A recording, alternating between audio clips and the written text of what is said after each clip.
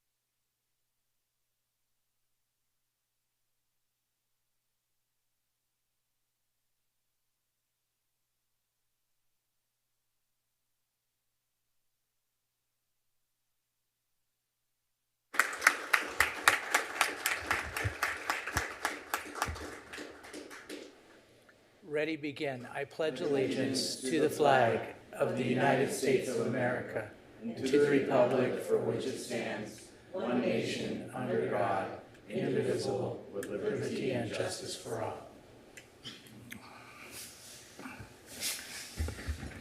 Thank you, Cara. That was beautiful. One more time for Cara.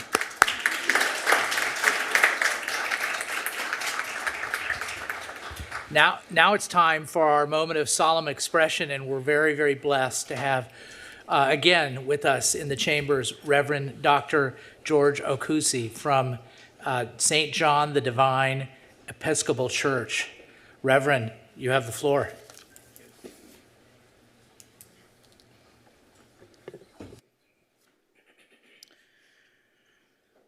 We will pray for unity of our city and unity for this country. This evening, O Lord, we come before you, Almighty, with a prayer for unity in our city. We need a team, not disjointed individuals. In a world that often seems divided, as a council and community, we seek the strength to bridge the gaps that separate us. Help us to recognize the inherent value in every individual and to celebrate the richness of our diverse community. Grant us the wisdom to work hand in hand, shoulder to shoulder, towards a brighter and more harmonious future for our city. Allow each one of us to work towards the management of this city, O God, to strive to be an instrument of positive change in the world.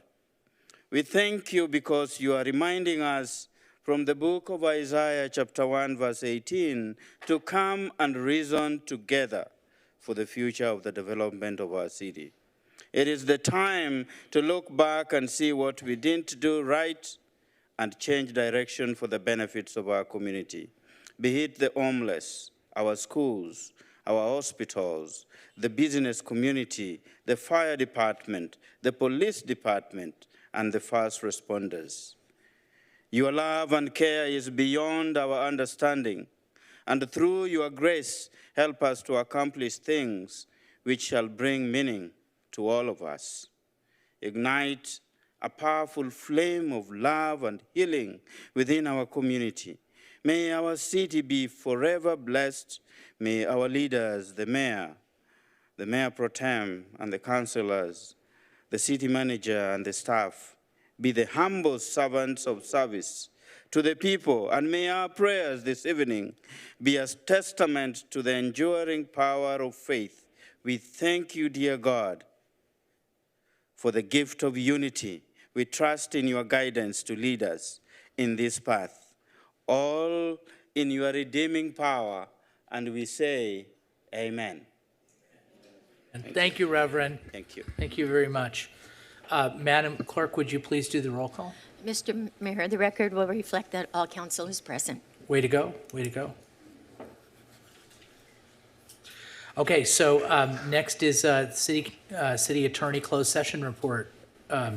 Ms. Barlow, do you have a closed session report? Thank you, Mr. Mayor. Direction was provided to staff on all the items on the closed session agenda. No reportable action was taken this evening.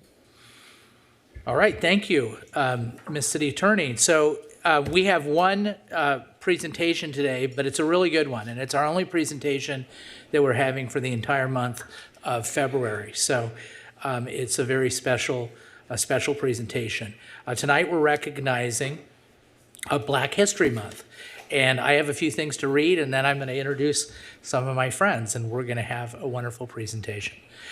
Tonight, we're recognizing February as Black History Month. Black History Month began in 1926, and it started with the distinguished Black author and historian, Dr. Carter Woodson.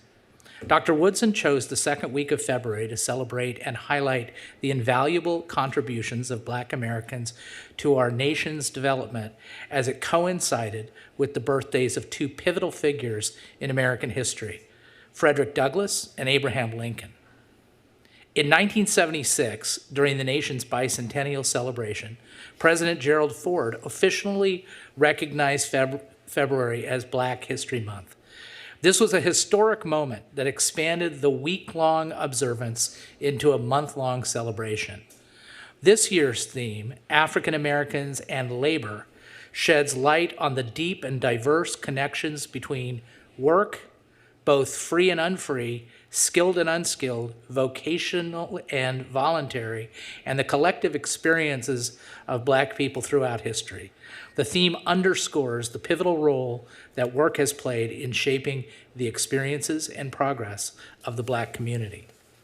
The city of Costa Mesa continues to stand firmly in its dedication to building a more inclusive and compassionate community, one that honors the contributions of all its citizens and fosters an environment in which everyone is seen, respected, and empowered to thrive. So, with that, I welcome two of my friends up to the podium. One is Bobby McDonald, who you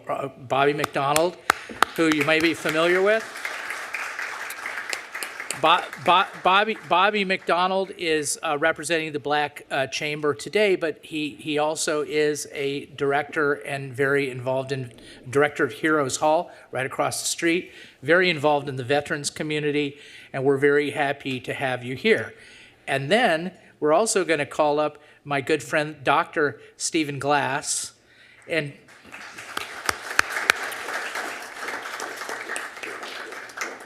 Dr. Glass is somebody I've known for 30 years, and I've seen him grow into really a very important figure in education in our community and in our county. His current position is Distinguished Faculty in Residence, Department of Educational Leadership at California State University, Long Beach.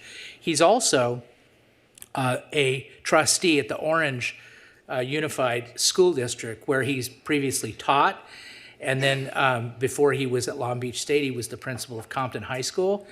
And for the politicians or those that follow politics in this room, Dr. Glass was appointed after a recall to the Orange Unified School District, and then he ran in 2024 for that seat, and he won by more than 80% of the vote in a contested election. And Steve, I can tell you that those are enviable numbers that none of us on the dais have even come close to achieving. There's no way. I mean, you could run a tomato against me and I wouldn't get 80% of the vote. So that's really impressive, and you're impressive.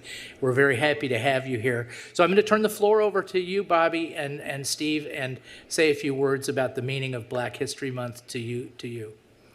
First of all, thank you very kindly for Mr. Mayor and Mayor Pro Tem and City Council members for this proclamation. It's always a pleasure to come into the city of Costa Amazing. It's great.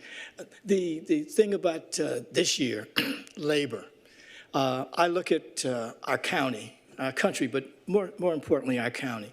When you look at the two economic engines that pretty much made our county was military and agriculture.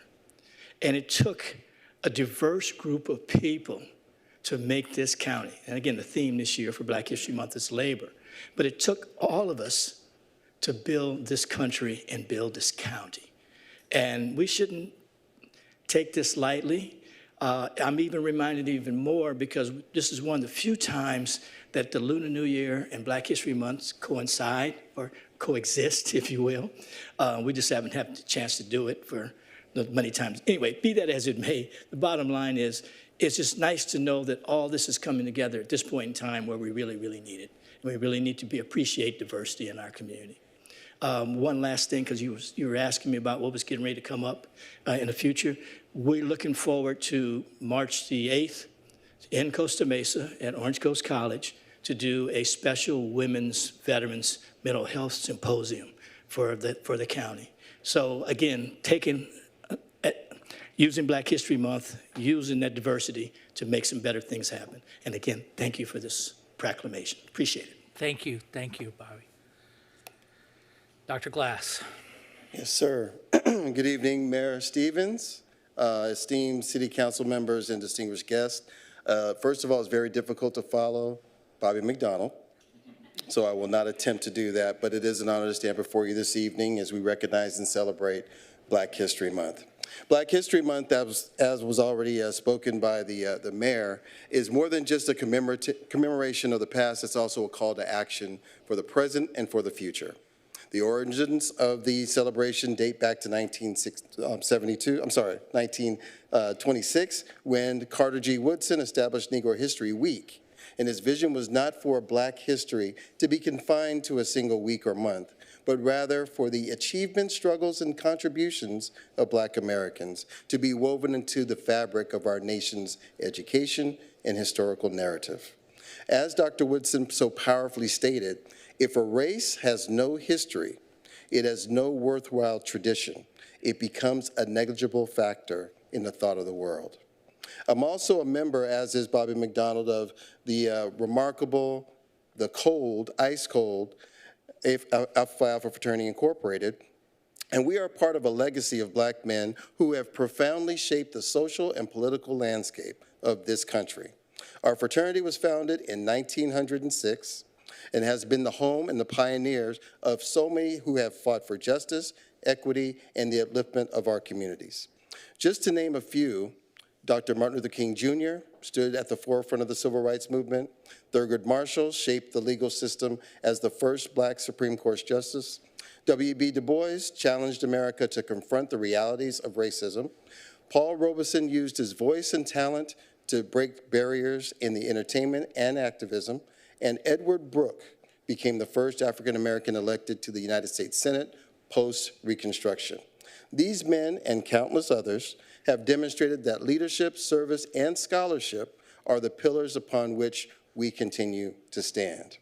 Here in Orange County, Nu Tau Lambda chapter of Alpha Phi Alpha Fraternity Incorporated remains committed to the mission of our fraternity, to develop leaders, promote brotherhood and academic excellence while providing service and advocacy for our communities. Our vision is to make a meaningful impact by supporting students and families through mentorship, scholarship, and community engagement. We recognize that the work is far from finished, and we welcome all who wish to be a part of this effort. So as we observe Black History Month, let us remember that this celebration is not just about history, it's about the ongoing contributions of Black men and women who continue to shape the future. The work of equity and justice is a shared responsibility, and we all have a role to play in ensuring that our next generation is empowered with the knowledge, opportunities, and support they deserve. So I invite you all to engage with our chapter, to learn more about our work, and to stand with us as we are in service of humanity. Because of this, we have to let you know that we are Alpha and we are here to serve. Thank you. Thank you, thank you, thank you. And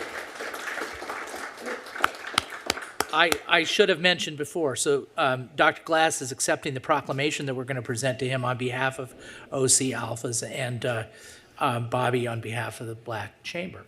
So now it's my pleasure to introduce Deborah Wondercheck, who is not only the mother of Kara Wondercheck, who sang so beautifully the national anthem, but she's an arts commissioner in town, and she's got a wonderful business, the Arts and Learning Conservatory right here in Costa Mesa, and provides arts education to so many thousands of people. And she's a friend of the city. And so, Deborah, you have the floor to talk about Alfred Jackson and what we're going to hear in the rest of the presentation. So thank you, Mayor, and I want to thank you all esteemed council members and, of course, esteemed guests. I'm honored to be here today on behalf of Arts and Learning Conservatory. And yes, we have a wonderful vocalist with us today named Alfred Jackson. Alfred sang recently at a concert the Arts and Learning Conservatory put on at the Sagerstrom Performing Arts Center just 3 weeks ago. So you're going to hear his amazing talent. He basically, just so you know, spent his entire life captivating audiences with his amazing voice and talent. Born and raised in South Central LA, his journey began at a young age when he joined the Marla Gibbs Performing Arts Center and then the Amazing Grace Conservatory in Los Angeles, where his love for the stage continued to grow. Alfred has garnered his theatrical talents and TV credits, including being in the Book of Mormon, Rent, Glee, Michael Jackson's Man in the Mirror, Take on Me, the musical. He was in the soap opera General Hospital. Yeah, I know. Issa Rae's web series called The Choir, and many more. He shared his stage and he's recorded with many musical greats, including Diane Warren, Rodney Jenkins, Brian Michael Cox, and many others. He was in also the musical Remember Me, the Mahalia Jackson story, and now streaming on Hulu. And he's also in a newly released album called UGLY, which stands for Your Greatest Legacy's You, and that's available on all streaming platforms. Without further ado, I would love to introduce to you right now Alfred Jackson, who is now going to sing for us Lift Every Voice first, correct? And then the second song that he'll be singing is Change Gonna Come. Very quickly, with Lift Every Voice, that song was written in 1900, and it is considered the Black national anthem. It was written by John Rosamond Johnson, and he composed the music for the lyrics. And it was written as a piece for students. 500 school students were given this particular piece to sing in honor of Abraham Lincoln. And during the first turn of the century, 20th century, Johnson's lyrics eloquently captured the solemn yet hopeful appeal for liberty of Black Americans. So it's set against the religious invocation of God and the promise of freedom. The song was later adopted by the NAACP and promptly used as a rallying cry during the civil rights movement of the 1950s and the 60s. So without further ado, I'd like to have Alfred Jackson come up and sing Lift Every Voice, and then he'll conclude with Change Gonna Come by Sam Cooke. Would you please give Alfred a hand?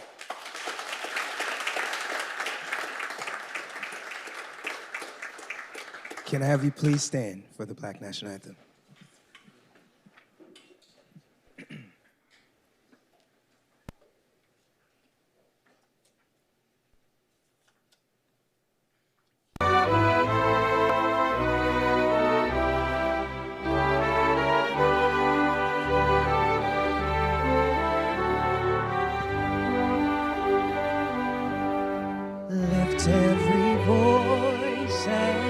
sing till earth and heaven ring with the harmonies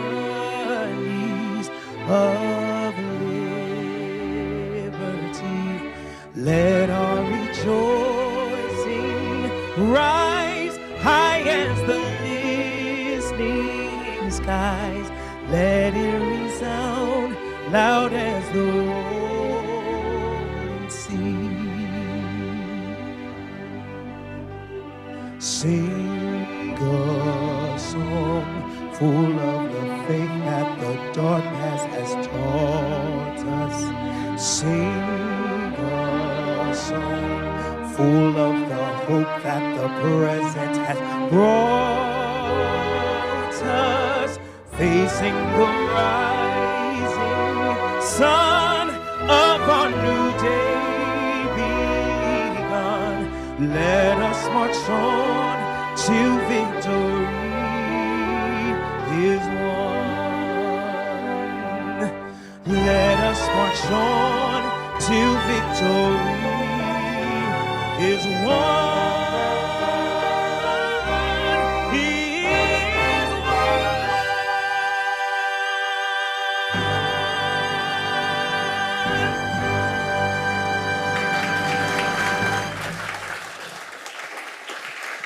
You may be seated.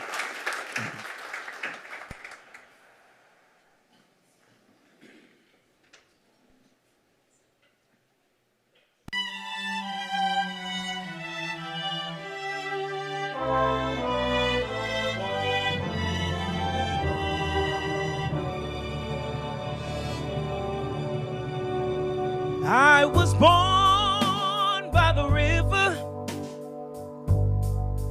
in a little tent. Oh, and just like that river, I've been running ever since. It's been a long time coming, but I know a change gonna come. Oh, yes it will. It's been too hard living, but I'm afraid to die, 'cause I don't know what's up there beyond the sky. It's been a long time coming, but I know a change gonna come. Oh, yes it will. I go to the movies and I go downtown, but somebody keeps telling me don't hang around. It's been a long time coming, but I know a change gonna come. Oh, yes it will. Then I go to my brother and I say, brother, help me please.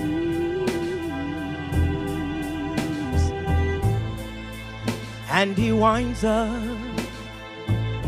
knocking me back down on my knees. Oh, there were times that I thought I could last for long, but now I think I'm able to carry on. It's been a long time coming, but I know a change gonna come. Oh, yes it will.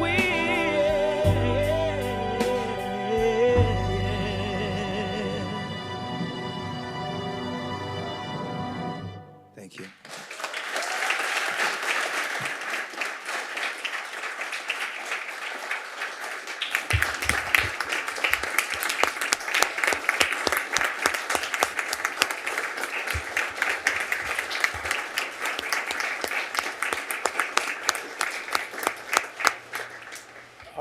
council, let's do our photo. And we're going to take a photo with everybody. Alfred, please join us, and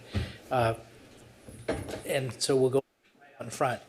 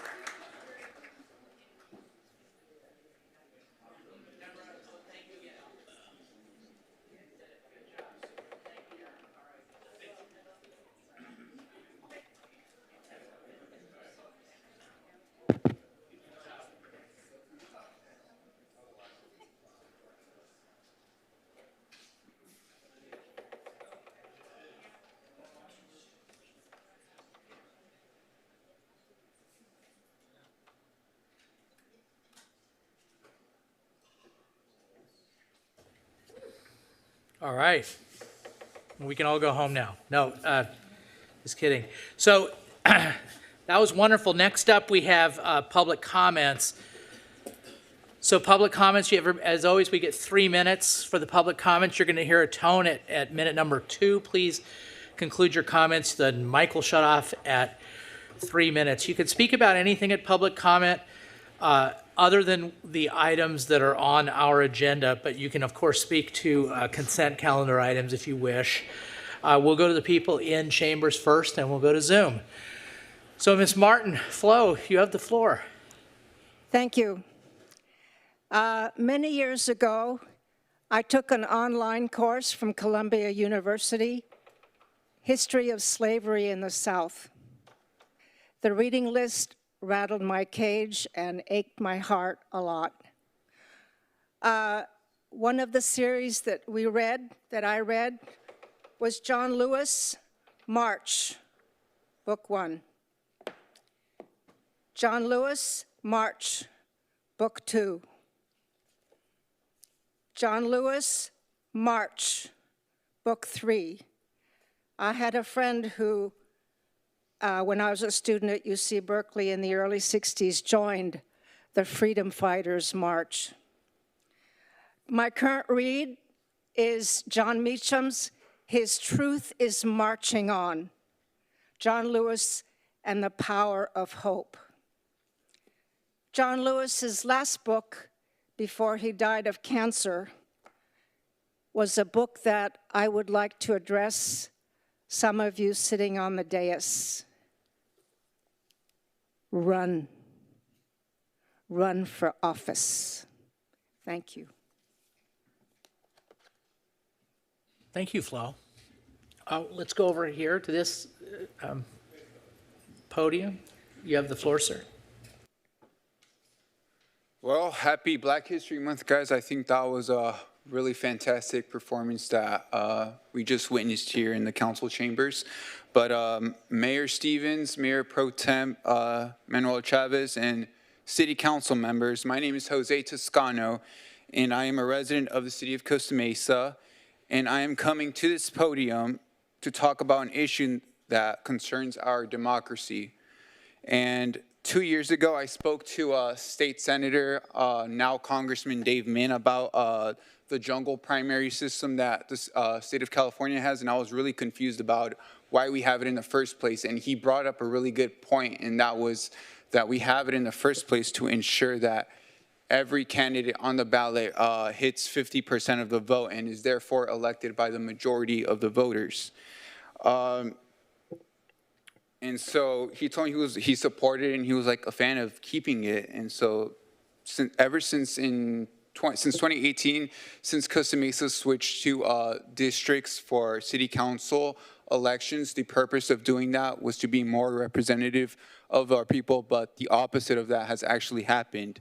And this issue was brought up to me actually during the 2022 midterm elections, when in my district, District 3, we elected a city council member who only received 44% of the vote, meaning 56% of the people in the district did not vote to re-elect our council member.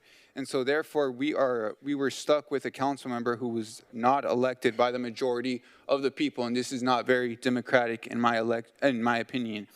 So, and in 2020, another example, this was a really bad election for having true representation on our council, because Lauren Gameros and Jeffrey Harlan and Don Harper, all three of them were elected without receiving a majority of the vote. Neither of them received 50% of the vote. So what I am urging for the city council to implement in the 2026 elections is a runoff system where the top two vote getters, if no candidate receives 50% of the vote, the top two vote getters move on to a brand new election to ensure that the candidate receives 50% of the vote.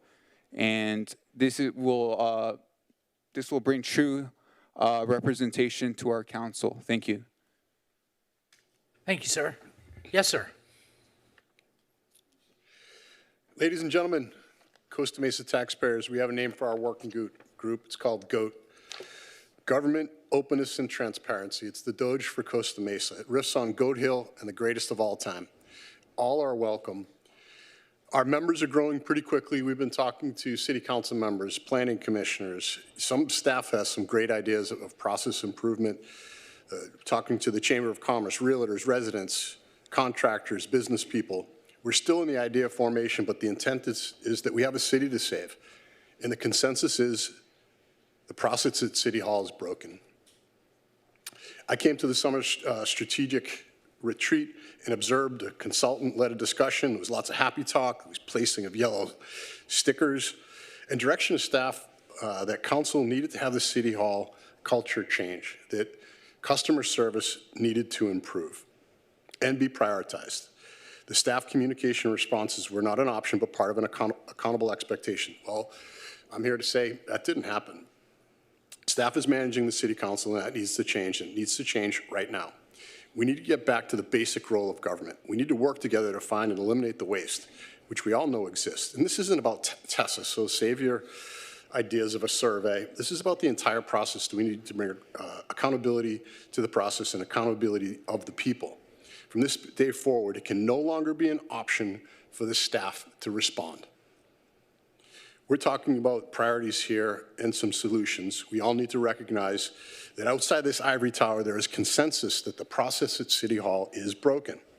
I don't want to pull the warrants, but I saw the biggest line item was $90,000 to Families First. I just wanted to, I was excited about the, back in the days of Doge, before Doge was cool, with the elimination of the helicopter, we're still all safe, but we sent Huntington Beach a check for $1,200. And I'm concerned that I didn't see more checks for third-party plan checkers. We need to invest in outsourcing in order to get the watermelon through the garden hose here. So the question I ask is, your action, is it fulfilling the basic role of government? We need to put in some policy recommendations now, put in a policy for staff to respond to the public in 48 hours, period, end of story, no exception. We'll have more policy solutions coming, and we'd really like to work with the City Council, but we have to recognize the process is broken. Thank you. Thank you very much. If you're ready, you have the floor. I've never done anything like this, but I'm at my wit's end and I need some help, so I'm just going to read this.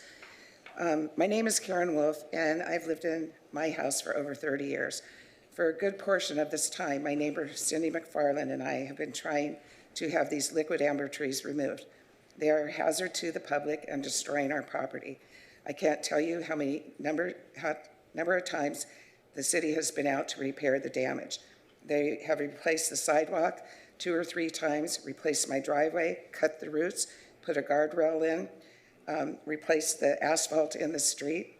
And then about 2 months ago, they came again and they sanded the sidewalk because they didn't want people to trip and break a leg or an arm or anything.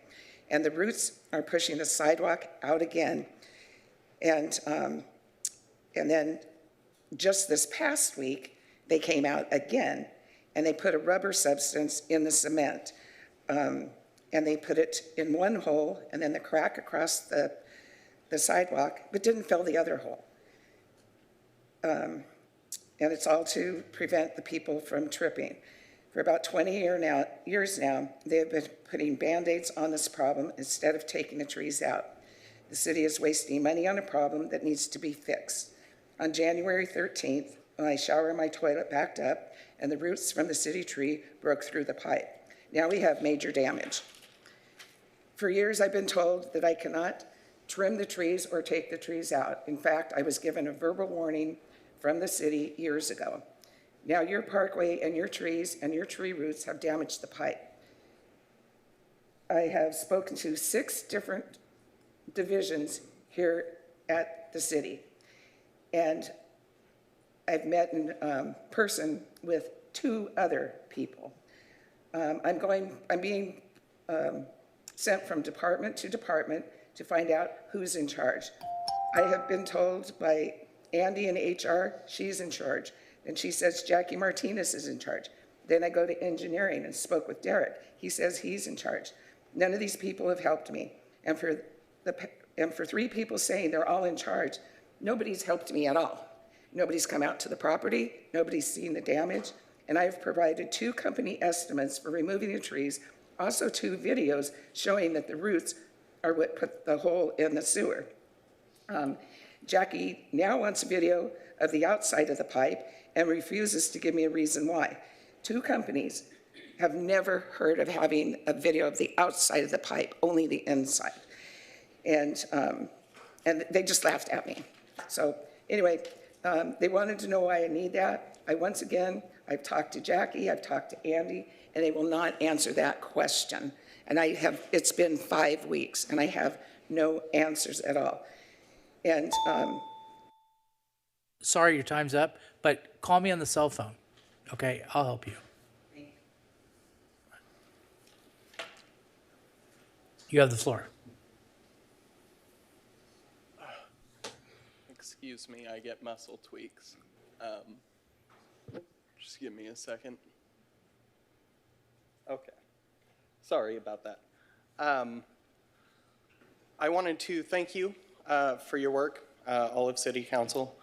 I don't think that our City Council is broken. I think we have a beautiful town.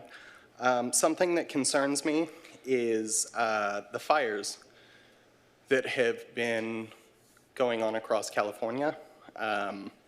We had a $10 billion bill pass in California, Prop 4, for climate prevention.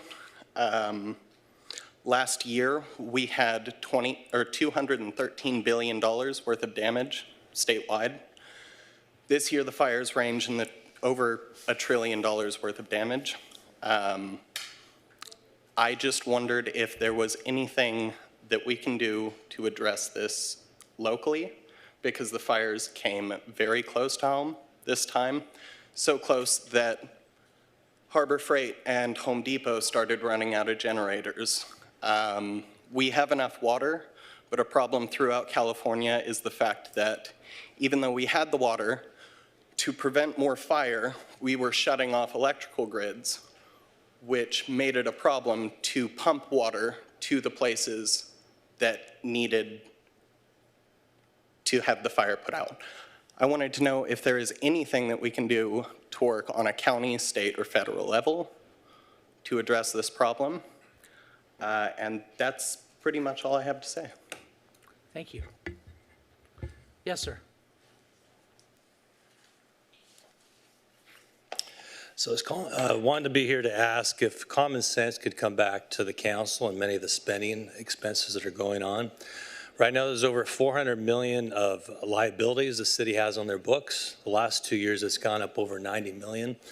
And it seems like a lot of the expenses are just flowing through here, money's being spent.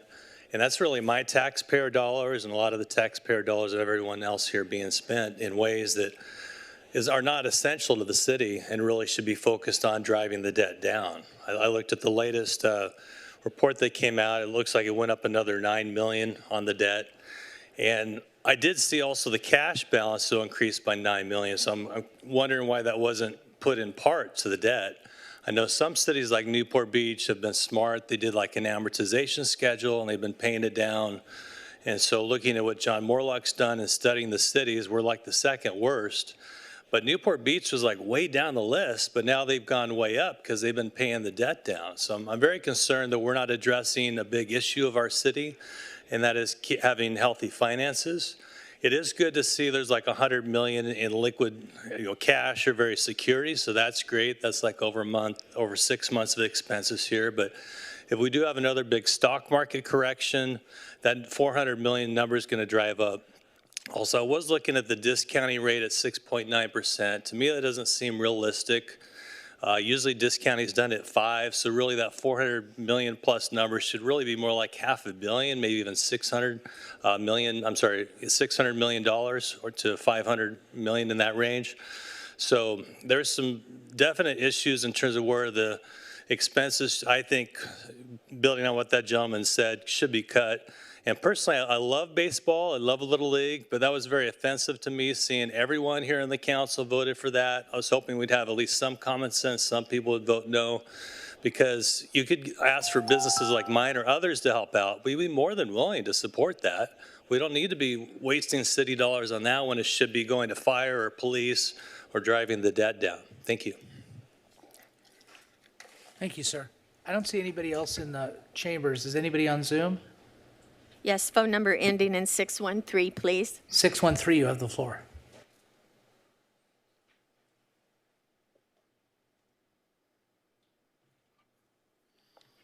Yes, hi, good evening. I'm again making a request that we have police officers monitoring speed on Town Street. We have a lot of people speeding down the street because they no longer want to drive down West 19th Street between Monrovia and Placenta because the street has gotten really bad and people don't want to wait in line to turn left at the stop sign because there's one lane essentially. 19th Street still has a bike lane that nobody uses. I know I'm probably like a broken record here, but it creates a lot of problems. You know, it's going to be more difficult for fire trucks coming from the park station to get to this side of town. They have to drive down 18th Street a lot of times to get over here. I see them coming off of 18th Street to get to the to my neighbors to provide service. And to also piggyback on West 19th Street, Council Mayor Pro Tem Chavez wants to add a dedicated left turn signal from Pomona onto West 19th Street because it's difficult to turn onto 19th Street because of what was done to 19th Street. That left turn signal is not going to solve the problem because you can't turn on the 19th Street westbound certain times of the day because there's one lane now. So you have to fix 19th Street. It's really bad. And then the second thing I'd like to talk about is the senior center. I don't want to pull the consent calendar item, but it's concerning that we're paying for this building to be built, and it's going to include amenities that are available at the senior center. So we have to iron this out and save money where we can on this because it's a terrible project, and the driveway being moved to the next bus station is going to create a dangerous sidewalk. It should stay where it is on 19th Street. Thank you. Thank you. Next speaker is Rob Miller, please. Where you say Rob? Mm-hmm. Rob, you have the floor. Thank you, Mayor and City Council members. I'm a frequent user and advocate for the Costa Mesa 311 app. And for the fourth time, I'd like to reiterate that I think it's of vital importance that the 311 app be made fully accessible in Espanol. Thank you specifically to Mayor Stevens, Mayor Pro Tem Chavez, and Councilmember Reynolds for acknowledging and agreeing with me on this point at your last council meeting. It's my understanding from a staff member that from a technical standpoint, adding a Spanish option to the app is not at all difficult. Therefore, I'd like to, hopefully without me having to make another comment at the next council meeting, see definitive action from the council. I'd like to hear you tonight direct city staff to make the simple adjustment that at almost no cost would make the Costa Mesa 311 app more easily accessible to every one of our neighbors. At the next council meeting, I'd ideally like to hear city staff report back to you on their progress towards getting this done. And that's all I have. Thanks a lot for your time and your continued service to our fair city. Thank you very much, sir. No further speakers, Mr. Mayor. Close public comment. So now's the time for council member committee reports, comments, and suggestions. First up from District 5 is Council Member Arliss Reynolds. Are we discussion mode? Let me do the discussion mode. There you go. You should be able to do it. Got it. Thank you. Just want to go back to the presentations that we saw earlier in the musical presentations as well. I know they're on their way home already, but I really appreciated starting the meeting with the message from the Reverend, the presentations from our guests, and the music. The themes, unity, connection, community, and service really jump out to me, and I appreciate staff putting our mission statement on our screen in front of us today. I think also celebrating, understanding history and creating and pushing movement through song is such a storied American tradition that I really appreciate. So thank you to anyone involved in putting that presentation together. It was a really nice way to start the meeting and celebrate Black History Month. I want to just share some thank yous. In the past month, I've had a number of meetings or conversations with directors and their staff across several different departments, business leaders who sharing ideas and what they're facing, residents, whether speaking for themselves or representing neighborhood watch groups.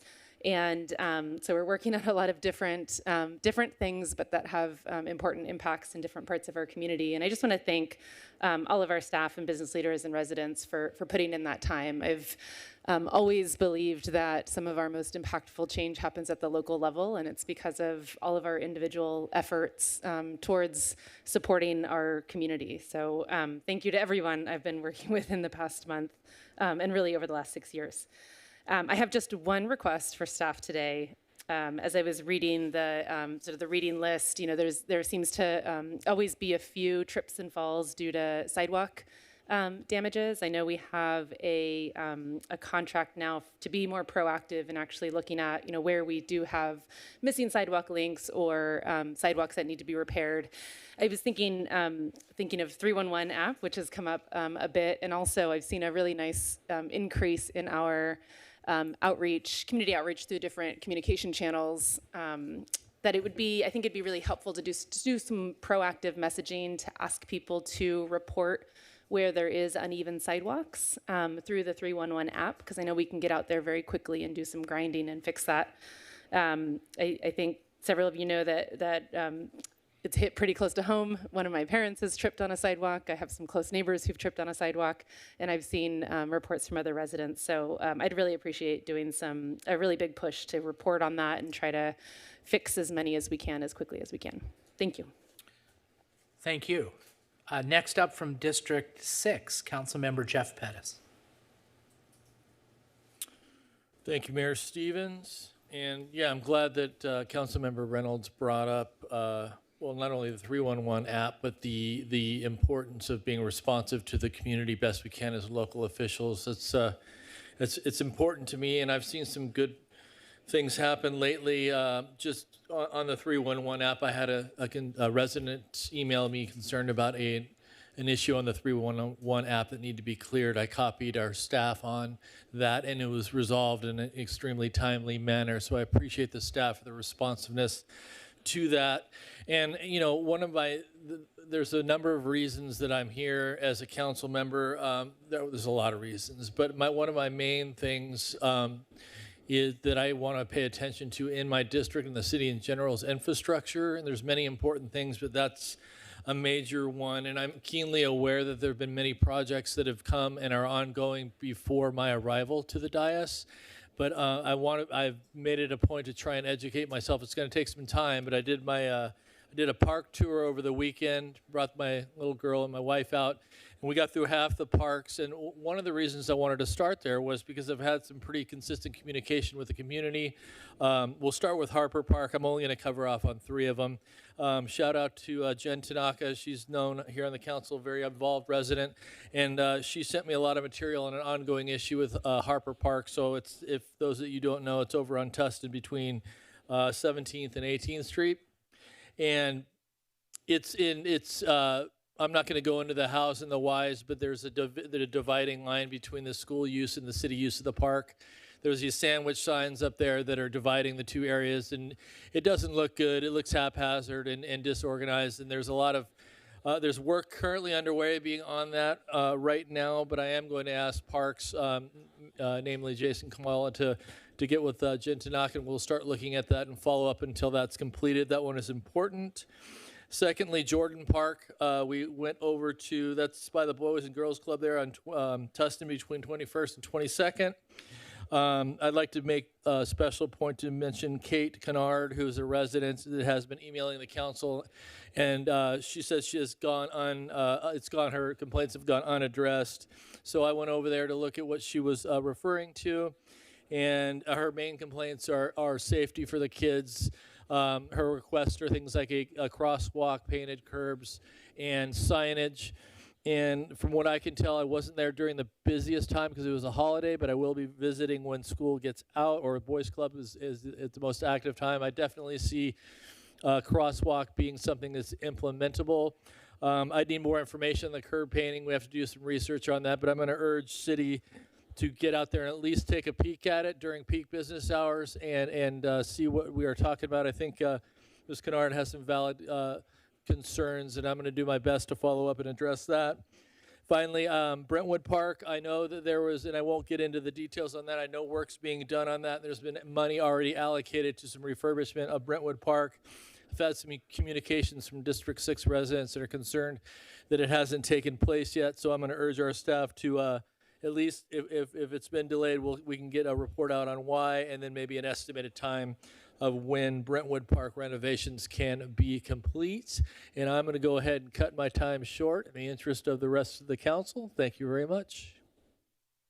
Thank you, Council Member. Next up from District 1 is Council Member Mike Bewley.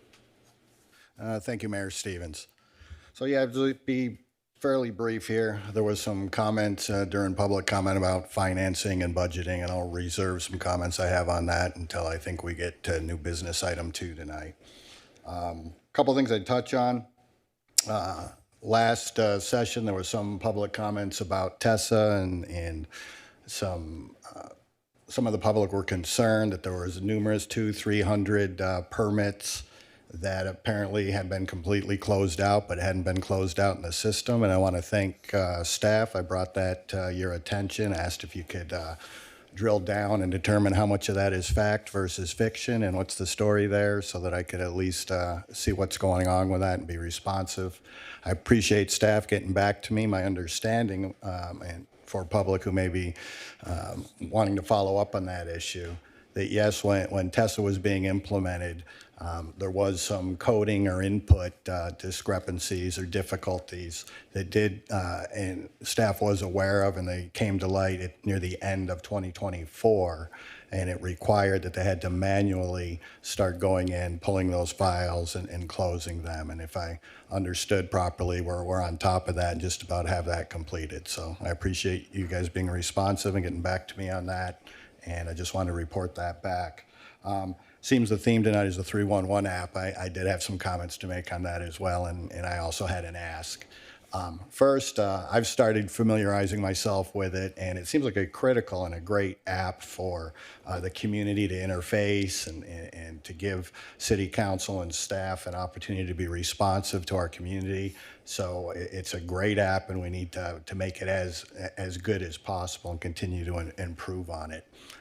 One thing that has been brought to my attention, I experienced it myself, as I interfaced with 311, and in particular the graffiti, and I know we've got a great graffiti abatement team out there that does a heck of a job, but I've reported several notations to that, and either it hasn't been completed or I get no notification in the app when these items are reported through the app. And I talked to another community member, and he's had that same issue, and he's attempted to contact the city. And I guess he's heard that either that's an in-house app or that feature can be corrected in-house, or we need to go to the outside provider and ask them. But me personally, I'd like to go in, make a claim or notate an issue, and I'd like to know that when it's closed out, that the app updates and I get notified that it's been taken care of. So I'd ask staff if they could, whether that's an in-house modification of the app or whether we need to go to our service provider, but look into doing that, because I think that's a critical feature, and it's some helpful information. So with that, so we can move on, I'll close it out for tonight. Thanks.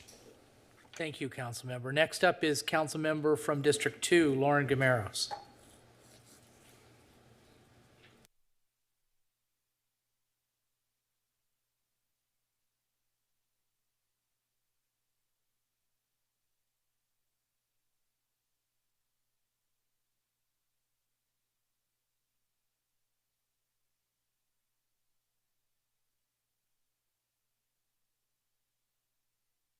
There it goes. Thank you, Mr. Mayor. A couple of things I just want to go over to let everybody know what's going on.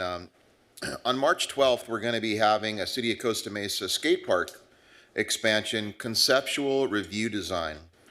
For those of you who are unaware, we already have an existing skate park, and we want to have some additions put to that.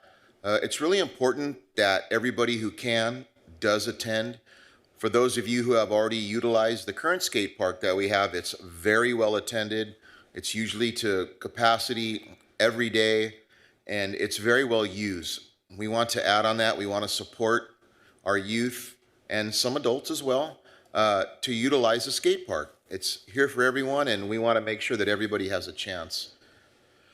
In addition to that, on February 7th, the Costa Mesa Police Department conducted a DUI and driver's license checkpoint. At this checkpoint, we had a total of 237 drivers were contacted.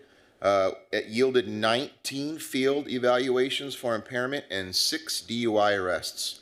That's 6 alleged DUIs that will not be driving on our roads, which I want to thank the police department for. We also had 9 citations issued for driver's license related violations, and 7 vehicles were impounded.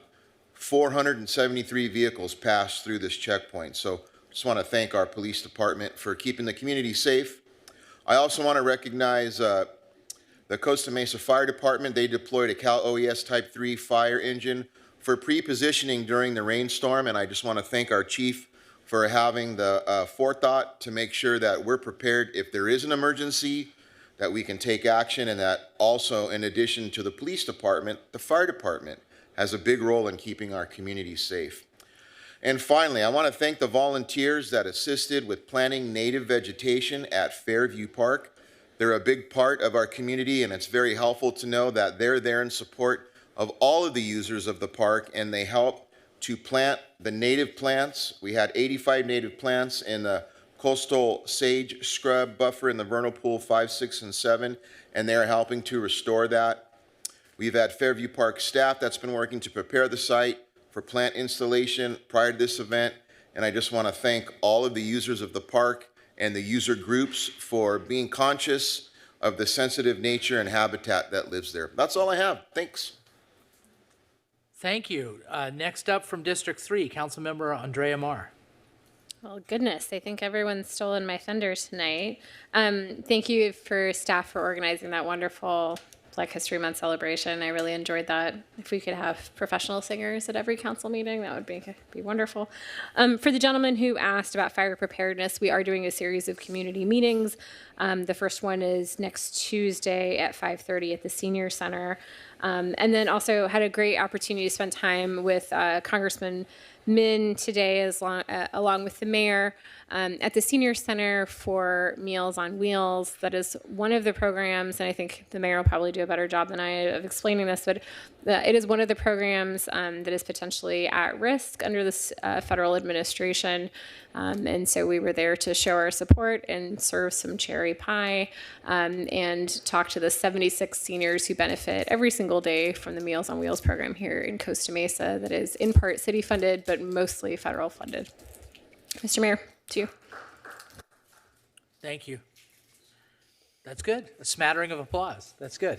Well done. From District 4, our Mayor Pro Tem, Manuel Chavez. Thank you, Mayor Stevens. Thank you, everyone, for joining us today, and happy Black History Month. Just 3 quick hits, because again, this council is doing a good job of mentioning the points I want to make. One, on the sidewalks, I want to echo Member Reynolds' point on making sure we have pristine sidewalks. I know a lot of sidewalks in my district, in District 4, are not the best sidewalks, mainly on Pomona Street. I'm thinking about across from Neat Coffee, a lot of raised sidewalks. But one thing, too, I want to point out is there's a lot of streets in West Costa Mesa that don't have entire sidewalks in the whole street. There's a lot of missing sidewalk links. I'm seeing it more and more as I'm returning back to my daily walks, and it is actually a little disheartening to know that maybe not everyone in our community can actually even walk in the street. I'm thinking about like Meyer Street, I'm thinking about Maple Street near Kitchen Park, and I really hope that we're looking at ways to create those linkages to make sure that there's folks that everyone can walk in Costa Mesa or wheelchair in Costa Mesa through our sidewalks. So I want to highlight that for folks. I also want to echo Mr. Miller's point again, for the 3rd time in a row, that there really is no excuse for us to not have a Spanish-speaking portion of the Costa 311 app. So I would love to have a report on next council meeting about what the status on that is, because if it is an easy fix, let's address it. And if it's not an easy fix, let's still address it, because as you may know, about 40% of our city is Latino. Maybe not all of them are only Spanish speakers, but we're missing a huge population of people that could be using the app to report on issues. So let's please address that. I want to see that come back in the next meeting. And finally, on things I want to see come back, no time pressure on this one per se, but urgency nonetheless, customer service. I don't like being told by residents that we're not doing a good job on being efficient. I know we're always striving to be better, and I think we should try to be better. But as we're looking at addressing big issues in Costa Mesa, I'm thinking primarily about housing opportunities, primarily about park expansions. I do want us to have a mindset of, are we being as communicative as we can be for our public? Are we moving as efficiently for our public? Because ultimately, our role here is service. We serve the residents of Costa Mesa. And I want to know that we're doing our absolute best each time they come to us for help. So these are my 3 quick hits. Thank you, everyone, for your time. And yeah. Thank you, everybody. Thank you to the public and all the council members for your great comments. Just a few things I've got. I'll try to be efficient going through them. With regard to the Black History Month celebration, I thought it was really great, and I'm pleased that everybody was able to participate. It was something I was inspired at the Symphonic Soul concert that was put on by Deborah's group, Arts and Learning Conservatory, to do something special for Black History Month. And I want to recognize Sergio Escobar, who really pulled it all together. There were a lot of moving parts in that presentation, and thank you, Sergio, for doing a wonderful job. And then on all of these presentations, the city clerk's office does a great job. Thank you, Brenda, for helping out as always and making sure we have everything squared away. As Councilmember Marr said, we were today at the Senior Center with Dave Min, and thank you to Congressman Min for taking an interest and an effort on the things that are going on in his district. He seems to be doing a really good job. And we were talking about Meals on Wheels, and as Councilmember Marr said, you get 76 people who are at the Senior Center, and one thing that was emphasized by the CEO of Meals on Wheels is this is their only time to eat a meal with someone else. Congressmember Min and I went and delivered a couple of meals to people that were not able to come to the senior center while Councilmember Mar served her cherry pie. But they came up, to me and they said, yeah, this is it. I live in a one-bedroom apartment by myself, and this is it for me, and it was really meaningful to see that they're there. And we certainly do not want that program to be cut. And the concern is that it's going to get swept into this whole anti-DEI, initiative, whatever you want to call it. And so keep that in mind. And then in regard to that, before I go on to my next thing pertaining to Congressmember Min, what I'd like to request the staff to do when the dust settles a bit. So I think maybe the second meeting in March would be the first time we could possibly do it. And I mentioned it to Director Molina last week, is just get an update on where we're at with federal funding and how it relates to what's at risk, what's at risk for the city of Costa Mesa, why is it at risk, and have some type of a public presentation on that, because I think it's something that I'm interested in, and I'm sure a lot of members of the public would be interested in hearing from our staff members. So I'd like to request that. Yesterday, so I don't know if you all know, but I'm a member of the OCTA Board of Directors. And yesterday I was with the OCTA staff and the CEO, and we toured in San Clemente with Dave Min, again, Congressman Min, and we have a very sort of troubled section of the train down there. It's seven miles. It's going to cost up to $300 million to eventually, fix it. But right now it's troubled by landslides and beach erosion. And it consumes a lot of time at OCTA of the directors and the staff. And I was very pleased to see that Congressmember Min spent, his holiday there with us, learning about the problem and looking for solutions. Last week I was at SOI. Thank you to, in his capacity as working at SOI, I was invited to talk to the students in the Leadership Academy by Manuel Chavez, our Mayor Pro Tem. I'm very impressed by the curriculum there and honored to be there to make a little presentation about what we do here at City Hall and answer their very good questions. So thank you for that. One last thing. It's not the second to the last thing. Thank you to the whole group of people that stepped up for multi-departments and outside when it rained so hard last week. So last week, like especially Wednesday and Thursday, it was a lot of rain that came down, and our Public Works Department was working overtime, working in conjunction with the PD and the fire department to keep us safe with all the rains. And then at the Lighthouse Church, where we had our temporary homeless shelter, Pastor Phil opened it up to people that just needed to be warm, safe, and dry. And they had, on Thursday when it was really wet, they had 35 people, and a lot of them came in through the PD. And so, really looking for the most vulnerable people that are exposed to the elements. So thank you to the PD, and thank you to the group, our outreach workers, led by Nate Robbins. Thank you to the work that they've done, and many, many community members that helped out during that difficult couple days in terms of the elements. And then finally, on a personal note, I'd like to wish my sister Lori a happy 75th birthday. 75th birthday. You see, I'm the baby of the family, and so she's 75 today. So happy birthday, Lori. And I guess it's a good segue to our city manager, Lori Ann Farrell Harrison. You have the floor. Thank you. Good evening, Mayor, council members, and esteemed members of the public.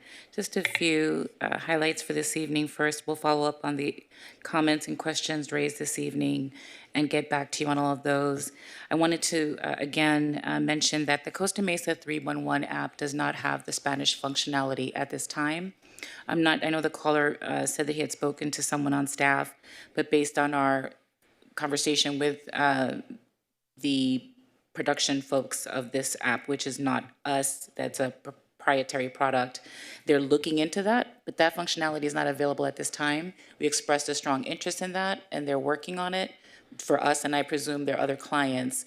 And so as soon as that's available, we would move forward with that, as we have with so many of our other services and programs, to make sure that they're language accessible for all members of the community. But that's not a matter of funding even at this point. It's just not available. But they're working on that, and so we'll keep you posted. On the issue of the federal funding and the risk, we should be bringing that when we discuss mid-year in March. We'll be talking about all of the funds, all of the issues that are going on at federal, state levels, the economy, and the status of the city's budget in the current fiscal year. We'll be talking about the audit results for last fiscal year this evening, next month, current year, and then right after that, some estimates and proposals for the next fiscal year. So these next 2 months, you'll be hearing about 3 fiscal years results and budgets, projections in a very short period of time, as we do typically this time of year. What happened last year, what is happening this year economically with the budget, and then what are the expectations for next year. So that should be coming up next month. And again, we'll get back to all of you on the other issues raised this evening. Thank you. Thank you very much. And next up is our city attorney report. Ms. Hall Barlow, you have the floor. Thank you, Mr. Mayor. I just wanted to say that I thought the singing tonight was very beautiful. It was very moving, and I'm a huge Sam Cooke fan, so you can have him back anytime. Thank you. Yeah, it's a great song. Thank you. Okay, now it's the consent calendar. So the consent calendar items are routine and will be decided on one motion unless one of the items or one or more of the items is pulled by the staff or the council or members of the public. So I know Councilmember Bewley pulled item number 5, and then Councilmember Bewley and I pulled item number 6. But is there anything else that's been pulled? No, Mr. Mayor. Okay, can I get a motion on the balance, please? Or who are you? You? Oh, I didn't see it, but okay. In the abundance of caution, I didn't see anything. Yeah, there's nothing for priceless pets. Okay. Anyway, then motion is by Councilmember Chavez. I'll second the motion. Call for the question on the balance of the consent calendar. Motion carries 7-0. Okay, good. So then let's go to the items that have been pulled. Item number 5, Madam Clerk, could you please read the title? Award of the Costa Mesa City Hall Training Room Basement Remodel Project, City Project Number 24-11, and finding of California Environmental Quality Act categorical exemption. Councilmember Bewley, you were the one that pulled that, so I'm going to give you the floor. Thank you, Mayor. And I didn't know that was part of the thing. If I pull it, I have to speak to it, huh? Okay. Yeah, that's the deal. There you go. Okay, I'll remember that going forward. To members of the public and council, oftentimes as I'm easing into my first term here in office, I know I'm learning right away that typically a lot of these matters on the consent calendar have been dealt with by previous council. A lot of these matters we're just following up on. But for my benefit and benefit of the public, you can expect I'll pull some of these items just so I can educate myself on some of the background or whatever that took place there. So with that, the City Hall training facility, so that was approved in the prior 22-23 budget. And if I'm reading correctly from the staff report, 50,000 of the originally allocated funds were already spent on the design that's taking place. And I'd be remiss if I didn't thank Raja and Councilmember Pettis from giving us a tour of the location and the building this evening. So thank you for that, Raja. And it's one thing to look at the potential improvement and construction that's going to take place on paper, but it's another thing to go physically walk around and see that. And so this contract that's before us tonight, this is the actual building contract at this point. And I did see that you went out and had some extensive bids, went through the bid process on that. And first question, this is required to comply with the Public Works Agreement, and is that because of the dollar value that's involved here? So, Mr. Stevens, Councilmember Bewley, yes, all public works projects have to follow state contracts code. And so there are thresholds of different amounts that require different levels of bidding process.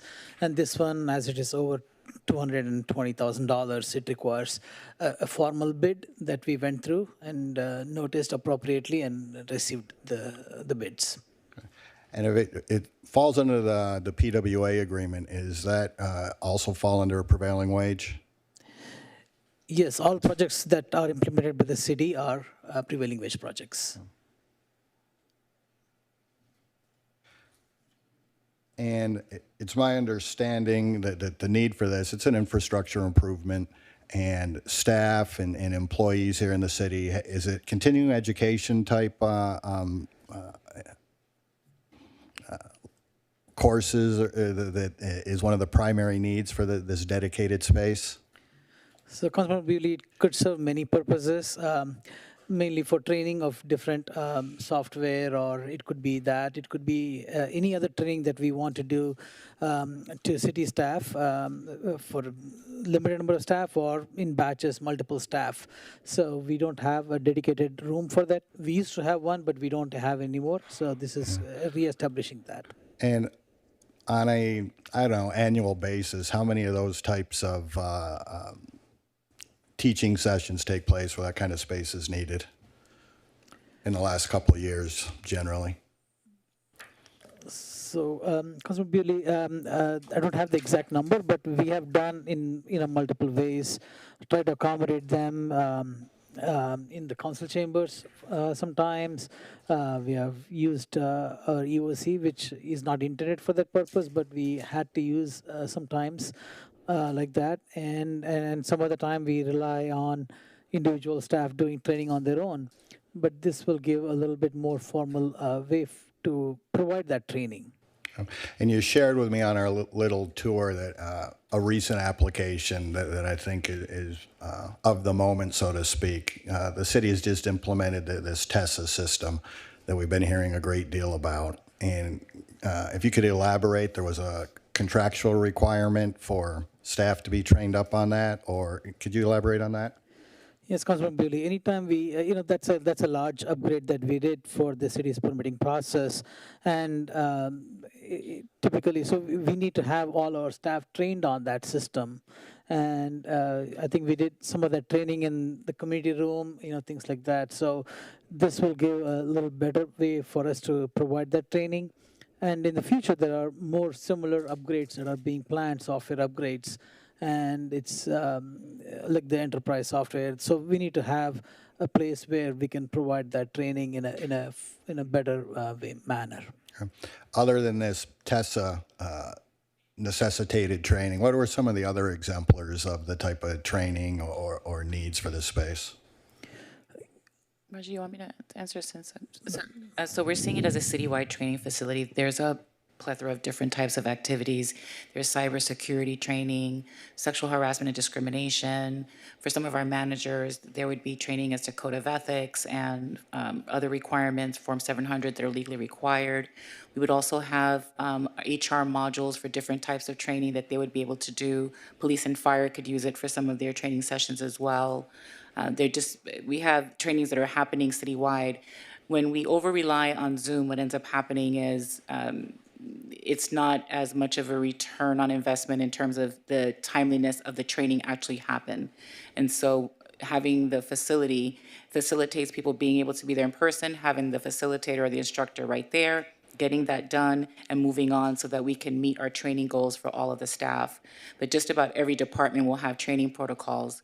We have two major upgrades that are coming up from a software standpoint. It's very, very difficult to get everybody in the room test the new systems and actually be able to do parallel testing, our current software, future software, and be able to get through our implementations in a timely basis when folks are scattered all throughout the building.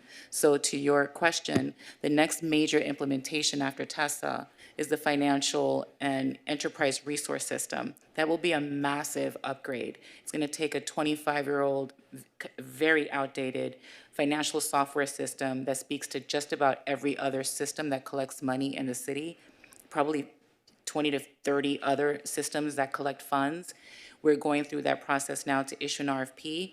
There will be individuals from every single department that will have to be trained under the new ERP, including all of the finance staff. That'll be very difficult to do with laptops sitting here. Not everybody has the same equipment. It's easier to have a training room with computers that are set up. It has all of the different modules that we would be testing for, actually run the systems parallel, have all of the teams working on it from every single department that has a budget, that has financial software, whether it's procurement in finance or whether it's public works managing 23 separate funds. All of those things are very complicated to do in multiple different rooms, and they're not talking to each other. So that'll be the next one where we could really benefit if it's built in time.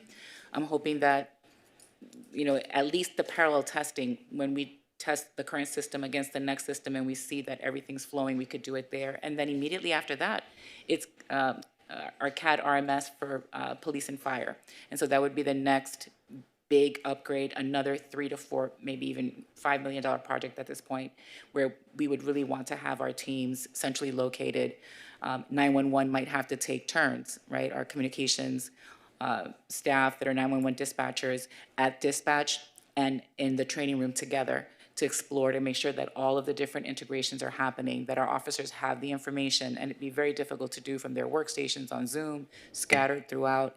And so this consolidates it. These are really important trainings, and we've been managing it thus far, but ideally we should have a dedicated space where you get the synergies, you get all of the information together, you immediately identify problems in software, and then talk to the consultants to get those things remediated and get us the best systems possible to serve the public to the best of our ability. All right, thanks. And what I'm hearing there too is I'm looking forward to this updated financial management software, especially with a lot of the public comments where we're concerned about tracking every dollar around here, spending it efficiently, and being responsive to the community.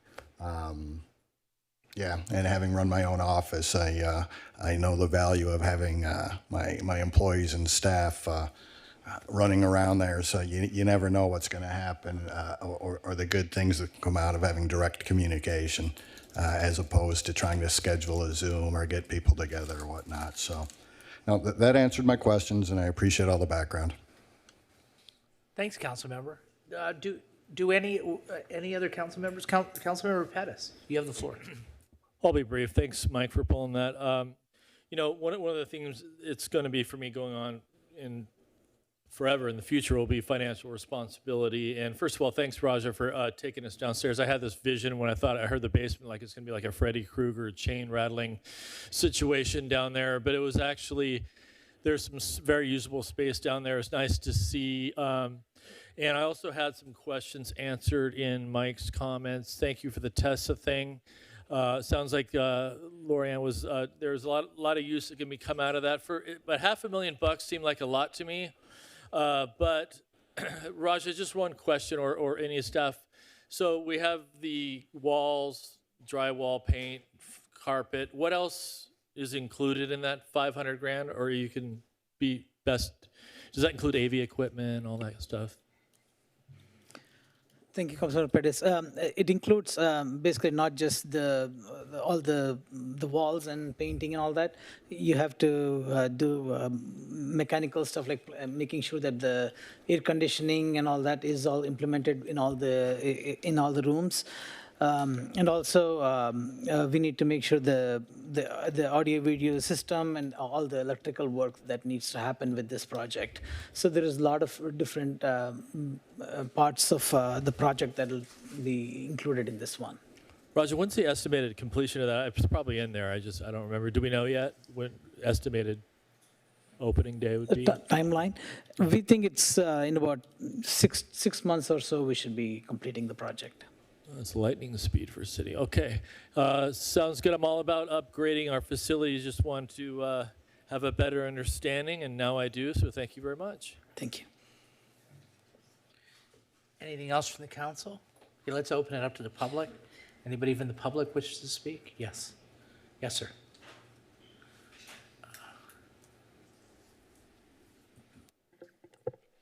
I'm going to sound like a beating drum, but yeah, we really need to focus on the debt. I mean, the debt's doubled annual revenue of the city, one negative stock market correction. You can see another 90 million added to the debt.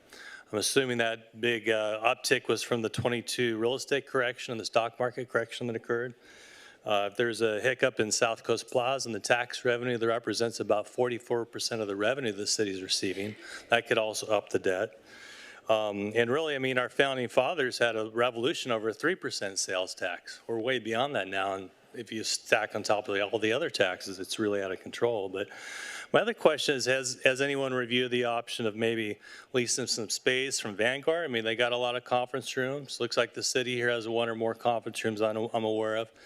Is it really necessary to do a gold-plated new conference room worth $500,000 to make this thing super, super nice? I mean, it's just, to me, it seems like it's another waste of taxpayer dollars. And I guess my last question is, has this been quoted to both union and non-union contractors? Are we still doing the same thing where we're just quoting it to one side of the fence? Because it's really fair to keep an even playing field. Thank you. Thank you, sir. Anybody on Zoom? No, Mr. Mayor. Okay, hold Mayor, I'll on move to approve, one yeah. second. We have another commenter. Yes, ma'am. Hi, my name is Danielle Cano Wilson. I grew up here in Costa Mesa. I went to Ray, Tewinkle, and graduated from Estancia. And I moved away for a little bit. I moved to Colorado, but now I'm back for good. I had a really cool opportunity to speak with Lori Ann at one of our trainings, and I expressed some need for Spanish lessons. I work for the city and very excited about it, but some of the youth that we serve are Spanish speaking only, and I feel incredibly guilty for not being able to serve them in the best way that I'm able to. I have made an effort to learn, but I think that's an additional training that I would like to see for city employees is Spanish lessons. But Thank you. thank you. That's it. That's it. Thank you. You're welcome. And nobody on Zoom? Closed public comment. Looks Move like to approve the item. we have a motion by Councilmember Marr and a second by Councilmember Gameros. Do you want to say anything? No. Okay. Let's call for the question. Oh, sorry. Councilmember Gameros, go ahead. Yeah, I just want to thank staff because they did get quite a few bids, and it's not like they picked the highest bidder. As a matter of fact, if you look at all the bids, it's one of the lowest bidders. And one of the things that you can count on by having a union company come in is that they're going to provide training. Not just training, they're going to provide wages. It's not just wages, they're going to provide livable wages. And one of the big things that we talk about in this community is being able to provide an opportunity for our youth to live in this community. How are they going to do that on fast food wages? It's not going to happen. So I want to really thank staff and the city and the rest of the community for engaging in the opportunity that we can train and pay and give opportunity to our youth. That's all I have. Thanks. I appreciate your comments. Thanks a lot. So call for the question. We had a motion. Motion carries 7-0. Okay, great. Now, the next item is consent calendar item number 6. Both Councilmember Bewley and I pulled it, but he beat me to the punch. So Councilmember Bewley, once again, you have the floor. I'll defer to you, but psych, no, I'll go ahead.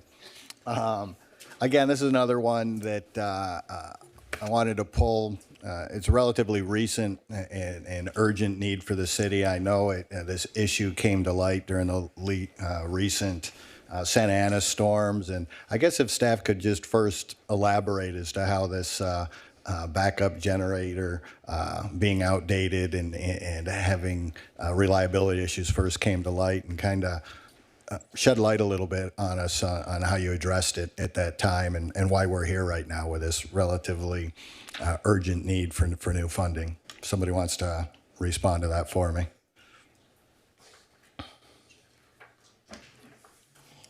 So, Mr. Councilmember Bewley, on that one, recently when we had the big windstorm, we lost power to the city hall, and the generator started working, but then it stopped because we had a leak in the of the radiator fluid. And by the time we got to fix it, the power came back on, but it took us about 3-4 hours to get that completed.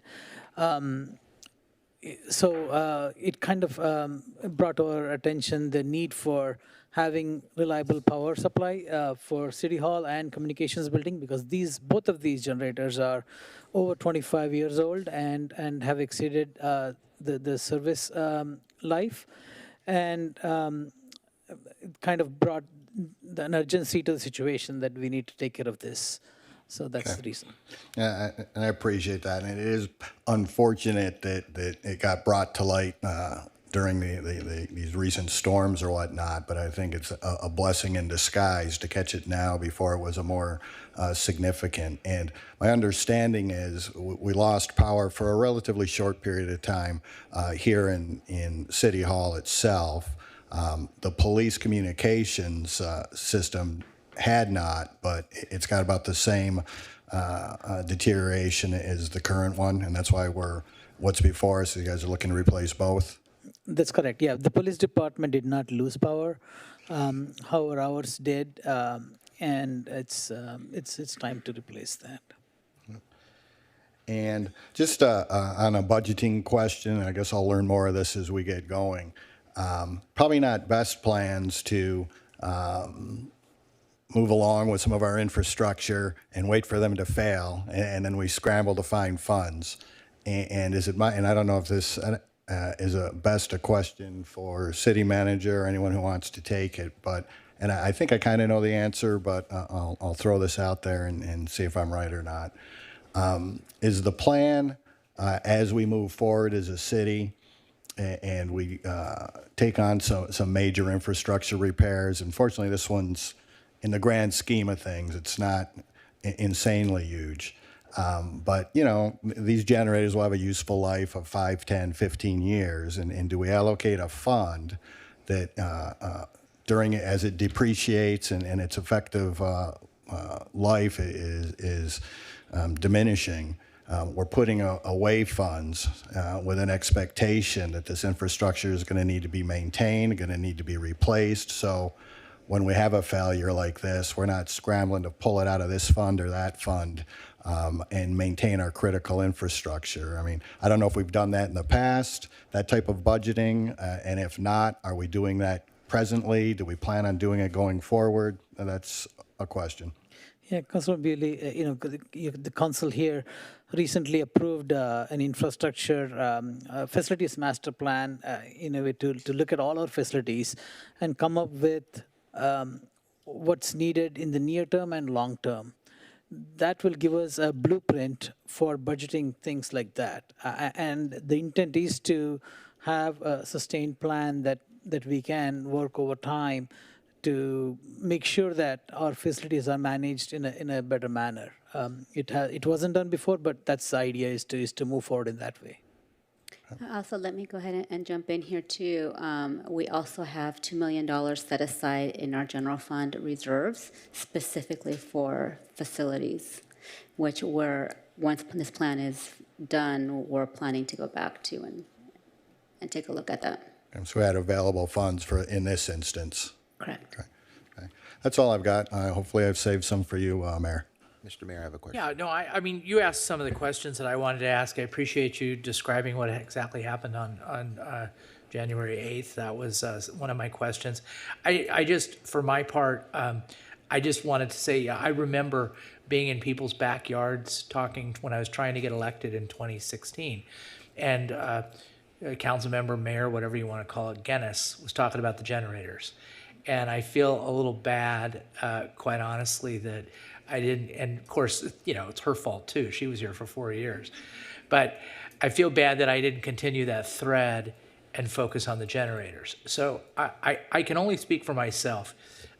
because obviously there are 6 other votes up there that frequently disagree with what I'm saying. So I'm speaking for myself, is when I vote for the projects that are exciting and fun, you know, the butterfly gardens of the world, the sports fields, the, you know, projects improving, you know, our Shalimar area, things of that nature. I don't regret any of those votes, and I'm proud of those votes. However, I just want the staff to understand that from my perspective, we really, it's the things that are not fun and sexy sometimes.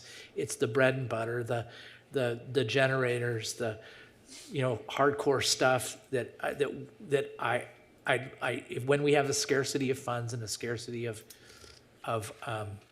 resources and time, those are the things that I'd really like to see, just me personally, at least over the next couple years, because I love the other stuff, but God help us if one of these generators goes down in an emergency, and I would consider it myself being accountable for that, and I don't want that to happen. So I just wanted to express that, okay? With that, let's open it up for public comments. Yes, yes, of course, yeah. Sorry. I'm going to direct this towards you, Raja. I noticed that we have two generators, a Model 15 that's rated at 500 kilowatts, and then a Model D1-8 that's rated at 100 kilowatts. Can you describe for me what the 2 generators' primary purposes are? Obviously, one's a primary, one's a secondary. What is going on? Do we have 2 now? Are we replacing 2? Are we replacing 2 with 1? Is it the same deal? So, Councilor Gomeros, it's actually 2 different generators for 2 locations. The bigger one is for the city hall, to power the entire city hall. The other one is for the communications building. That has its own generator. That's the smaller one. It just powers the communications building. So those are the 2 different types. Okay. In addition to that, for the quote that we have, does that include fueling both of these generators? There's 3,500 gallons at stake here that we're talking about, so I'm just curious. So the city fuels all the generators, you know, throughout our, all across the city. We have many, you know, all the fire stations and all that. So the fuel is something that we do purchase for the Are we generators. transferring the old fuel into the new tanks, or are we getting all brand new fuel for these generators? Because we're looking at almost at $5 a gallon, $18,000 more. And then in addition to that, I noticed that the budgetary quotation does not include SCAQMD, which is the Southern California Air Quality Management District permits. Those are almost $31,000. I don't know if those are a piece or per generator. Can you speak to that? Let me, I'll invite our Deputy Public Works Director to talk about that. If on the permit fees, I don't know if it's per generator or combined, but our fueling contractor takes the fuel out. You know, we don't waste any fuel, so we will reuse them. So with that, Patrick? The $30,000 from my understanding is per generator, and that was not included in the quote. That's an extra quote, and that's something that will be included when we go out to bid for design and installation.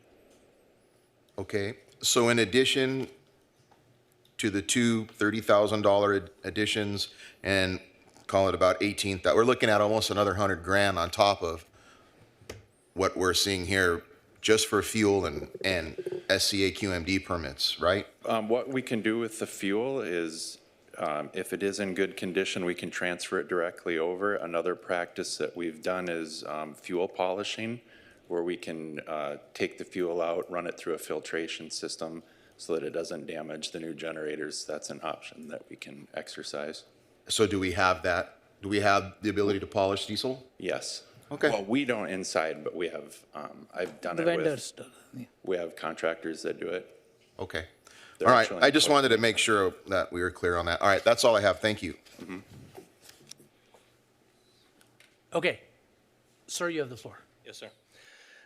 Question, have you guys looked at Tesla batteries with a solar system as well? I mean, diesel's really dirty. I mean, driving behind a big rig or any diesel-generated truck on the freeway, I mean, they're like, you know, shooting soot into the air. It's pretty nasty. So Personally, as a taxpayer in the city, I don't want more soot in my air. Can't you look at a solar type of battery system? Also, Quinn Power Systems, are they union or non-union? You know, I find it, Councilmember Gamero, very offensive that you say that it's not fair wages in non-union employers. I'm a non-union employer. I certainly overpay my employees. I have friends that are contractors in electrical and other industries. They would definitely pay, at least union wages are much larger. You don't have to be a union employer to pay fair wages. And it's just fair capitalism to level the playing field and allow both union and non-union companies to give quotes. So those are some of my issues, but the big one is why have some kind of diesel backup system? Why not with the new technology we have something that's more battery based? Even in Irvine, I've seen when I used to work there, a lot of the Irvine company buildings, they have all these Tesla batteries backed up as backup power for the whole building. I mean, we're talking like 30-story skyscrapers. So if the Irvine company can do it, certainly the city of Costa Mesa can as well. Thanks. Thank you. Yes, sir. Thank you, Mayor and Council. I appreciate the questions from the dais. This project is in this year's budget for replacing emergency generators for the City Hall, Communications Center, and the Senior Center. Cost is estimated at $2 million, or listed at $2 million, and funded by issuing bonds. Today's request is for the City Hall and the Communications Center. What about the Senior Center? The staff reports mentions a 30 to 60 week lead time. That's 7 to 10 to 14 months. Should the Senior Center generator also be ordered? I guarantee you in another year that generator is going to be more expensive. Does the police facility have a separate generator, or does the City Hall generator serve the police facility? If a separate generator, what is its condition? Staff identified $389K in the capital fund for the purchase of the generators, and estimated $300,000 for installation and design. I'm hoping that funding for that $300K will also be found and not have to rely on bond funding. But what about funding for the Senior Center generator? What is the staff's latest thinking on bond funding? The city, as the Director of Finance mentioned, does have $2 million in reserved earmarked for facility projects. Personally, my hope was that $2 million could be used as a down payment for Fire Station number 2, but possibly could it be used for the $300K for design and installation and for the Senior Center generator.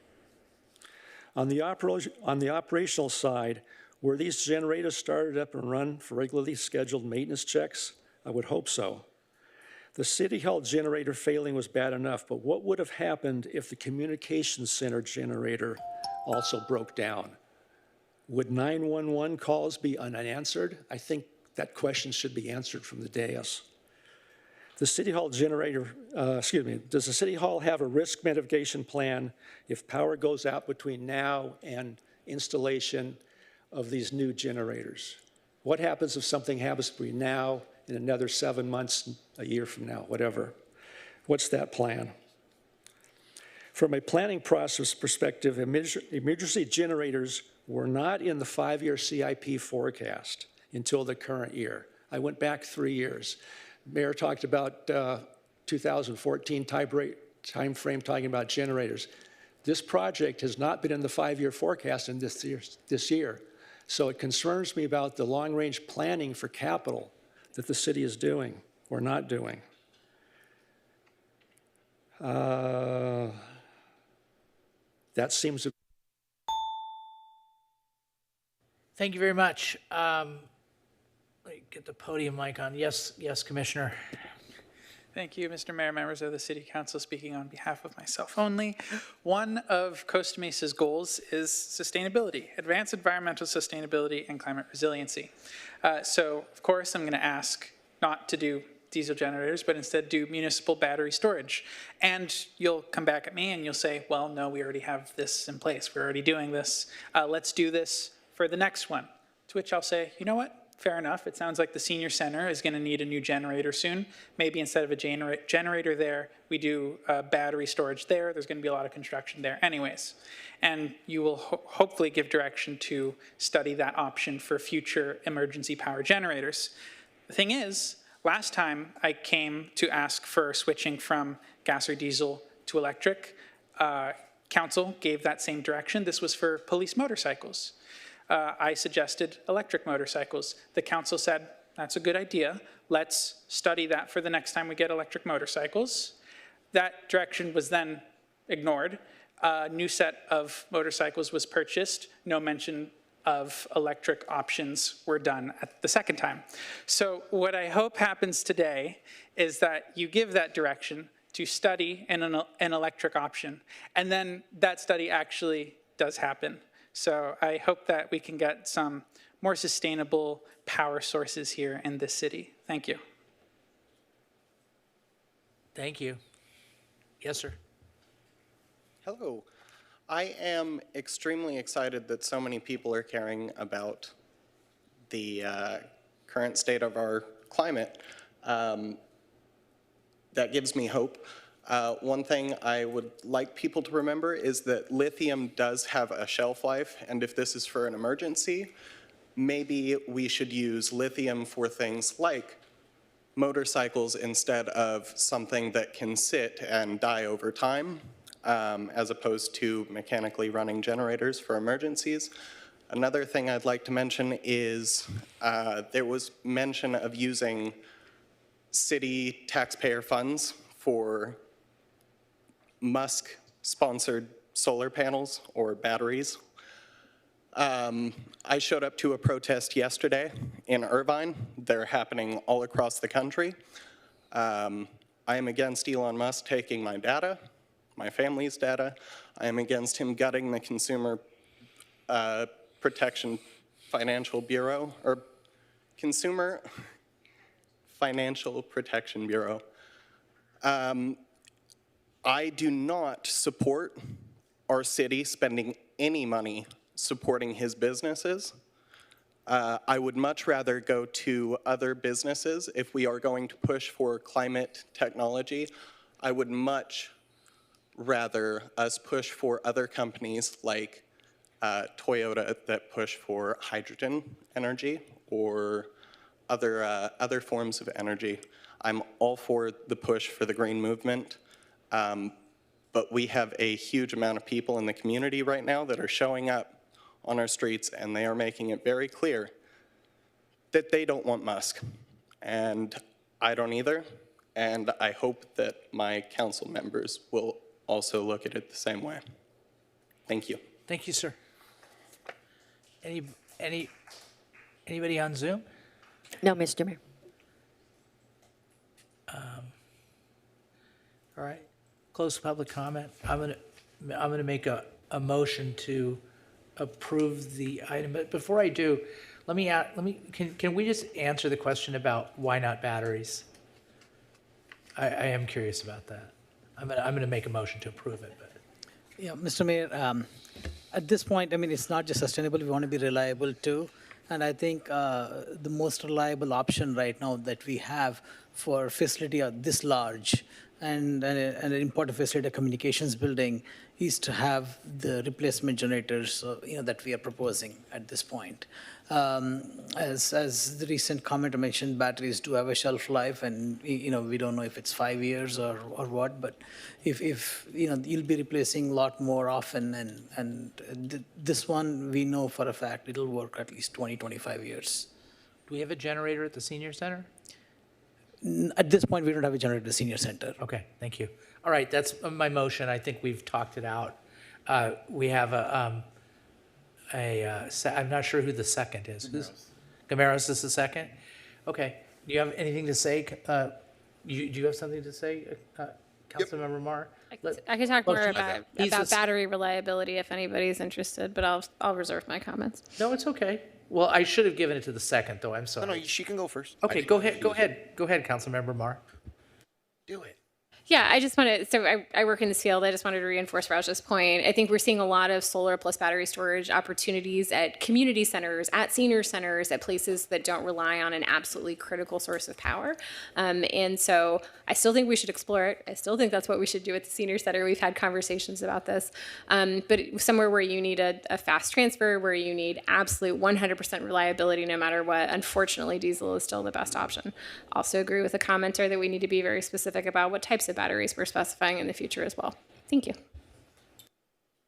Councilmember Gomeros. Yeah, I just want to thank staff in conclusion for using tier 2 generators because they only produce 2 grams per kilowatt hour of hydrocarbons, which is very low, very clean, and very reliable with almost no soot. All right, good comment. Let's call for the question. Sorry. Motion carries 7-0. All right, you want to break or you want to power through? Let's have a break. Let's come back. Let's come back at 8 o'clock. No, wait, sorry, not 8 o'clock. 8:05.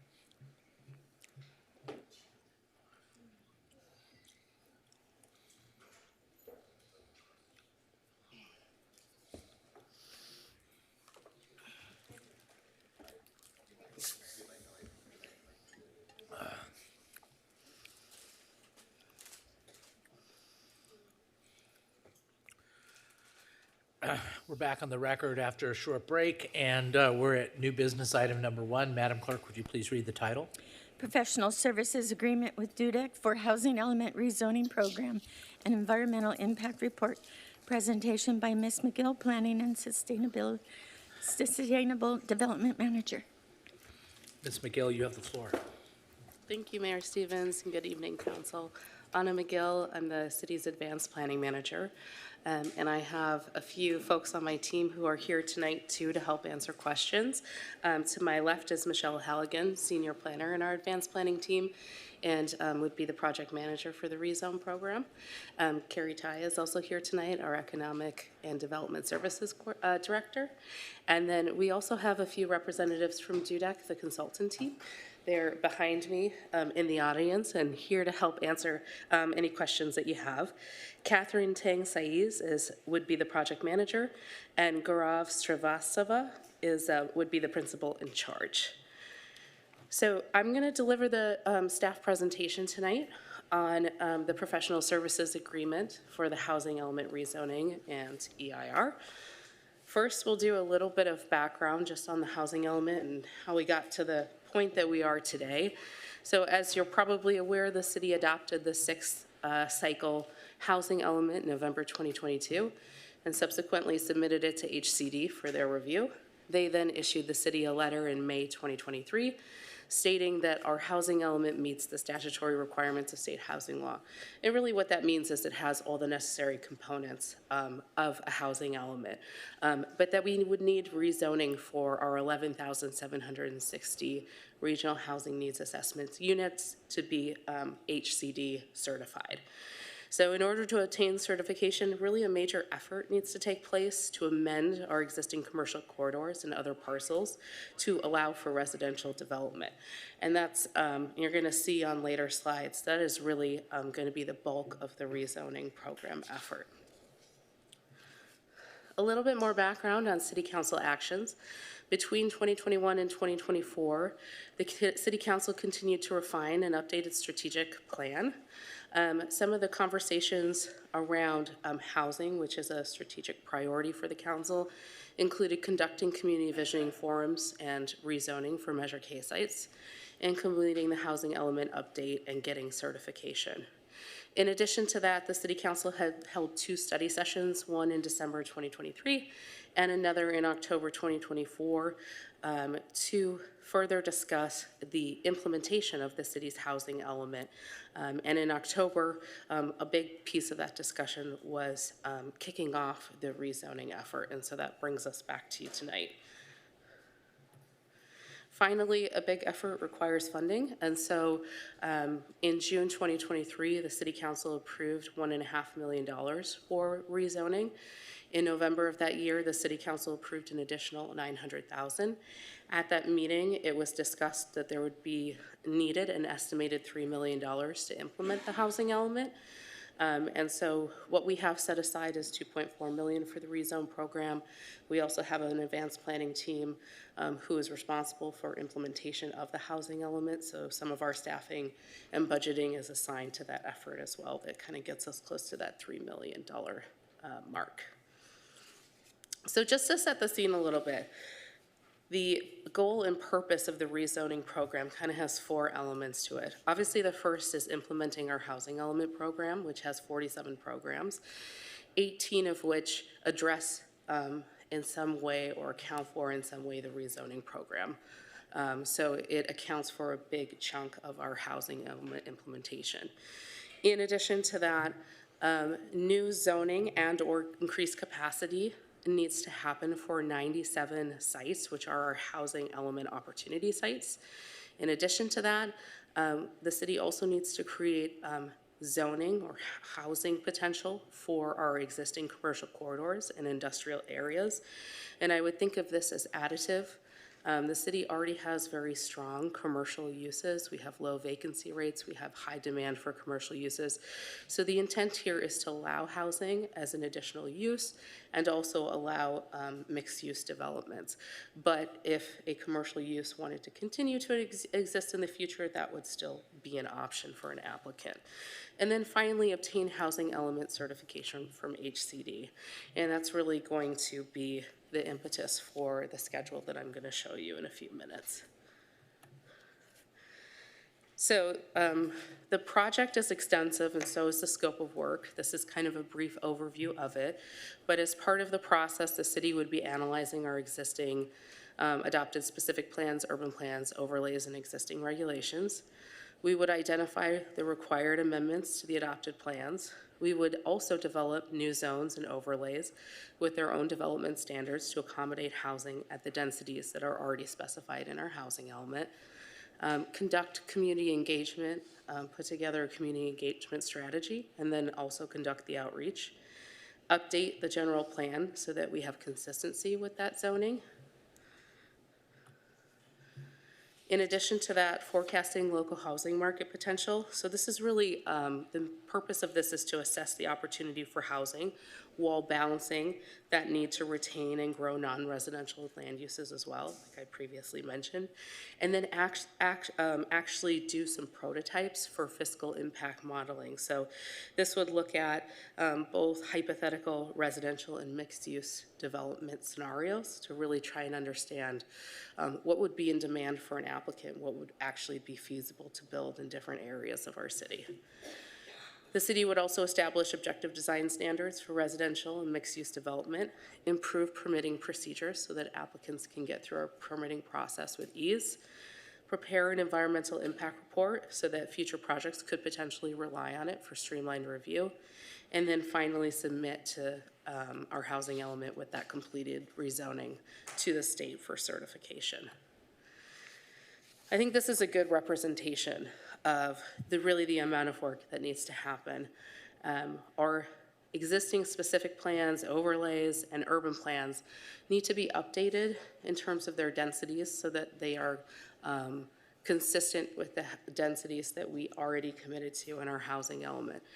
And as part of that, we need to look at development standards that would make that type of housing possible too. So there's going to be a lot of efforts that are happening around the city, and it will be a big lift to look at all of these individually. In addition to that, we also need to update and increase the capacity of our housing opportunity sites so that they meet the residential capacity that's required by state law and that we committed to in our housing element. We need to update our zoning ordinance to comply with state laws. That could include definitions, changes to certain housing laws, and of course improve our application review and permitting procedures. That includes making sure that we can get building permits issued quickly and get shovels in the ground so housing can be built and applicants can navigate through our permitting process with ease, and also make sure that they're aware of all of the eligible state law that could apply to their project that might make that permitting an easier process or a more streamlined process. I'm just going to focus on community outreach here a little bit. I won't go through all of these, but these are all the types of activities that are included in the scope with DUDEC for outreach and community engagement. If you approve the contract tonight, our next steps would be to work with the consultant to really refine when and which activities we would use as part of our community engagement strategy. With the focus on making sure that we solicit input at the right time and for the right reasons, and making sure that we continue to provide updates to decision makers and to the public as we move through this process. So here's kind of the nuts and bolts of the contract. DUDEC would be managing the project, the planning, the urban design, and the environmental compliance. They are subcontracted with Kearns & West to conduct the community engagement effort, and pro forma advisors to do those market analyses that we discussed previously. The contract term is 3 years with the ability to extend twice for 1-year extensions if those are needed. And then the potential cost is just over $2 million, and that would include a 10% contingency. I'm not going to go through this one by one, but this is the key deliverable schedule that we feel we can hit. It's quite aggressive. And I just want to preface this by saying that we took some time and worked with our consultant with the goal of getting to HCD certification as quickly as possible. And part of that process included looking at the tasks that were needed to get to HCD certification. So as you can see here, we would plan to come back to Planning Commission and City Council for public hearings on the rezoning, the zoning code, the general plan, and the environmental impact report in the late summer 2026. And that would hopefully put us in position to submit to HCD for their review of our housing element and hopeful certification in November 2026. So these are all the activities that HCD would see as necessary in order to determine that we can be HCD certified. There would be other additional efforts that would continue to go into 2027, like design standards, processing improvements, and other zoning code amendments as needed. These are, I put them more on the wish list side. HCD won't find them critical for making that determination and certification, but they're still important to continue to promote housing in the city. And so we would still continue to work on those after that November 2026 milestone. The advanced planning team is going to be overseeing the rezone program. We are a small but mighty team. We have a lot of policy initiatives that are already underway that you can see here on the slide. And so this is really one of the key reasons why we work with a consultant to carry out these initiatives.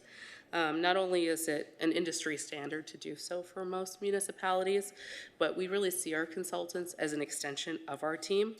Our consultants work with a variety of cities, so they can really produce the staffing and resources that we need to be able to deliver the milestones in a timely manner. And they also have really great insight on best practices and ways to get to HCD certification. Because they've worked with a multitude of cities, they have a really good understanding for how HCD is going to react to certain strategies that we want to pursue and what will get us over that threshold. And I'm sure our JUDEC team would be happy to discuss that further if you have questions. So that wraps up the presentation. In terms of next steps, if the City Council provides approval of the agreement tonight, we would conduct our kickoff meeting with the consultant. We would go through our analysis of our existing regulations, and then we would start to refine that community engagement plan. Myself and my team are available to answer any questions you have. Thank you very much for the presentation. Staff, the first one I saw was Councilmember Pettis. So you have the floor. Thank you for a nice presentation, informative as always. Appreciate it. I just had one question. Looking at your community engagement piece, would you or have you considered a visioning advisory committee that includes members from the community, each district? Thank you for that question. I'll start by answering that, and then I'll invite our consultant to answer as well. They obviously work with a variety of cities on a variety of efforts, and so they have also made that determination of when they have used citizens advisory committees and when they have chosen not to use citizen advisory committees, and the variety of reasons around that. So I know it's something that we thought about as part of this process and part of the housing element process. In the case of the rezoning programs, we conducted a lot and an extensive amount of outreach as part of the housing element process. And so a lot of the densities that are in the housing element are already prescribed, and that's what we would be using to move forward with. So it would be difficult at this stage to open up those conversations again within a citizen advisory committee. The sort of scope of what we would be looking for to solicit input is a little bit more honed in for this process. It's more about architectural design. It's about objective standards. It's about making sure there's the right fit in specific neighborhoods. And a lot of this outreach process is about informing too, what we as a city have already committed to, and is something that we will continue to carry forward because we've already committed that in our housing element into the state. So that's, I think, one of the reasons why we decided a Citizens Advisory Committee might not be the best fit for this particular process. I'll go ahead and hand over to our consultant to give some more information too. But I would also emphasize that there's a lot of opportunities still to provide input. There's going to be lots of different events and ways in which we're going to receive input. So if somebody is interested in participating in the process, they'll have a lot of different opportunities to do so. Thank you, Anna, and thank you, Council Member, for the question. Good evening, Mayor, Mayor Pro Tem, and the City Council. My name is Catherine Tang Saez. I'm an urban designer and planner with Dudek, hopefully the consultant that will be helping you with this effort.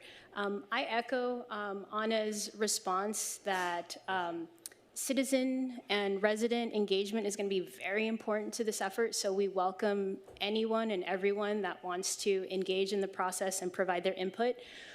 If I understood the question correctly, whether a citizen advisory committee, which I understand it to be as a group of representative residents chosen, pre-selected to sit in on a group that engages directly with the planning process, I would agree with Anna that this probably isn't the right time to use such a tool for engagement. And the reason is because we're not in step 1 of the planning process, we're more in like step 2 or 3, meaning that a group of that kind where we look to residents specifically for helping us make big moves, big decisions, to come up with big ideas for what the future of an area is, or to make big decisions about change in a community, that is more appropriate for the beginnings of a planning process, which, as we understand it, the housing element process has been in the works now for more than 4 years. And so this effort, which is the rezoning process, is about implementing now the housing element. As Anna mentioned, the sites have been selected, the densities have been set. There's been an obligation now made to the state, and our job is, as consultants, is to help the city take you now to the finish line, to implement the programs, get it as an ordinance on the city's books, and get HCD certification.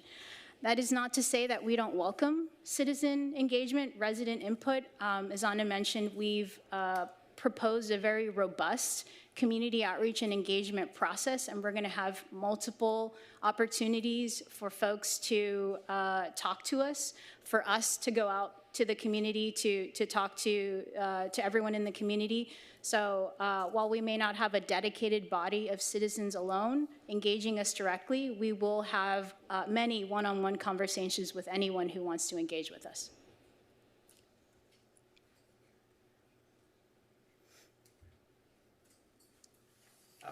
Okay, does anybody else have any comments? Did you, Councilmember Bewley? Yes, sir. Sure. Thank you, Mayor.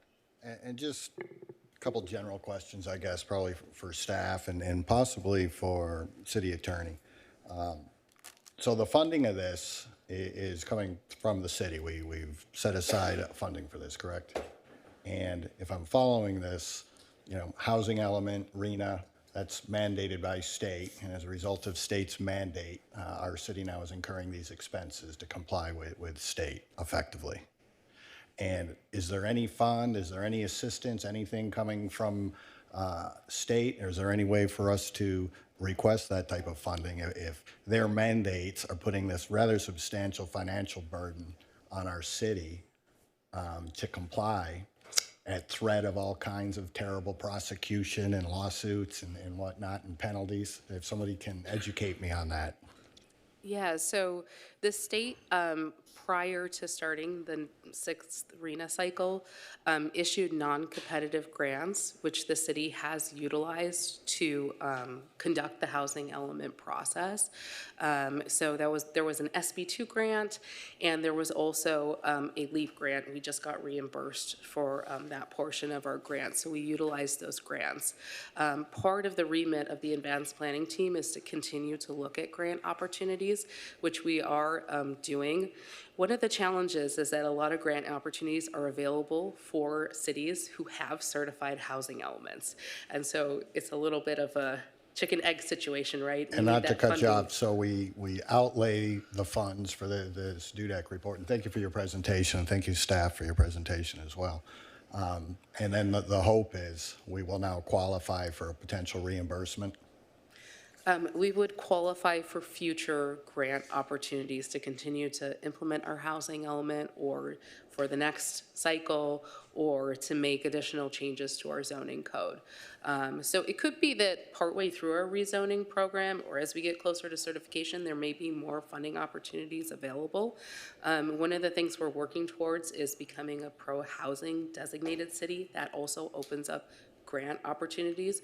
You don't necessarily need to be HCD certified in order to get that, but you need to show significant process and movement towards that program. So that's another avenue that we're hoping maybe we can get some grant funding opportunities to help support this effort. Okay. And again, I don't know if this is for council or whatnot, Kimberly. Have any cities or anybody pushed back on this issue as to whether or not, if we're compelled to comply with some state law, that we have any legal basis to demand indemnification or reimbursement? There are a couple different ways that you could do that. One is through filing petition with the state commission on state mandates, where they make a determination if something you're doing is mandated by the state and that the state is required to reimburse you. Typically, other than the funding that we've got, the legislature will often, and I don't know that they did this with the housing element, but I believe they did, make a finding that it's not eligible it's not treated as a state mandate for reimbursement purposes. Some cities have challenged both the housing element component and compliance, HCD's denial of a certification, and or the RENA numbers. Huntington Beach notably filed a federal lawsuit concerning its RENA numbers, and I believe is in litigation with the state over its housing element as well. So other than the money that we've already been given and the grant opportunities that I think staff will continue to pursue, we probably don't have any other remedy to collect additional funds to fund this option. I would imagine from a practical standpoint, if we were to file some sort of a lawsuit, chances that they wouldn't look favorably on our future requests for reimbursement or funding. You'd think they play politics. I don't know about that. All right, that was my only question because some of my other questions were already answered. Councilmember Gameros? I think she was Oh, first. I'm sorry. Yes, Councilmember Reynolds. Thank you. I just want to add to that because I know Councilmember Bealey wasn't on the council when we shaped Measure K, and so maybe wasn't a part of many of the conversations about, it's not just because we have to. There's many, many, many benefits for the city of Costa Mesa in doing this to stimulate investment in our commercial corridors and to build necessary housing for our young people, our old people, and so on. So from my mindset, at least, I'm very interested in this work because of the benefits that it'll bring to Costa Mesa. Could you move to slide 8? I have a couple clarifying questions and then some questions about the engagement process. So clarifying question here. So this map shows, is this Measure K, or is this housing opportunity sites in the housing element? This is a Measure K map. Okay. So good, thank you. So we're showing all the different corridors. We list in several places in the staff report, and then in DUDEC's proposal lists the different plans. The staff proposal in your presentation talks about prioritizing the plans that have housing opportunity sites because that's required for certification. Newport Boulevard was called out specifically as being listed for review and I think diagnosis, but noted that it's not required. I want to clarify: is the end of the project through November 2026? Will that include updating the Newport Boulevard plan as well, or how are we separating those two things?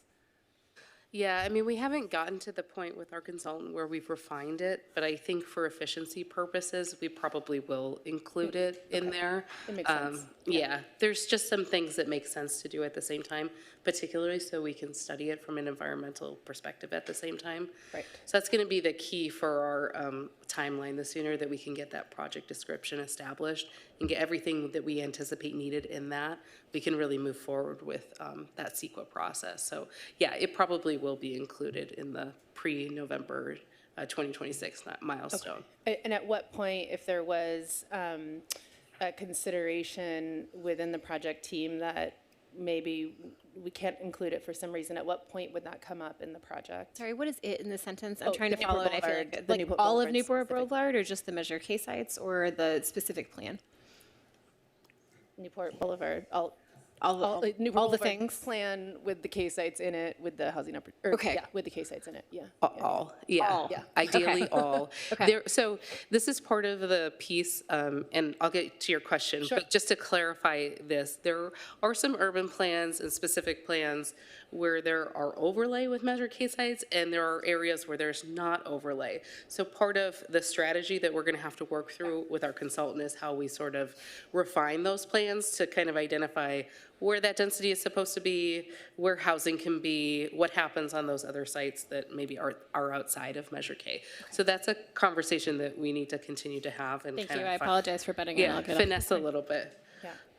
And then I apologize because I was answering that. I kind of forgot the question that you were asking. And I'll just preface sort of my interest is, as covering everything that we can that's included within Measure K, regardless of whether there's a housing opportunity site or not.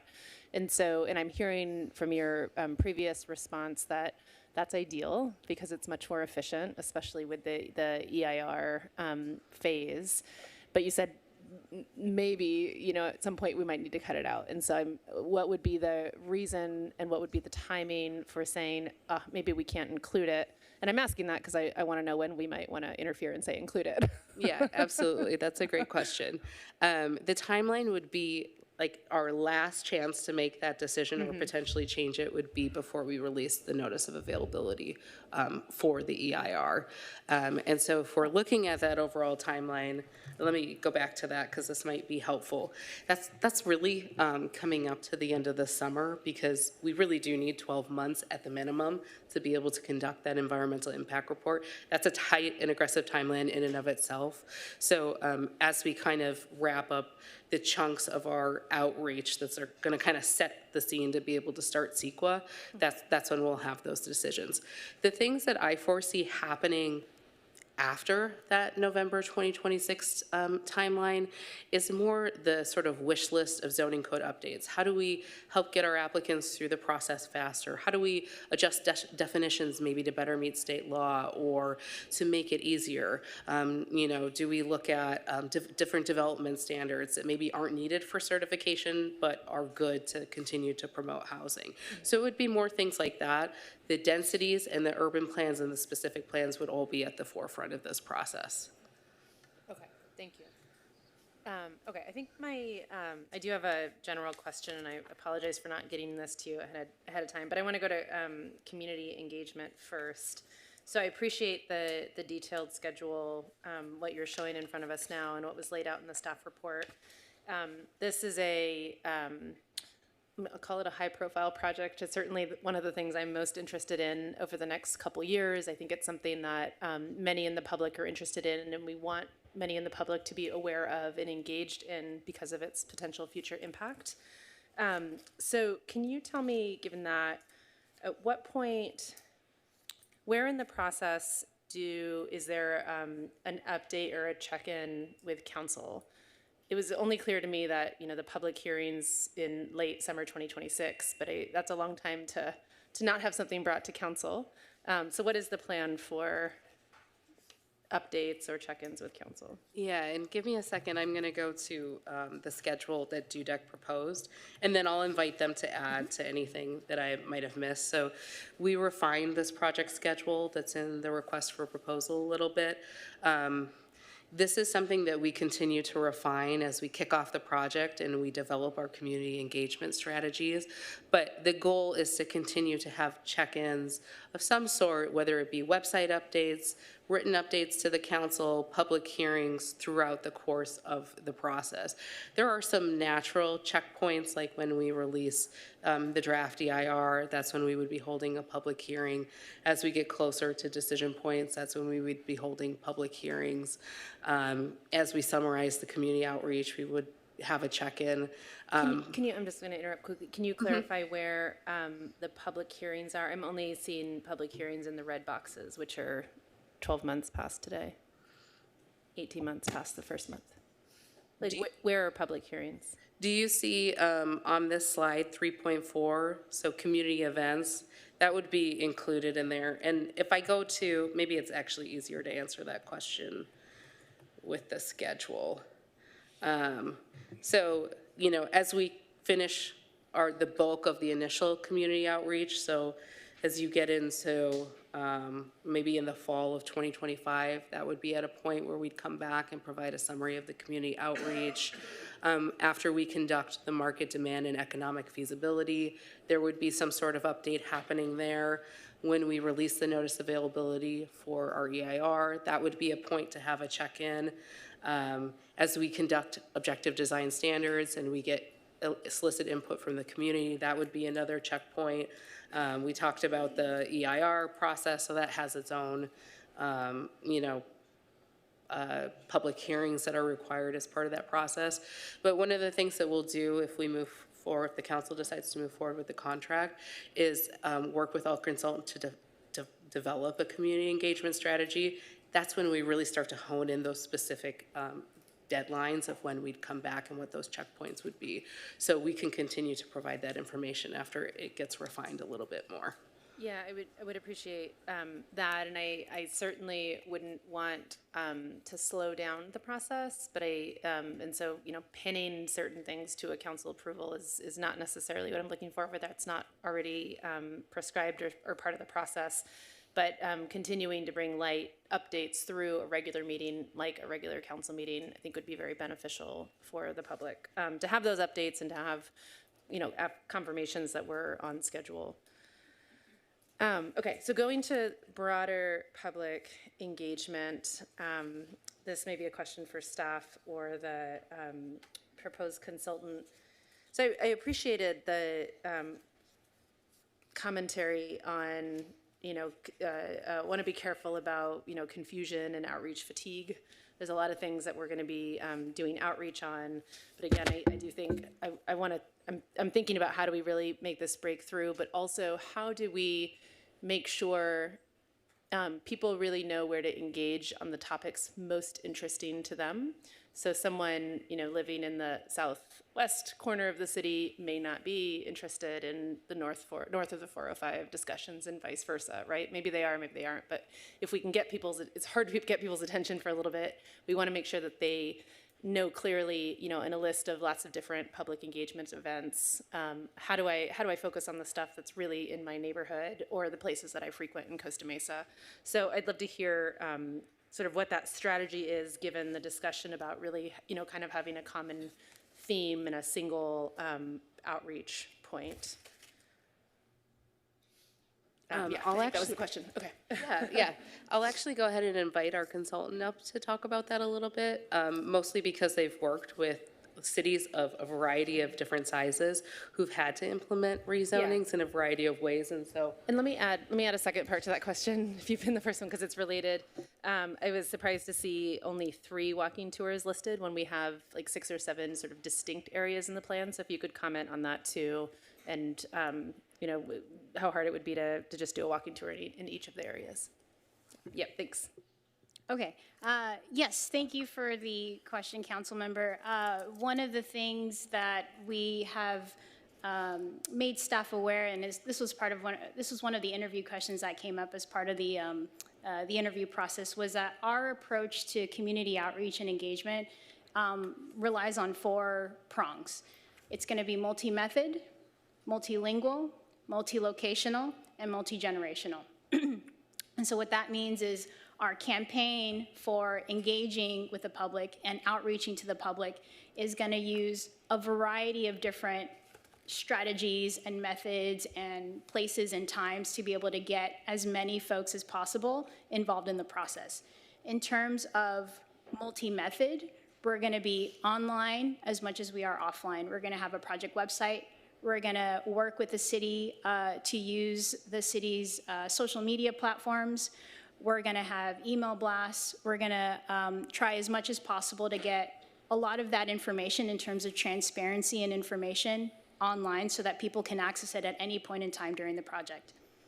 Likewise, we're going to be offline. So we had scoped a number of different opportunities, meetings, workshops, walkshops. None of those are set in stone quite yet as to when they're happening or how many of those are happening. We're going to work closely with staff to develop the community outreach and engagement plan, the strategy. But all of those are going to be opportunities for us to go out into the community and talk. So whether that's north of the 405 or along 17th Street, we're going to tailor each of those events or each of those opportunities to the specific neighborhood and the topic of discussion that'll be as part of that particular opportunity. Multilingual, we understand, as a council member mentioned, that there is a good portion of the community that does not speak English or prefers a different language. We have committed to staff to provide all of public-facing materials in both English and Spanish. We have Spanish facilitators on our team, on our community outreach and engagement sub-consultant as well, and will be made available to speak to people in the language that they prefer. And then lastly, multi-generational. So one of the things that we have realized in working across other cities and in similar capacities for rezoning or just changes to land use and zoning in general is that this can be a big change for folks. And sometimes the main beneficiaries are the folks that are a little bit younger, right? The folks that are gonna be experiencing the results of this change 10, 20, 30 years from now. So we like to engage the youth as much as the adults in the planning process. So our events, our meetings, we try to have a little bit of both. Adult conversations with the grown-ups, events and activities for the young ones, not only to keep them busy, but also to engage them as part of the planning process. So we have a variety of different strategies and tools in our toolbox to be able to make sure that this community outreach and engagement campaign is as inclusive and thoughtful as possible. Yeah, I appreciate that. I appreciate the different tools, thinking about the different demographics. I think we're going to need to be very thoughtful and strategic and work very closely with community partners and our businesses. Our local businesses in particular have great local communities who would be very interested in this.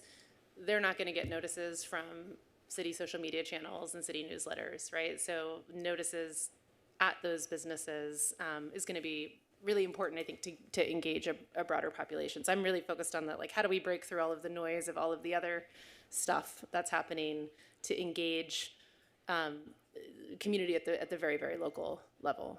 Yes, and thank you for bringing that up. I listed so many things I forgot to mention that, yes, partnerships with community organizations, neighborhood-based organizations is going to be another major component of the outreach. So not just residents and businesses and property owners, but all the organizations that comprise the city of Costa Mesa and provide support and services to community members is going to be a key part. And our lead for community outreach and engagement from the firm Kearns & West, she has many ties and history with the city of Costa Mesa. So we brought her in not only because she's amazing to work with, but she has that working relationship with many of those organizations in the city of Costa Mesa. Okay, thank you. My last question, I think, is for staff, but maybe for the DUDEC team. So a couple, well, and sorry for not letting you think about this a little bit more ahead of time, but how are in this free zoning project, right, thinking about housing, increasing densities in certain parts of the city, inextricably connected with transportation? how are we thinking about, how are we going to be working on this project and connecting that to the work we're doing in transportation, or maybe the work we need to do in transportation? And then sort of similarly, I was thinking about the CAP that we have ongoing on a very similar schedule, conveniently with the same company, although maybe it's a different team. How might this project interact with our climate action and adaptation planning too? Also very connected in terms of our built environment. Yeah, so in terms of transportation, I think we would continue to look at areas that, and this might be something that we conduct as part of our market analysis, areas that are closer to transportation and the densities that maybe can be supported there. One of the things we've also included in the scope is looking at our parking requirements to continue to look at whether or not they're appropriate. We know that applicants who move forward with certain levels of affordable housing as part of their project would be subject to different state parking ratios as well. And so that's something that we would continue to talk with as applicants come in about the options and opportunities that they have, particularly if they're close to public transportation, thinking about what that appropriate parking demand is. So I'll start there, and I'll see if the JUDEC team wants to add, and then I'll go to the CAP as well. Yes, I think relative to transportation and the CAP work, I think there are three ways to go about it. One is our work is going to be in support of existing policies. So the city's mobility element, for example, of the general plan. We haven't looked at that in detail yet, but it is part of our to-do list in terms of analysis, is looking at those existing policies and making sure that the regulations that we influence as part of this rezoning effort are in line and supportive of those policies of the general plan to pursue, or sorry, to promote active transportation, reducing the dependence on the automobile, et cetera, et cetera. The second way is to analyze existing regulations. So Anna mentioned parking is going to be a big component. As I mentioned, we are looking at development standards relative to all of these new sites that are going to get new permitted uses. We'll be looking very closely at the parking standards to, again, make sure that they're in support of those transportation policies and other housing policies.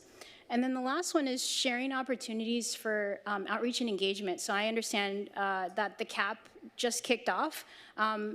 You're correct, council member. It is the same company. It is a completely different team. But we are going to make an effort to bridge the two efforts where we can to share efficiencies. So if there is an event, for example, or some sort of messaging opportunity that goes out to the public, we too can take advantage of that opportunity to piggyback and and send a similar message where the topics relate or where the themes relate. So there are going to be opportunities for efficiencies there. Thank you. And then just a follow-up to make sure I'm understanding. So we brought up the existing regulations on parking and then potentially looking at them on parking. I'm assuming that would be a point that we do come back to council to talk about whether we stick to existing regulations or change them. What I want to make sure we're not doing is limiting what we're doing on rezoning based on existing regulations that we want to change or plan to change. So all of that happens in this process. That's part of the sausage making. Yeah, all of that happens in this process, and it would be citywide. So our parking standards are tied to housing types in the zoning districts that they're in. And so it would be applicable citywide, not just on a measure case or potentially in an urban plan. So we would really be looking at that holistically to try to find ways to promote housing surplus. Got it. Okay. It's going to be a fun process. Thank you. I'll just add too, if you don't mind, through the chair, that I'm kind of excited that you asked the question about CAP because last week I was at training and I ran into the JUDEC project manager. So we were discussing ways that we could find some consistencies. There's even consistencies that can happen through the GHG analysis and as part of our CEQA process. But one of the things that we talked about with them as part of the interview process and the kickoff was making sure they were aware of this very large effort and making sure that it was considered as part of the cap because it's such a big piece of change that's going to happen across the city. Yeah. So we've been already starting to brainstorm that, and I was excited to see Jennifer at the training last week so we could have some time to continue that discussion. But it's definitely on our minds. Yeah, good. Yeah, and I'm glad you mentioned there's absolutely similarities. I think we know, Councilmember Meyer might know the number better than me. What is it? 40% of our emissions come from transportation in the state. There we go. And so, I think we fully expect that a huge opportunity for our emissions reduction in Costa Mesa. We heard a public comment earlier talking about, we don't want dirty air in the city, right? A huge part of that is our ability to reduce vehicle miles. So rezoning that allows for more mixed-use developments. It allows people to take shorter trips, walking or on bike. Huge part of that cap strategy, but will be enabled by what we do on the rezoning effort. So there's got to be some close communication there. Yeah. Okay. Thank you. Did you say through the chair? Did you say that? Oh, sorry, through the mayor, I'm sorry. Through the mayor? Yeah. Well, I think that's delightful that you said that. At OCTA, they always say that, through the chair. And so that was nice. It'd be nice if all staff said that from now on. Anyway, appreciate that. Councilmember Moore. Thank you. I was going to say following up from Councilmember Reynolds, but it was a little while ago. So Councilmember Reynolds from like 15 minutes ago. I'm just teasing her. Newport Boulevard specific plan. So I'm looking at the bottom of page 8. Which does not require the rezoning of any sites. As a result, an immediate update of this document is not required for HCD certification. With all of the Measure K sites along Newport Boulevard, how is there no rezoning required? What am I missing?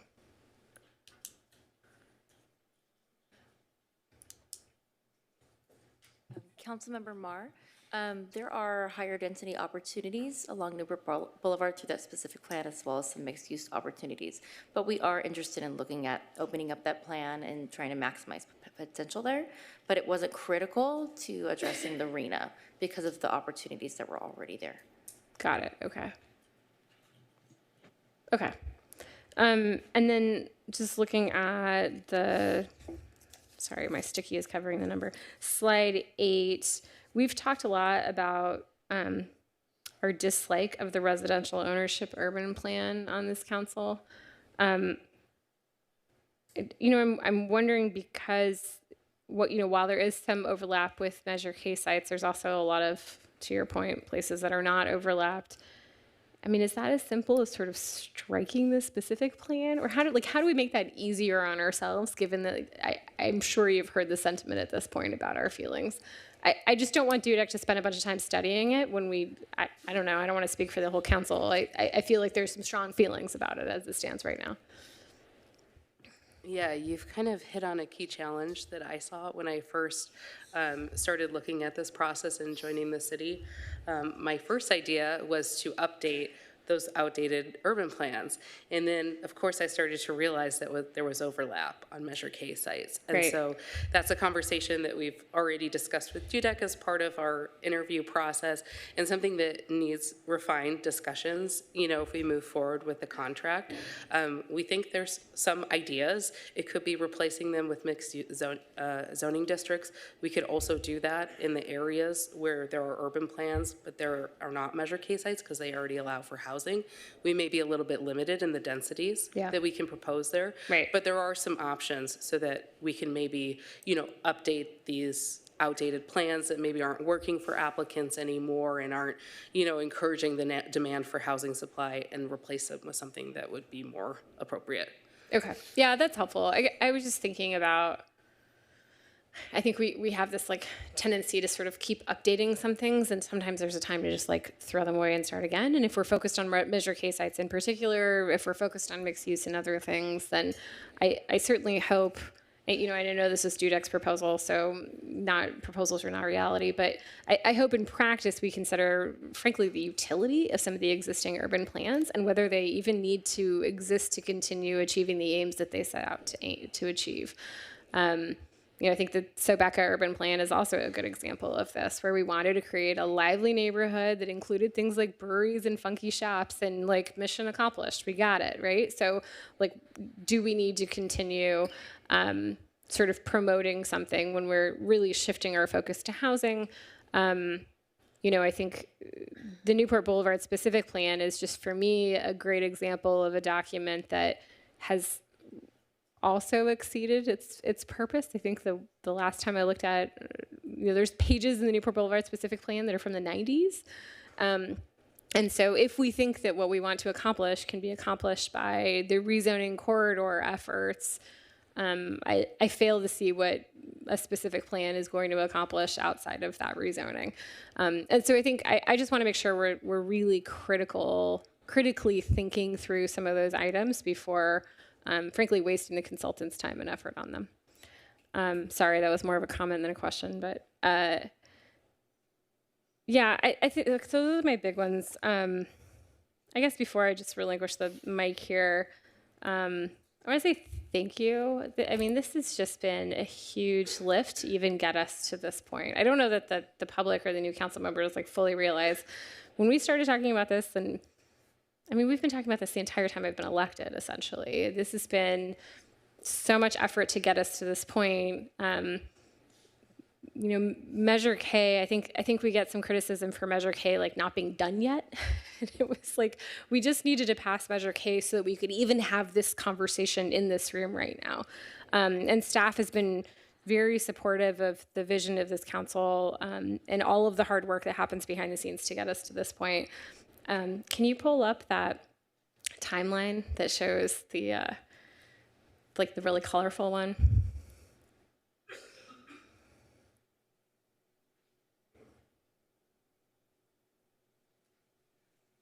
This one? Yeah, thank you.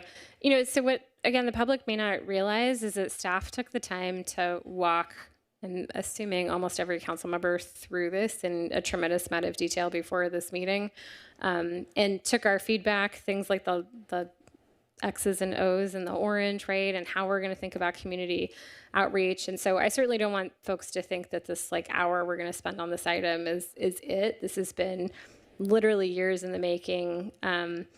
And so I'm very grateful for the work that staff's done to get us here. Thank you. Thank you. Mayor Pro Tem.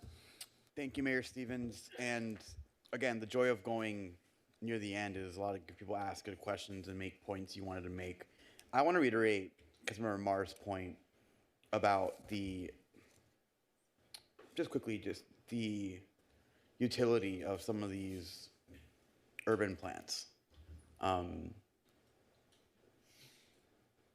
Some of them don't even work. I think 19th Street will handle with one project, so let's just start fresh. Particularly, I want to see us particularly get rid of the ownership urban plan. So I'll ask another question. Do you think we can get rid of the residential urban ownership plan? Yeah, I mean, clearly we'll need to solicit input from the community and whatever we move forward, but there are options to look at all of our urban plans and see if they can be replaced and or updated or changed to fit better the needs of the city and the housing that we want to, encourage in Costa Mesa. Okay, perfect. Well, I really want to use my questions to really just reshape and reframe the conversation a little bit. We mentioned a little bit about the housing element. Just for the public's awareness, do we have currently a up-to-date housing element in Costa Mesa? Do we have an updated housing element? Obviously, it's not certified, right? So it needs to be updated in accordance with the rezone program. So it is going to be updated as part of this process, undeniably. And I suspect as we go through this process, we'll probably find, other updates that maybe need to happen that will be necessitated. So that would come to you in that summer 2026 timeline for updating. So it's currently up to date for where we are in the process, but it certainly needs to be updated, and our hope is to continue to update it as we refine the rezone program. Is there any I'll just say it bluntly. It's I'm not really fully cohesive right now in some senses. Is there any fear that the state can force down housing projects that we don't want in Costa Mesa because we're not completely updated or completed? Yeah, there's certainly consequences to not having a certified housing element. They could be penalties. They include builder's remedy projects. So while we don't have builder's remedy projects at the city currently, hypothetically, an applicant could submit one, and the city would lose a lot of its discretion in being able to make a determination on that project. They could utilize state law, they could utilize state density bonus law. So those are all scenarios that could potentially play out. My perspective is that as they see the city commit to a rezone program and move forward, they'll probably start to follow our process and wait to see what opportunities exist.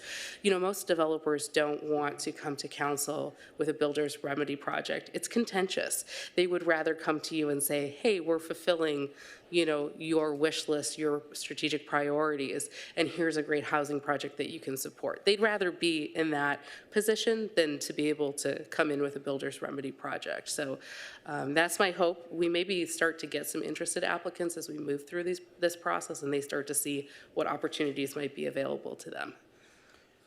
I heard the word rather, but if someone wanted to come in and do build remedy, are we in danger of that happening? Yes, that is a potential thing that could happen. Okay. And is it correct in saying the only way to alleviate that concern is to certify the housing element? Yes. Okay. I'm asking these blunt questions that we all know the answers to because I wanted to reiterate to the public and to everyone that there's a reason why we have to move swiftly on this. If we want to have any type of say in Costa Mesa about the housing we want built in the city of Costa Mesa, we have to take ownership of the fact that the longer we delay in implementing this, the longer the risk comes into play. So with that in mind, how confident is staff that we can accomplish this within 2 years' time?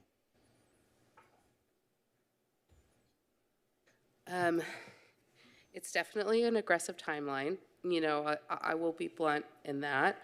I think to the extent that we continue to have support of the community and the council and our decision makers on the commitments that we already made, that will certainly help move that timeline forward. I'll certainly let our DUDEC team respond to that as well as it's the schedule that, you know, that they proposed. It's fairly similar to the other proposals that we received. We received 5 in total. That makes me feel a little bit more confident that these timelines are feasible. But I'll let the DUDEC team add to that. Yeah, I'll just add that we've done this before. So we've done this in a number of other cities. We're currently still doing it in some cities, and we understand the urgency. So because of that, we were very appreciative of staff to take our approach, which is to focus on the housing element programs that are utmost urgency to get you housing element certification as soon as possible. We appreciate knowing that, or sharing in that urgency so that we can get the work going and get you over the finish line. But this is work that we've done in many other cities, rezonings, updates to specific plans, changes to zoning codes. It's our bread and butter as planning professionals. It's work that we're good at, work that we enjoy, and we're happy to help the city of Costa Mesa in this regard as well. Thank you. And I think I'll end with just a small comment. I think for me the most important thing is efficiency and speed. The last thing I want to see is us in Costa Mesa lose our local autonomy because we're not moving quickly on something so vital as housing. And as a young person, as the only person on this dais who's ever sat here, I think under the age of 30, as the only renter in a community that's majority renter, it's long overdue to move forward in housing. So thank you for your answers to my questions. Thank you. Thank you for all the questions. So, ma'am, I want to pronounce your name correctly. Catherine Tang Sias. Tang Sias. Tang Sias. Did I get it right? Yes. Okay, good. Okay, so you said something in response to Councilmember Pettis's question that caused me a little bit of concern. It was, remember when you were, he asked you about the Citizens Committee, and I think you said words to the effect, we've gotten kind of beyond that. That would have been at an earlier stage. That would have been a better approach, but now we're at a later stage, okay? Well, some of this is for the public, so bear with me. I know you know some of this stuff. But in 2016, we had Measure Y.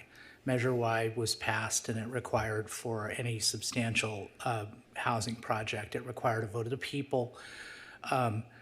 We're working on our housing element, and we as the council decided we need to address that because virtually nothing got built after Measure Y. And we can debate about whether that was because of Measure Y, but it was just, at least there was a correlation. Nothing happened. So we go into Measure K. We all work on it. We put it on the ballot. It passed by 22 votes, a slim 22 votes. One of the things that we put in, and Councilmember Marr and Councilmember Reynolds and then Councilmember Harlan,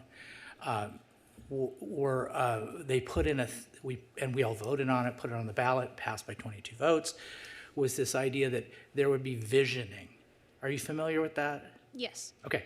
So my concern, and you know, so that was kind of our commitment to the public, and the public voted for it. The voters voted for it.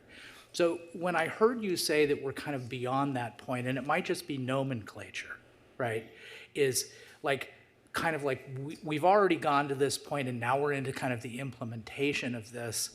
It concerned me because I don't think we've done the visioning that the voters directed us to do when they passed Measure Y. So I don't know if this is directed to staff or to Ms. Tang Sayas, but how do we reconcile that with the voters when, you know, we have, you know, you all coming in and I think Ms. McGill, you came in after Measure K, right? So, you know, how do we reconcile that with the voters if we're now saying, oh, we're in an implementation stage? It seems like somebody could criticize us and say, we've skipped that visioning process that was part of the very Measure K. How do you respond to that? Anna, maybe if you could I provide think a that's a little staff. context as to the community outreach and engagement that occurred during the housing element, because we weren't here, but I can carry on from there. Yeah, of course. And, you know, extensive community outreach is absolutely part of this process. It was part of the RFP. It's even in Measure K language, and it's Planning codified. Manager McGill, sorry, it's me over here. Oh. Can I just jump in very quickly? Of course. Yes, thank you. Thank you, Mayor, for your comments. Certainly. It's a question. I'm sorry, and your question. I apologize. Sorry about that. If I could just address that question. Certainly the community engagement process that's built in is intended to facilitate the visioning process. There's many ways that visioning activities can be facilitated.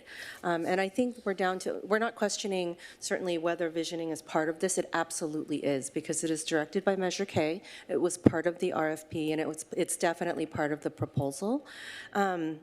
You know, and I think the question is balancing a very aggressive project timeline and a certain amount of resources, because even though there is a project budget directed as part of this, when the city did receive proposals, we went through and looked for the most efficient way to progress this project toward a very a doable finish line, even though it's aggressive.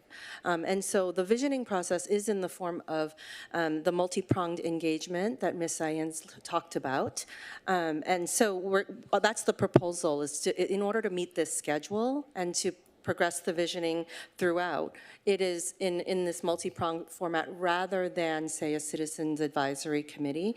In my experience, it is absolutely possible to do a citizens advisory committee, but we do have to build in certain schedule and staff resource commitments to that.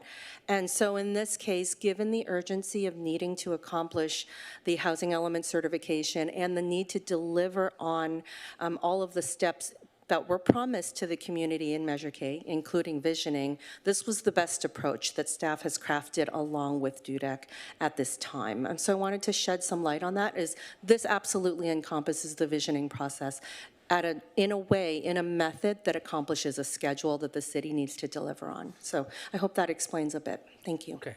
And my question wasn't about the Citizens Advisory Committee per se. It was just the answer that was provided in response to the question raised concern because the idea that we're at a different phase. That was what I heard from the consultant. Anyway, so maybe it's just a question of nomenclature, and I'm not sure that maybe you're not comfortable. You have your own wording. You use outreach and you use engagement and certain things, and maybe it's just a matter of conforming the description of what you're doing to the Measure K nomenclature. Anyway, that's just a comment. So we have 5 proposals that we received. We were teasing about OCTA and how they say through the chair and all that stuff. At OCTA, what they do is when they have 5 proposals, they have a comparative analysis that's presented to, usually it's presented to the committee and eventually presented to the board. We don't have that here. So we really have just one paragraph in the staff report that says there was 5 proposals, and in the staff's determination, DUDEC was the best proposal. So it seems to me like we as a council are really in a position where all we can do is, it's just binary. We can either vote in favor or against. What can you tell us about the other 4 proposals and why DUDEC is superior to those other 4 proposals? Well, I'll talk about process a little bit. So we received 5 proposals. One of the things that we did as part of this RFP process that's a little bit different to other RFP processes was have an initial meeting with any interested proposer so that we could very clearly state our intentions. One of being the extensive community outreach process, acknowledging the densities that were already prescribed in the housing element, and just the extensive amount of rezone work that was really needed so that we could really make sure that proposals understood before they submitted a proposal. We had 3 staff members score independently the proposals. The top 3 scorers were then invited to an interview. They were all asked the same questions.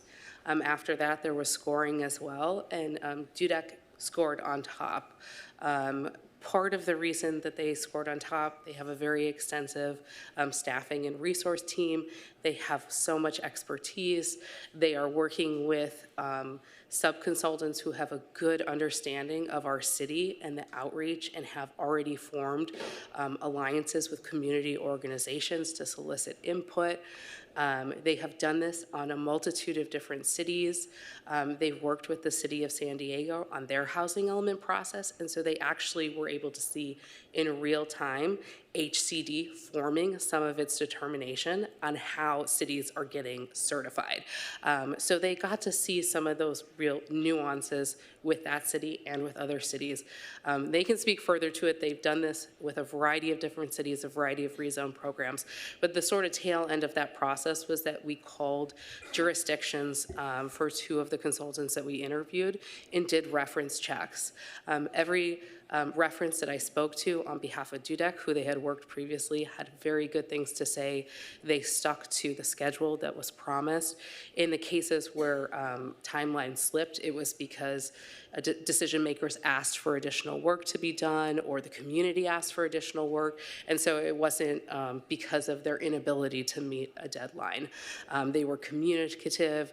They have a great technology, which I think the city will benefit from, particularly our GIS technology and mapping capabilities. So I could talk all day about all of the reasons, but those are some of the highlights why we are proposing to enter into a contract with DUDEC. Were numeric scores provided? Yep. That might be a question for finance because they run that just process. in other words, was there a criteria and then, Yes, like yeah. when they did the interview, normally, there's you would look and you'd say, this is what the bid was, there was a rubric and they scored here and they scored here, and then they brought them in for an interview and they did better in the interview, and there would be like a spreadsheet. Yes, Did there we was do set, yeah, there was set criteria under which we scored. Did we do a spreadsheet? Yes, there are spreadsheets. Okay. Is that something that's accessible? Anyway. Pam, I'm not sure if you want to weigh in here, but we followed the same process with this professional services agreement that we would follow with every single other professional services agreement in the city. So this was no different. It's subject to our procurement guidelines, what's in the municipal code for professional services agreement, no difference here. Okay. Is there a spreadsheet?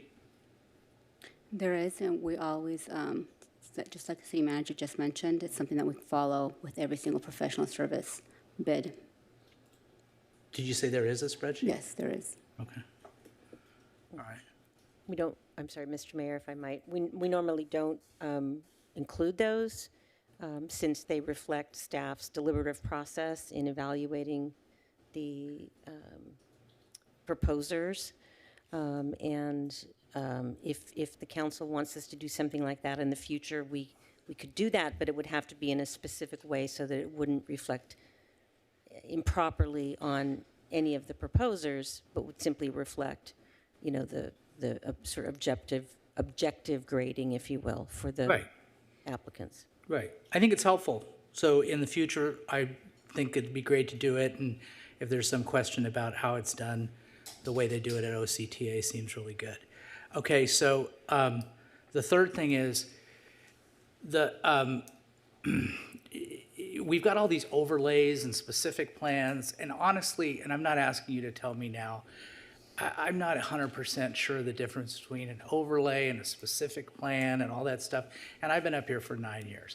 But my perception is that over time they kind of build up. You've got the base zoning, right?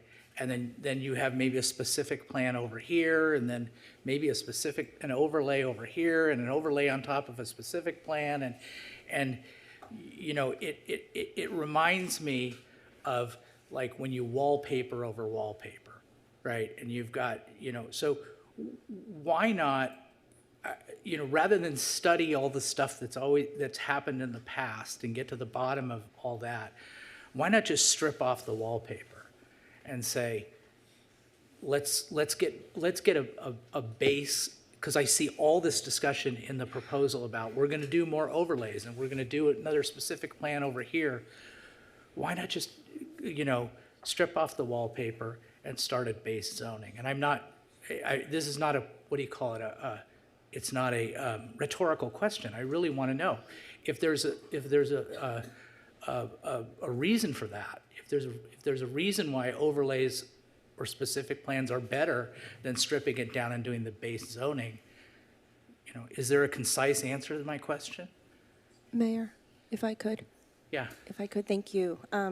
Yes, if I could try to address that question. As part of any comprehensive rezoning effort, and I call this comprehensive because it encompasses, 7 different documents and the base zoning, we would take a deep look at whether all these area plans and specific plans were needed. They were created over time for a specific purpose, and one of the reasons they're scattered is that the documents were approved over a certain area to accomplish one purpose without affecting everyone else. When you change base zoning, you risk affecting everybody else, and sometimes you might want to do that, and maybe sometimes not. One of the cautions that we pay attention to when stripping down regulatory documents is that there are often many properties that were developed under the development standards allowed by those documents. And so now you have a certain area that has a certain character that if you don't keep that document in place and you make that part of base zoning, you risk, either evolving or eroding a certain character, or conversely, you render development legal nonconforming. And rendering development legal nonconforming then limits a lot of things like financing ability or refinancing ability, remodel, expansion, and other investment opportunities, which we would not want to do. We would want to make sure that properties that were developed legally under a certain document stay legal so that they are enabled, so that their reinvestment potential is not affected. So that's one of the cautions that we would also pay attention to. But as part of any industry standard planning practice, we always take a look at the document, whether it's still required, with the ultimate goal of what is most efficient for the public to use and efficient for staff to administer in a way that, you know, doesn't cause complications for the underlying property rights. So I wanted to give that answer. It is definitely baked into the process, and it is a possibility that if a document has reached the end of its useful life, it may not exist anymore at the end of this process. Thank you. Thank you. Final question. It's an easy one. I hope it's an easy one. The kickoff includes a tour. Could council please be invited to the tour? Mr. Mayor, we could do that, but then we'd have to notice it as a Brown Act meeting. Well, maybe if we could Not take maybe. we could no, but we could take separate. We can do it as a Brown Act meeting. That's fine. Or we can do. I'm okay with that. But I was thinking maybe we could take separate vehicles. You could do that, but it would still be you all together at the point of actually doing the tour and collectively gathering information, which is subject to the Brown Act. So we would have to notice it that way, make it available for public comment. Okay, that's fine. Okay. Thank you. I don't need to be on the tour of the city. Thank you. I never got my bite at the apple. Sorry, I'm sorry. Yeah, take your bite. I don't like apples either, but I have a couple of questions here. Can you go back to that colorful chart you had with all the timelines and all that? I was like ready to ask a question and I had it all prepped, and then you guys, back one. There you go. Okay, so we have all these tasks, right? Task initial, community outreach, task 3. But I notice here, if you go look at the housing element rezoning program, environmental impact report, the background project summary, page 39, for example, City of Concord, City of Indio, it says DUDIC prepared the 6th cycle housing element. How do the tasks correlate to the cycles?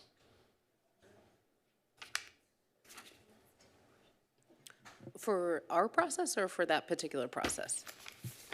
If you go to this page, just go to page 39, anybody who you want to see it, or?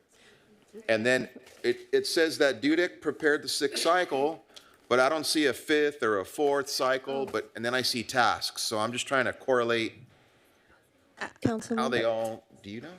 I don't. Councilmember, if you would like me to address that.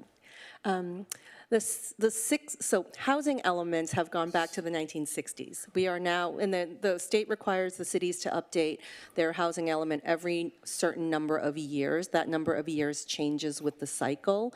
So for 2021 through 2029, that is the 6th cycle housing element. And so the city's housing element in this case was adopted, I believe it was November of 2022. And we submitted it to HCD, and that's when we received the letter in May of 2023, indicating that the city's housing element was in largely substantial compliance with state law, except for this rezoning process that we're discussing tonight. And so this is the big last step that we have before getting certification. And so these tasks are in the big last step after the adoption of the 6th cycle housing element, which has already been completed. I can't be the only one who didn't know all that. Okay, thank you. That's all I was trying to figure out. Thanks. All right, let's open up to the public, please.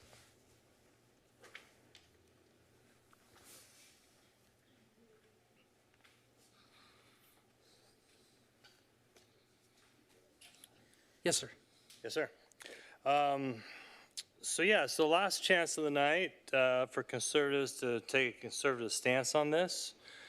Doctrine of the lesser magistrate is one of the things that I follow. And I personally be voting no on it. Part of why is you follow Newsom and the path he takes. I mean, look at LA. Some people could argue half of LA has been burnt down now because of what he's been pushing people towards in various cities throughout our state. Well, something I'm confused about, there's over 50 million of payroll for staff. Why is there not one or more staff people who could address this issue? Why is a $2 million contract necessary to do this type of planning? You know, what are all these people doing at the city? I mean, really using that money towards the $478 million of debt would be awesome. Let's pay the debt down. And quite frankly, Measure K, which is, sounds like it's pushed us into this corner where us as, you know, voters here in the city, we don't get any input. I mean, basically that's what we're hearing. The experts have already decided for us in phase 1. You know, don't let us piddly little voters have any input. I mean, frankly, if we did have input, we'd say things like regional park should really be, you know, the one off of Harbor, I forget the name of it, but anyway, that would be nice if that was 100 acres of beautiful park with like a little bit of housing around it instead of, it sounds like it's going to be all housing now. And Harbors already has horrible traffic. If any of you guys drive there at the beginning or the end of the day, sometimes in the middle of the day, I mean, it's just overwhelming how much traffic we have. And our infrastructure is starting to break down in Harbor, especially near the 405 freeway. There's tons of potholes. You drive in the middle lane, bump, trying to get through there. I mean, it's been like that for years, it seems like. So to add one more set of more housing projects potentially is a huge problem. And frankly, we wouldn't be in this spot if it weren't for having so much election fraud in our system. 3.1 was never certified, actually it was decertified by the EAC. HART 3.2, which we currently use, was never certified. Since we received HAVA money as the county, we're in a contract to abide by HAVA, but we're not. So that's a real concern because every vote for certification of any election by any person who's allowed to certify things is committing fraud for each and every vote. So, you know, and Measure K passed by only 22 votes, I'll remind you. And Manny, by the way, we are a republic, not a democracy. Thank you. Thank you. Yes, sir. Good evening, Council. Jay Humphrey, Costa Mesa resident. As you all know, I'm a firm advocate of public input. I believe that we only communicate with our government and it becomes better. I also believe that if you're going to fail to more information versus less information. And that's an important distinction here.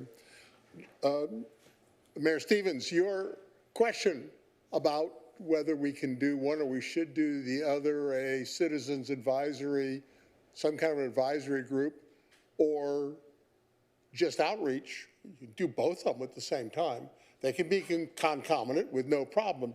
And I personally believe that we've had, by their comments, our staff's comments and the DUDEC's comments, we have in fact had more than enough time and requested a citizen advisory panel a number of years ago, which would have fallen even into that proper timing frame and actually given some basis to be used today, because that committee would be made up of not just residents, but also businesses and other people that are stakeholders in the community of Costa Mesa.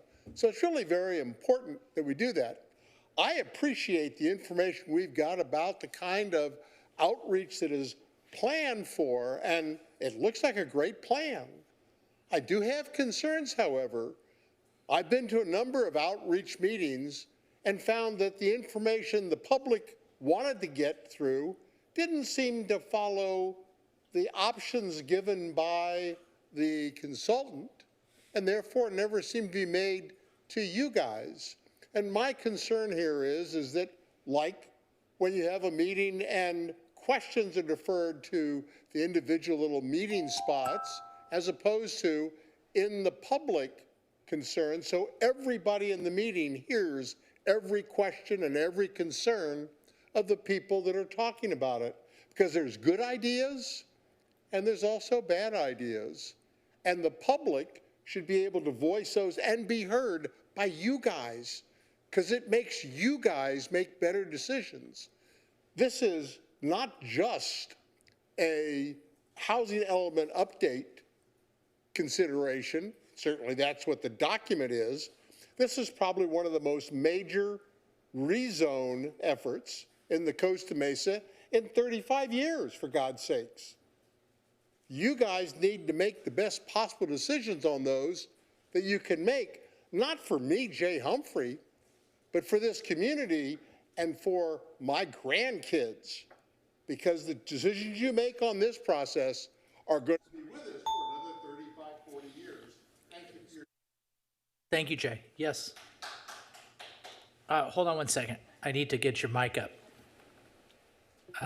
There. Thank you. So I would like to address an issue that might have already been discussed in this manner, or in this matter. I'm new to seeing this plan. This is the first time I've been involved in this. But the streets that were shown on the maps, one was above the 405. There's a lot of blue areas, and then there was 17th, 18th, and 19th. When I was going to high school at Estancia, there was a redevelopment plan next to Estancia, and I knew people personally that had to move out of those buildings, and there was a big concern of the damaging impact of gentrification. We do have a lot of Mexican citizens or residents in this area, and from my understanding, we're not 100% sure how many might be legal or illegal when it comes to the federal government right now. So I just hope there's some kind of cost-benefit analysis on the side of the people here in Costa Mesa to make sure that the projects that are being implemented for housing do not outprice the consumers who are already there. I don't want to see people that I know and love forced out of my community. That's a major concern for me. Thank you. Thank you. Yes, sir. Through the mayor, I thought that was a great presentation, really well done. And Michelle Halligan is fantastic. I always want to make sure I carve out some time to point out things that are going well. But I completely disagree with the sentiment that I heard that things are going well here. One thing I wanted to point out in real time, you guys just got managed. They have these reports. It's reasonable and customary in other cities at OCTA. Earlier tonight on the training room basement, here's the bid abstract. I just watched you guys get managed. We have a city manager review coming up, and my concern is this city council is going to get rolled in that process. So Measure K was approved in 2022. That's 2 years ago. The reality is we don't have a certified housing element. The reality is a year ago, I heard that this process was going to take 2 years. I'm here tonight hearing it's going to take 2 years. You guys really think we're going to be building housing in this process? I haven't heard one person say, what can government do to expedite this and do it faster? I had a woman reach out to me for a simple ADU, 225 square foot. It took that poor woman 1 year to get her building plans. And you guys think you're going to do housing? Come on. We just had under that urban plan a beautiful, at the old RUCA, 38 units. It came through council. Council gave feedback. A really quality developer took all that feedback, right? It took so long. It took 21 weeks for them to get there. And by one thing, that's the rapid pace. But when you look at that urban plan, because I read it, it set a plan for 14 weeks. That's a 50% miss. That's not exciting. That's not doing great. So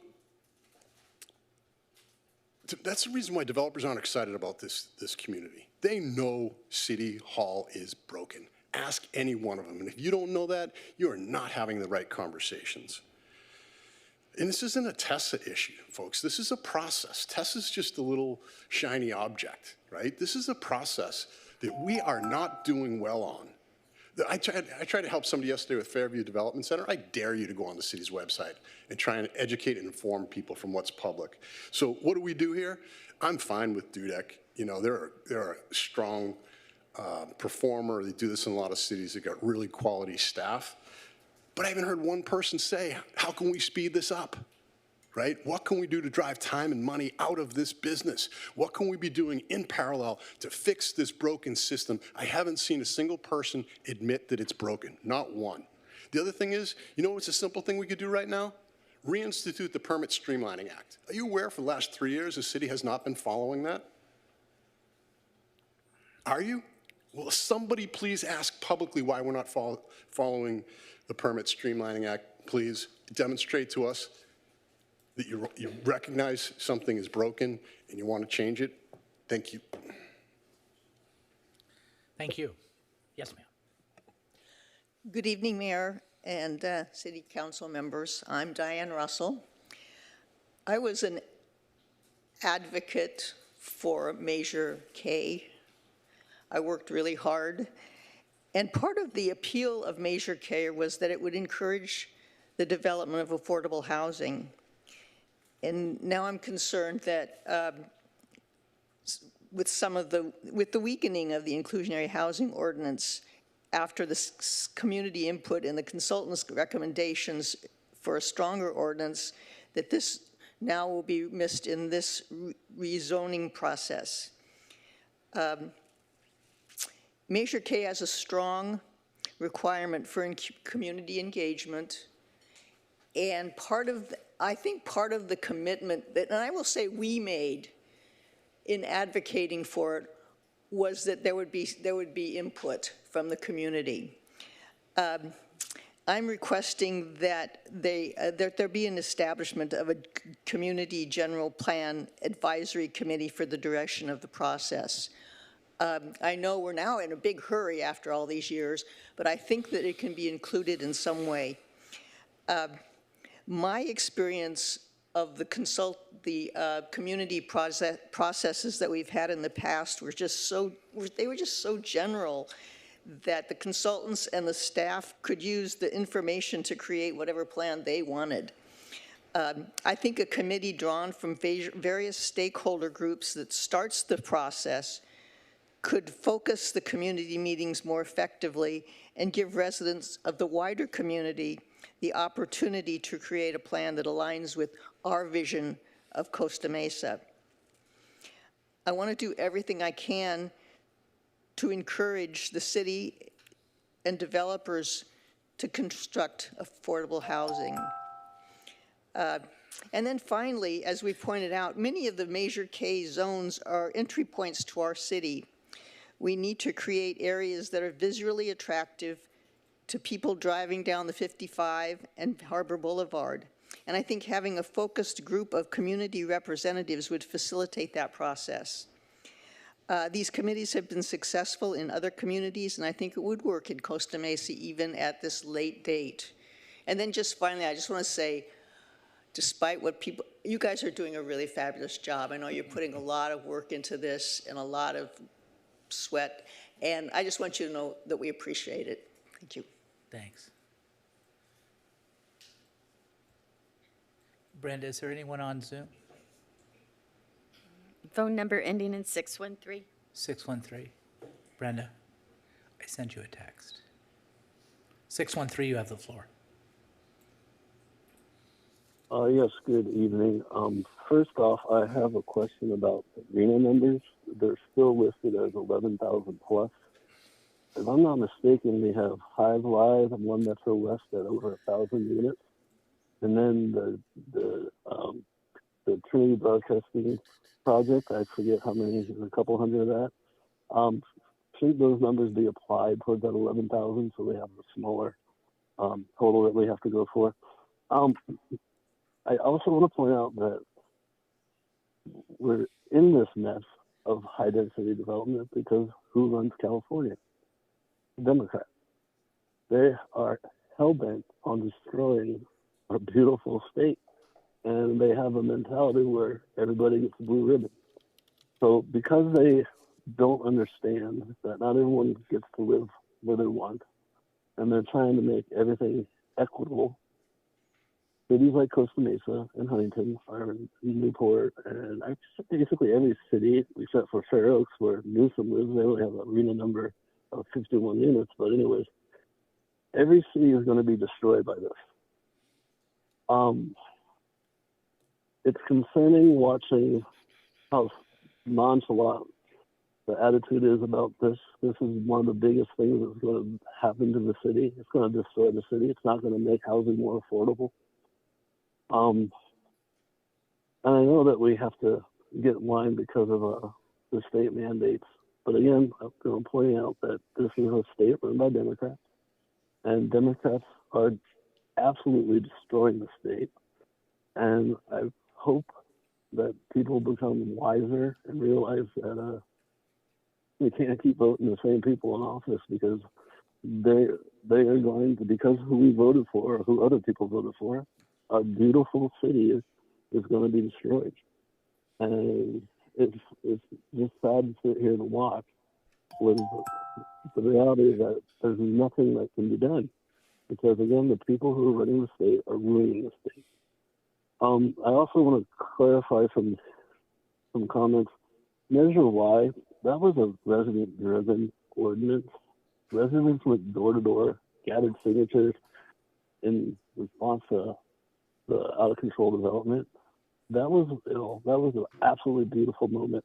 And this council majority put Measure K on the ballot during COVID, where everybody was locked down trying to figure it out.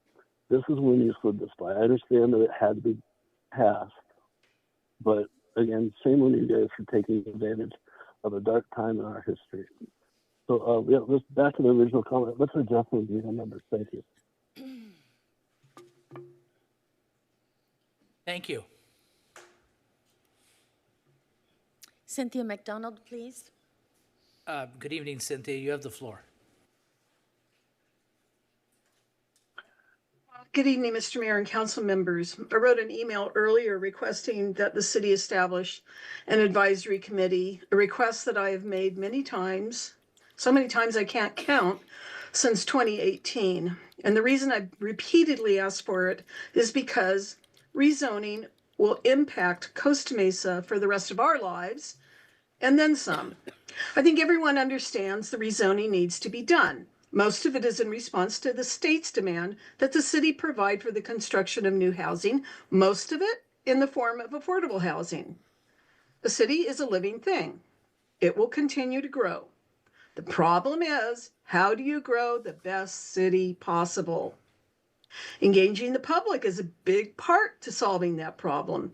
An advisory committee not only gives input to the city, it also educates the public so consensus can be formed, and there's no backlash against the city and the city council when the final plan is approved. In that regard, I was really taken aback by the adversarial statement contained in the DUDEC proposal, which was that it would help staff with, quote, strategies for successful conflict resolution and de-escalation in anticipation of potentially challenging community discussions and dynamics. Why does the city think there will be a need to de-escalate any situation? You know, good communication and community involvement will head that off. You know, I've often sat around my house and watched these council meetings and turned to my husband and said, why does the city hate its residents? So once again, I urge you to form an advisory committee. We are not that far down the road. Otherwise, this contract would be for a much shorter term. With respect to the need for efficiency and speed, if you skip over visioning by an advisory committee, you will end up with a less than desirable product. So far, the state is accommodating cities that are showing they're making an attempt at working on housing element programs. So please don't think of the residents, the business owners, the shareholders of Costa Mesa with such a negative attitude. We aren't all NIMBYs, we aren't stupid, and we're familiar with things like architectural design. I know the Measure K sites, the housing element sites, I know the overlays, the specific plans. I know the circulation element front and back. There are many in the community who are well educated. We can pick up the ball and run with it very quickly. That was done with another task, the Active Transportation Plan. So let's make and grow the best Costa Mesa possible by engaging the community and establishing an advisory committee. Thank you. Richard Huffman, please. Mr. Huffman, you have the floor.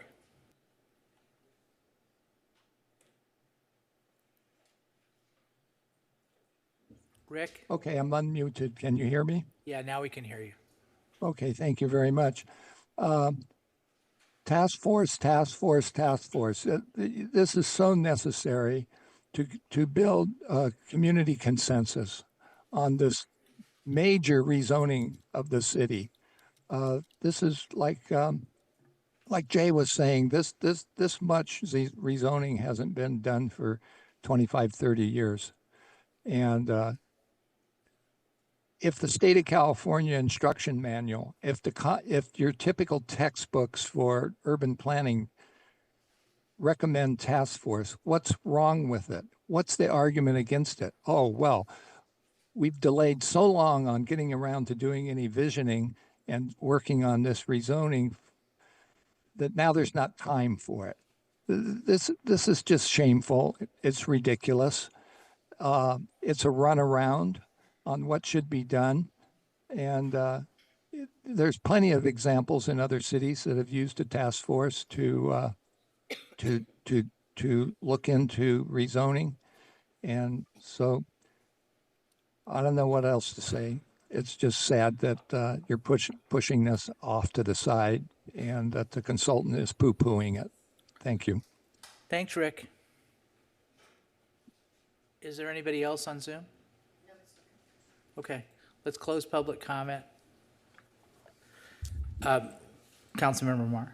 Yeah, I'd like to move to approve new business one as written with just one friendly note. I won't even call it an amendment. There has been a lot of discussion about visioning. I do not support the notion of creating a citizens advisory committee, but I do think that we can get as creative as possible to engage people with where they are. And I think we can be very intentional, as we were with Measure K, with engaging groups, Costa Mesa Affordable Housing Coalition, other interested parties, so that we were getting very directed feedback at points along the way. There's more ways than just a task force to do visioning. And I think one of the things that I very much agree with is that having a very general community meeting at the senior center at 6 p.m. on a Tuesday does not always give us the best feedback. And so to the extent we can truly meet people where they are in the Spanish-speaking community, in the communities where people frankly do not have time to devote 3 hours to an evening meeting, I do want to make sure that we are doing effective community engagement, that we are asking people what their vision is for Newport, for the West Side, for the parts of the city. I mean, we haven't even talked about design standards in this meeting, right? But there is a huge opportunity to make sure that we are doing what the public wants.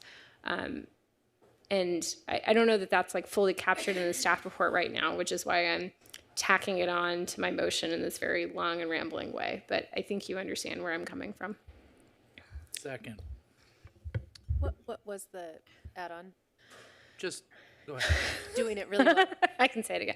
I just I just like not adding a task force, but being intentional and creative in our community engagement and making sure that we're trying to do it right, and it is not constitutive solely of like large community meetings that are sort of so generic as to be meaningless, but rather, one of the things I've talked with staff about is showing up at concerts at the park, showing up at these other events that we do, so that we're not taking people like out of their element. We're asking them in real time what they prefer. So I know staff has some ideas. I know the consultant has some ideas. I don't want to be terribly prescriptive up here, but I just need to like double down and emphasize how important that is and how much of the process that needs to be in a way that I don't think came across in the staff report. I second that. I'm going to triple down on it because, and so like, for example, there are places, and we all know where they are, right? Neat Coffee, Moongo Coffee, what do you call it? Where's that? Hola, adios. Hola Adios, Salty Bear, Randolph Street, all these places where we can go where the people are that are really going to reap the benefits of the product that's created by the zoning. For example, when I was telling you earlier in my comments where I spoke at the Soy Leadership Academy, they would be a great place to go to talk to because they're in high school. And when I spoke to them, I said, frankly, you all are probably too old to benefit from the work that we're doing. And sadly, and I've just printed this thing off. I hope it can it be placed on the screen so the public can see it? This is a slide that I took when I was at my mayor's conference in Washington, D.C. And I do not want the comments that I'm going to be made to be misinterpreted. I appreciate and honor the work that staff is doing and the DUDIC is doing and everything like that, from soup to nuts, everything you're doing. This has nothing to do with you. But, yeah, please put it on the Elmo. That's upside down. I'm going to wait till it gets right side up. Can we do right side up? Is that possible? It's coming. It's coming.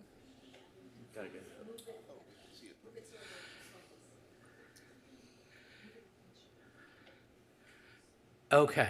There you go. Yeah, it's okay. There. Now my eyes can see this slide. So the council has it.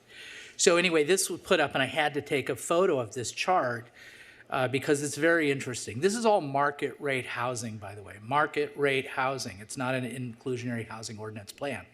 Supply boost. There was a gentleman who gave a long presentation on the housing crisis around the nation, and I found it amusing. He said there's a housing crisis in the nation, and the average price of a home across the country is $420,000, right? Which I thought was kind of interesting because 420 has some meaning in Costa Mesa, and so I'm sure that was just coincidental. But we haven't been able to buy a house for $420,000 in Costa Mesa for probably 20 years. But anyhow, I digress. So look at this with what market rate housing has done to these other jurisdictions. Austin, Dallas, Orlando, none of them are in California, which is interesting, and there's a reason for it. Phoenix, Salt Lake City, San Antonio. The effective rate change due to the supply boost as of 2023, and look at the different classes, Class A, Class B, Class C, and that represents Class C, kind of the lowest price point in the marketplace. So in Austin, by increasing their supply, and I know it's apples and oranges, but still it's just worth looking at, I think, for just briefly. The market average has gone down totally 6% because of an additional supply. In Class C housing, which is the lowest price point housing in Austin, it's gone down almost 8%. The rents have gone down 8% in Austin as a result of increased boost of supply. So all this stuff that we're doing, and we're working so hard, and we're devoting so much money, and bless your heart for doing it, and don't think for 1 second that I don't appreciate it, or any of these comments are directed negatively toward anybody who's involved in that effort. But what troubles me about it, and it's a construct I think we've created in the state of California, certainly not in Costa Mesa, and certainly not attributable to the Costa Mesa staff or to DUDEC, is we're spending inordinate amount of time working through programs and housing element. I don't even know in Texas if they know what a housing element is, right? We would probably be speaking another language in Texas if they say, what do you think, a housing element, partner? You know, it's like, I don't know what you're talking about, you know? And I love Texas. We've got offices in Texas and Austin and so forth. They probably don't even know what it is. But they're building homes. They're building homes. And at the end of the day, this is about cutting ribbons, breaking ground, and having people move into their homes. And the sad part about this, as much as I really appreciate all the work you're doing, I just see that so far down the horizon. And that's why I think it's important to go to the kids at Soy, because really they're the ones that are going to benefit from it. I mean, not even my kids in their 30s. I don't know when those houses are going to be built. It's discouraging, but keep up the good fight. Do the best you can. I support the motion. Can I add a comment, Mayor? Yeah, so you tripled down, I guess I'll quadruple down on the, on the engagement comment. And I want to, we've had a lot of questions. There's a lot of, terms that I think are not relatable to, even where overlay versus specific plan, right, can get very complicated. This process should, the outreach and the engagement with the community, must be relatable. And it actually should be very fun.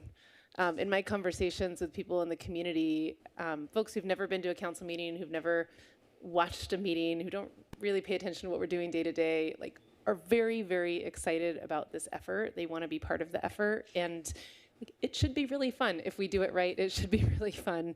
One of the comments, I think the evidence of a successful engagement is that when we get to the end of that process, there's broad support, and the the visions that come out of different regions might be very different. They'll probably be very different, and so yeah,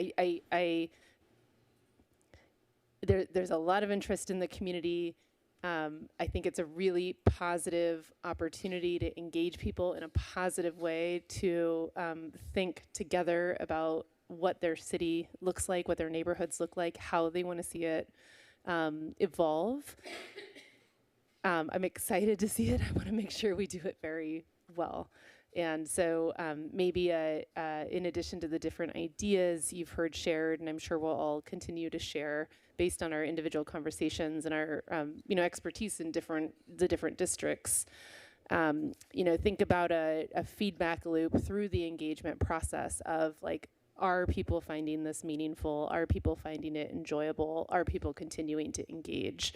I think that'll be a really good marker of successful engagement. If we see people, not showing up or grumbling about the process, we'll want to address that quickly. Yeah, thanks. Anybody else? Councilmember Pettis. Yeah, it won't be long. Thanks, Mayor Stevens. I'm, I know of Dudek from the before my being involved in the city council. I think you're a great company, and I'm inclined to vote yes. But I went from, it's the weirdest thing, I went from yay visioning committee in the public to now I'm not so sure. And the reason is, I think that we need to be efficient and get going. I think we need to be quick in the decisions we make, and I started thinking about, I started looking at these overlays. I'm like, uh-oh, it's starting to get bluer. Oh, in Newport Boulevard, is that near my district? So it makes me nervous, and I think that rezoning is something that I'm going to have something to say about. I know the housing element is here, and we need to deal with RENA, and we need to get certified. But when I listen to some of the comments on the visioning, the city advisory committee, and Cynthia, I know you're listening, and I get a lot of, you're a very smart woman. I get a lot out of what you write. But the people in the community were mentioning high density and mentioning affordable housing, and now I suddenly realize they're going to form an advisory committee with no thought about single family R1, R2 preservation and the character of the neighborhood. So I need to be careful for what I wish for, I guess is my point. And I think it's all important, but I guess what I'm trying to say is I'll be watching. And that's it. Thank you. Thank you, sir. Councilmember Bewley, then we'll go to the Mayor Pro. Thank you, Mayor. Yeah, just a couple brief comments. Yeah, I'll be voting yes for this as well, but I just wanted to clarify a couple earlier comments I guess I had made. But yeah, I'll be voting yes because I want to move the process forward. And given the environment we're in, we've got a housing element that clearly is being mandated and dictated. And we've got these RENA numbers that are being dictated to us. And my comments earlier weren't directed to that I'm anti-development, I'm pro-development. But philosophically, I think when you're talking about such a significant issue, and we heard it all from the public tonight, this is the most significant rezoning that the city's going to be facing in, I guess, the last 30, 35 years. And it seems things that impact at that base level nature, character, what our city's about, that should be left to the city at this level to make those types of determinations. And I'm philosophically, I just have issues with Sacramento and Rena and these guys coming up with a statewide master plan and then passing laws and ordinance that mandate how we are supposed to implement that in our city, and then back to my earlier comments, and then figure out how to pay for it. So I just wanted to clarify that. I'm not anti-development. I want a vibrant city that attracts developers, but I want the city to have a say in what our city is going to look like in 10, 15, 20, 30 years from now. Councilmember Guimaros. Thank you, Mr. Mayor. You know, I want to say a few comments myself in hearing all of this and all the moving parts.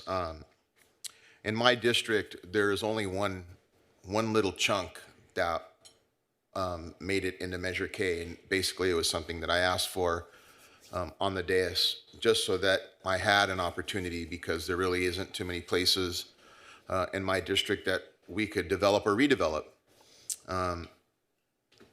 What I want to say is, for anyone who's against this, you're going to have plenty of chances to say no. You're going to have more chances to say yes. And what I would suggest is, when the developments come, pay attention. One of the things that I did is I met with every single developer that was interested in developing in the one little parcel that was in my district. I had certain asks that I wanted to see that benefited the community. I reached out to the community, I reached out to the developers, I reached out to various consultants and asked, like, what do you want to see get built here? What would you want to do? What's going to work for the surrounding community, the surrounding residents? So take that into consideration as you scrutinize this process moving forward. You're going to have plenty of opportunities to meet with developers and see what's going on. We're not just going to come and land a 25-story tower in your backyard and say, sorry, there goes your view, figure it out. It's not going to happen like that.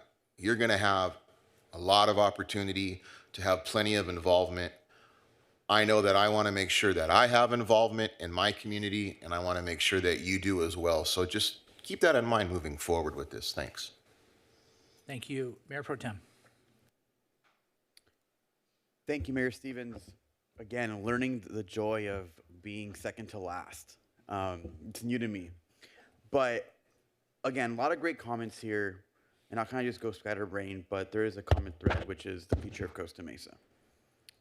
We definitely need to have more community involvement, and I'm happy that at this point I'm quintupling down on more community outreach. But the reason why that's so important is because it's very simple to me. When I was city council, I ran on a very clear message, which is I'm running for the next generation.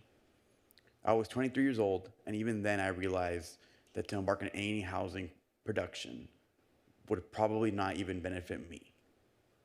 I'm now entering 30 years old in 3 months, 4 months, and I still recognize the large amount of unfairness that my cohort has, that we probably won't be able to afford a home in Costa Mesa. And I'm looking at the kids I serve at Soy. You know, my sister's now 15, right? She was once 9 when I remember council, now she's 15. And I don't even have hope that they'll own a home in Costa Mesa. That's messed up. That kids that grew up in our city, that went to our schools, that love our community, that work in our community, don't have the opportunity to own or rent in our community. I want to move as quickly as possible for a lot of reasons. One of the big ones is for Costa Mesa security and not having projects jammed down our throat, but also because I'm seeing the youth of our city grow up, and I'm not seeing us move fast enough to accommodate them in 5 years' time when they come back from college. And that's the approach I'm going to take on housing.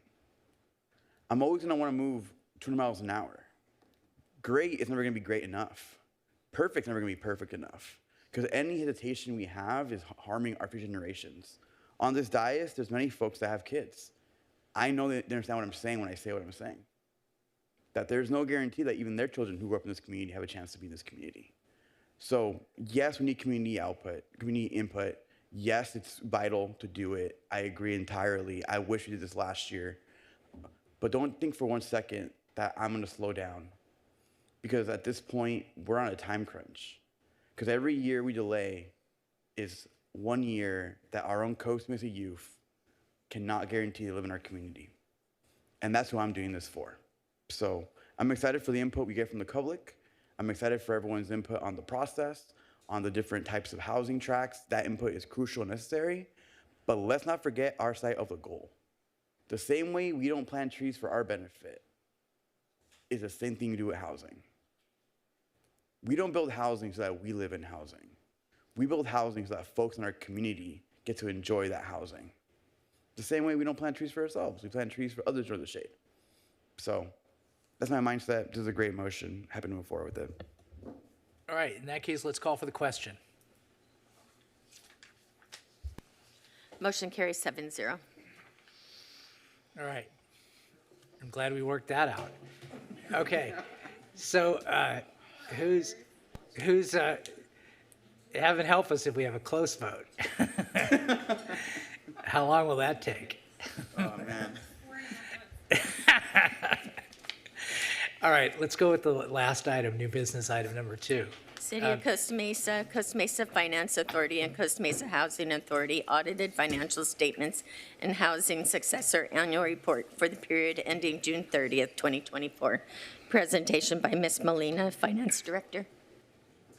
Ms. Molina, you have the floor.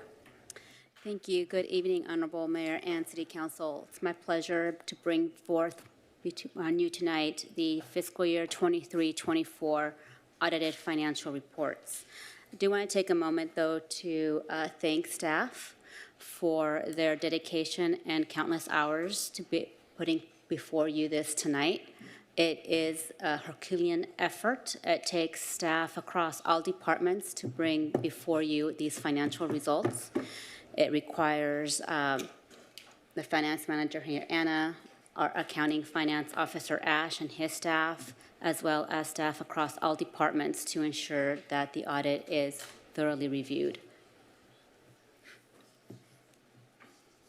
So tonight, we'll be providing the audit overview for 23-24, providing you the financial performance, going through the general fund revenues and how they ended in 23-24, our status of our general fund reserves, the housing authority, and finally, our next steps. So just a reminder, our fiscal year starts in July 1st and it runs to June 30th. In 23-24, that's last year, the adopted budget for all funds was $234 million, and our general fund came in at $180.3. The city follows all of our GAAP and GASB, municipal accounting regulations. For audited financial statements, we are required to follow all of the GAAP and GASBs before us. And furthermore, at FIPAC, we presented the year-end results twice, the first one on January 29th, and provided them an opportunity to come back for additional requests, feedback on February 12th. I'm going to turn it over to Anna, our finance manager. Good evening, Mayor and City Council. So as Ms. Molina said, to go further into the finance overview, so what is our finance? It's a fund, is a group of related accounts used to maintain control over the resources that have been segregated for specific activities or objectives. We follow all GAAP and we use this fund accounting. There are several different government fund types: general fund, which is our unrestricted fund, special revenue fund, capital projects fund, debt service fund, and these three are restricted. We also have our internal service fund, which can include workers' compensation and general liability, and then we have custodial fund. So to get further into define what each type of fund is. General fund, as we know, this is our main general fund for government and general purposes. Tax revenue is the primary source of its revenue. And with this being said, it's very important to monitor the fund balance. Special revenue fund, these track specific sources restricted for certain purposes, such as grants. We have our capital projects funds, which is used to track large capital projects over 30,000. Our debt service funds, these are used to pay long-term debt obligations such as bonded debt. We then have internal service fund, which is what we collect revenues from departments to pay for services to all city departments, such as our equipment replacement, legal claims and settlements, workers' comp, and technology replacement. Then next we have our custodial fund, which is used to account for funds held by the city in a fiduciary capacity, previously known as an agency fund. So as part of, for the FY 23-24 audit interview overview, what does this consist of? This consisted of our annual comprehensive financial report, which was that document that you guys received. And we received an unmodified clean opinion, which is the highest opinion possible. Our city's ACFR continues to be award-winning. We did receive the GFOA certificate for achievement of excellence in the financial reporting for 26 years now. Our annual financial audit was conducted by Davis Farr, which is an independent accounting firm. And in this audit, it covers our city's financial statements for all funds as well as internal controls. So what was the scope of the audit engagement? As mentioned, they did compile our annual comprehensive financial report, our financing authority financial statements, which tracks our bonded debt, our housing authority financial statements, and then we have our air quality improvement fund and our GAN limit reports. And then we also have our single audit of federal awards, which is currently in process. As you can see, this is a snippet of the independent auditor's report that you can actually find in the ACFR. In the highlighted yellow, this is the opinion from the auditor, pretty much stating that it presents fairly in all material the respective financial position of the government activities. Okay. Thank you. Thank you, Anna. The auditors also evaluate internal controls. They're ensuring that they're reviewing all of our cash receipts, our procurement, cash disbursements, payroll, investment, banking, information systems, make sure that there's multiple internal controls. An example is in order for any financial dollars to actually leave the city's banking system, it requires 3 staff members to actually touch the banking system before any funds are released. That's on our side. JP Morgan, who is our banking institute, also has their own internal controls to ensure that the city's finances are not released until the proper authorities are provided. So the audit results on compliance. There was no material instances of non-compliance. The general fund expenditures were within the City Council approved budget. There was no procurement compliance issues or investment compliance issues identified. There was no debt compliance issues. There was a delayed receipt of audit schedules that did add a little bit of timing to the audit. That being said, there was no disagreements that occurred with management, and with the delays, the staff will be implementing project management controls to avoid any future delays. So now for our financial performance review for 23-24 fiscal year. So our all funds totaled $139.9 million when we started the fiscal year on July 1st. As you can see here, we had over $225 million of revenues and transfers in. Our operating expenditures totaled $181.4 million. Our CIP is $12.4 million. Transfers out, about $18.9 million. For operating results before any debt payments at $13.3 million. Then our debt service payments of $3.4 million took down our fund balance to $149.8 million for a positive change in fund balance of $9.9 million. So our general fund, as you can see here, our revenues in our general fund increased by $6.2 million, ending at $183.9 million. Our operating expenses was also reduced from increased $149.8 million to $167 million. Our transfers also decreased from 26.5 to 15.6 for a $10.9 million difference. As you can see, our fund balance in our general fund grew by the end of 23-24 of $1.3 million. So to provide an additional overview of what transpired as a net for our transfers in our general fund, we did do a true-up of the Canon IT replacement fund. As you know, we're required by the city's municipal code to provide 5% of our general fund revenues to our capital and 1.5% towards our IT. We identified $1.5 million towards the fire training towers, $1.2 million towards golf course and tennis center, $1.1 million for our Lions Park Cafe. We dedicated an additional $1 million towards our workers' compensation reserves, $900,000 for our housing element and visioning plan, which you heard earlier tonight. Rental assistance of $500,000. This was actually a pass-through from ARPA through the general fund. Transfer to our arts and culture fund for about $400,000, our bus shelter for $300,000, and fire engine apparatus of about $300,000 for the $10.9 million difference of the net transfers year over year. So for our revenues, our property tax totaled $56.4 million, or 5.7% higher than the prior fiscal year. Our cannabis revenue totaled $3.2 million, higher than the previous fiscal year of about $900,000. It's mostly due to the full annual receipts of some of the new Measure Q cannabis businesses that came on board.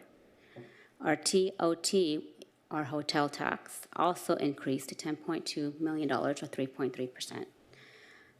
However, our sales tax receipts came in to $76.4 million, which was a decrease of $3.5 million, or 4.3% from the last fiscal year. So for our fund balance, our audited numbers, as you can see, we reached $60.4 million in our general fund reserves, the additional $1.3 million that was already discussed, which mostly fell into our unassigned fund balance category.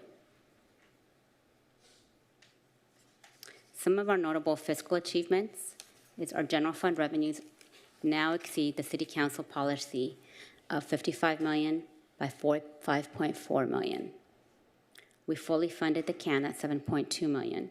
We fully funded the IT replacement fund at $3.1 million.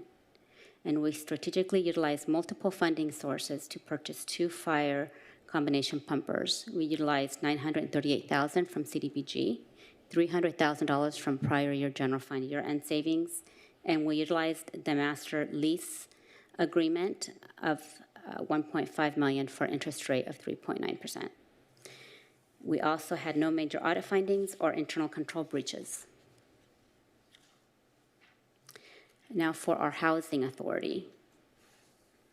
Our housing authority is a separate legal entity that was formed in 2012 to function as our successor to the dissolved Costa Mesa Redevelopment Agency. This also includes accounts for the city's homeless program and shelter, among other housing-related programs. Some of our housing authority programs include our single-family rehabilitation program, Federal Neighborhood Stabilization Program, Costa Mesa Family Village, Habitat for Humanity Low Program, our James Street Rentals, Affordable Housing Administration, and in fiscal year 1920, we included the Homeless Outreach Program and the Bridge Shelter Operations. So how did our housing authority end 23-24? So we started the fund balance at $8.3 million. We essentially net neutral for our revenues transfers and our expenditures going out. So for our revenues of 6.14, we wanted to identify the breakdown of what constituted the $6.14 million that the housing authority receives. 1.3 million of which is from the city of Newport Beach towards their contribution of the homeless shelter. 940,000 are housing authority revenues. That includes loan repayments and some grants. $2.3 million of general fund to the housing authority for homeless program costs and bridge shelter. $500,000 from FEMA for a rental assistance program. $1.1 million of ARPA funding for our Mercy House rental assistance program and for households facing just cause evictions and for our homeless outreach program. The $8.3 million in reserves includes $1.9 million for our housing program, $1.2 million for our Costa Mesa Family Village, $1.1 million for our first-time home buyer program.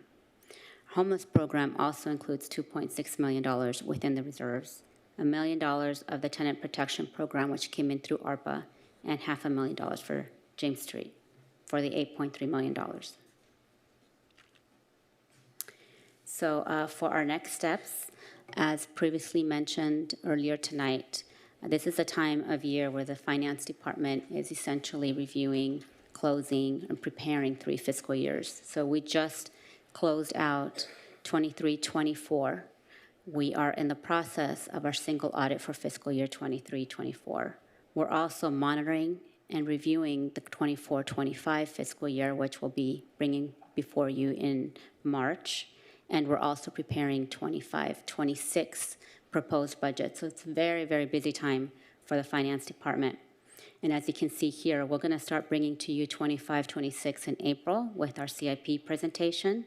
The operating budget will be coming before you in May for a study session with a potential adoption date of June 2nd, and if needed, June 16th, with the fiscal year ending on June 30th.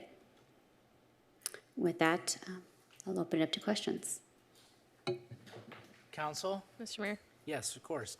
Councilmember Marr. Ms. Molina, can you say anything more about the reduction in sales tax? Do we know what that's due to? The reduction in sales tax, we started to see some reductions auto sales as well as some sales in our merchandise. How much are we getting right now through the Wayfair decision? Through the, I'm sorry, what? The online sales tax that's remitted back to us. Do we know? I can get that number to you later. I don't have it on hand right now. Yeah, I'd be curious to understand the historical split between the sort of in-person and the online sales tax over time.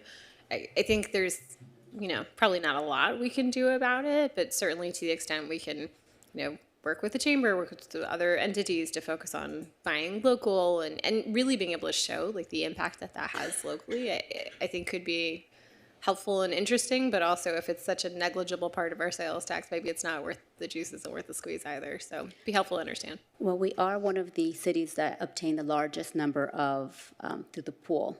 All of online sales essentially goes into the Orange County pool, and then it gets distributed to the cities based on the brick and mortar sales. So the more that are the sales of the brick and mortar within the city of Costa Mesa, the larger the share of the pool. Yeah. If that helps. I just don't have a sense of whether it's 5% or 25% of our sales tax numbers, so. I'll provide that to you. Okay, thank you. Thanks for listing the dates. That was gonna be one of my questions, was when we were gonna see the CIP.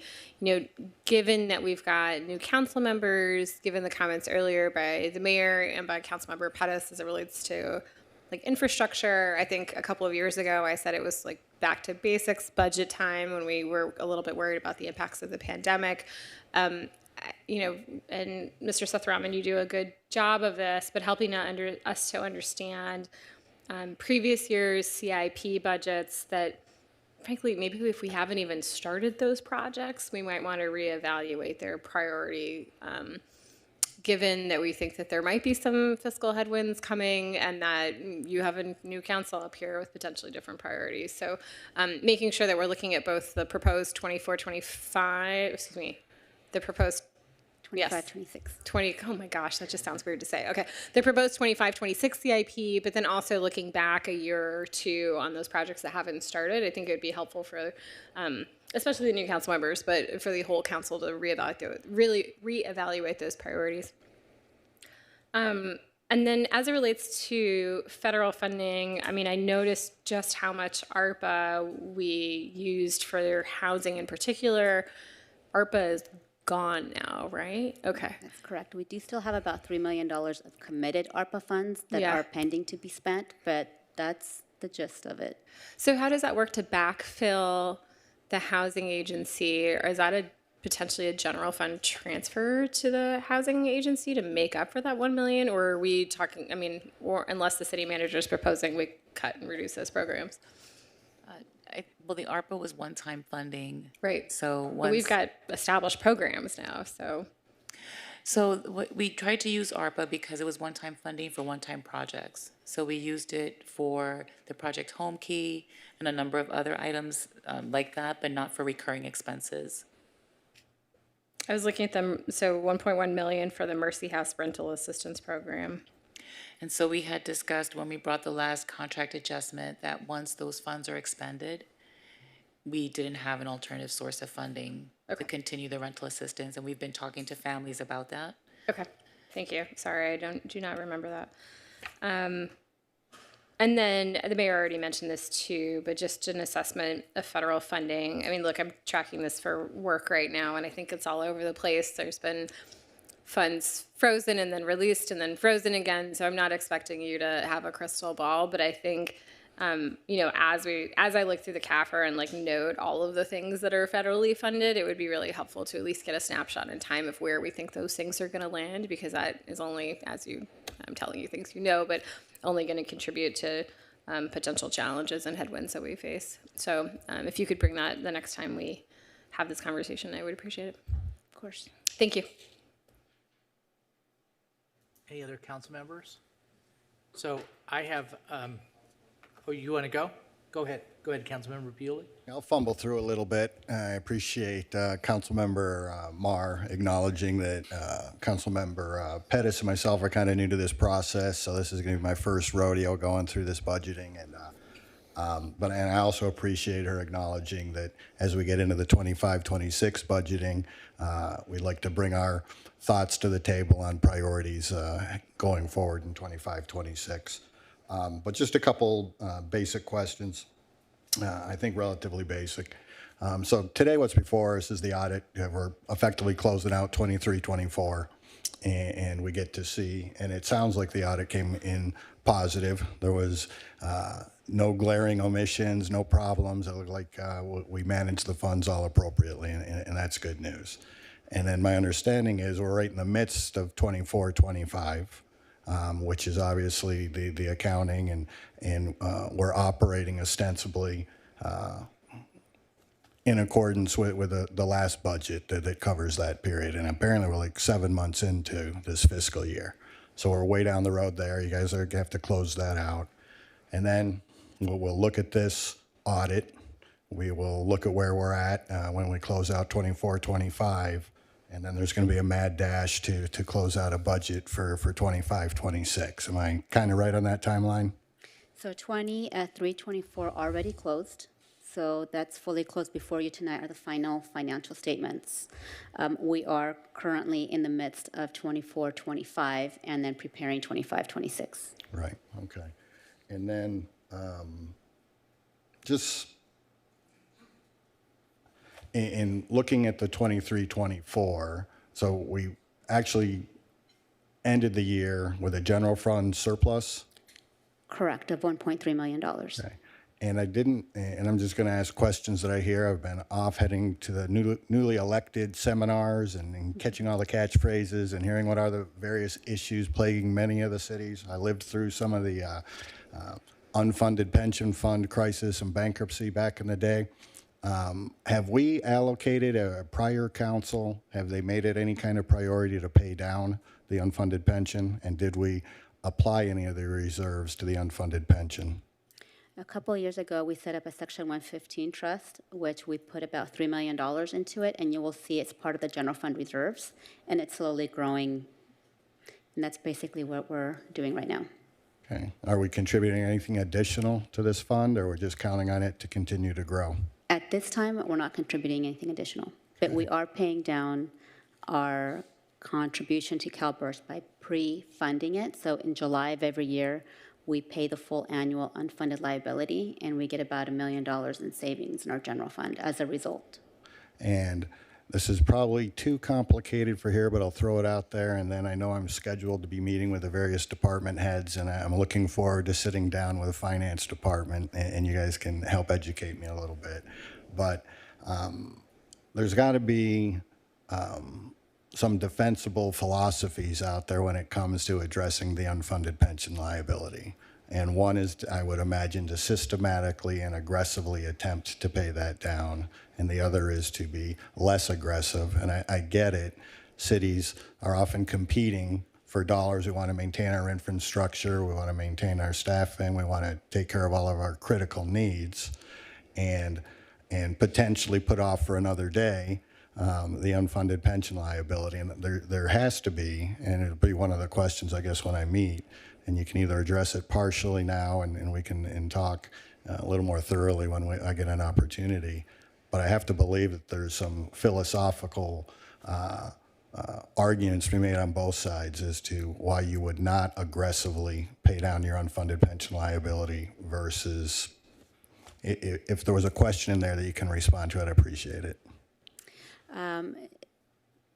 The biggest driver to our unfunded pension liability really is the investments, right? So what's the result of the investments for our CalPERS?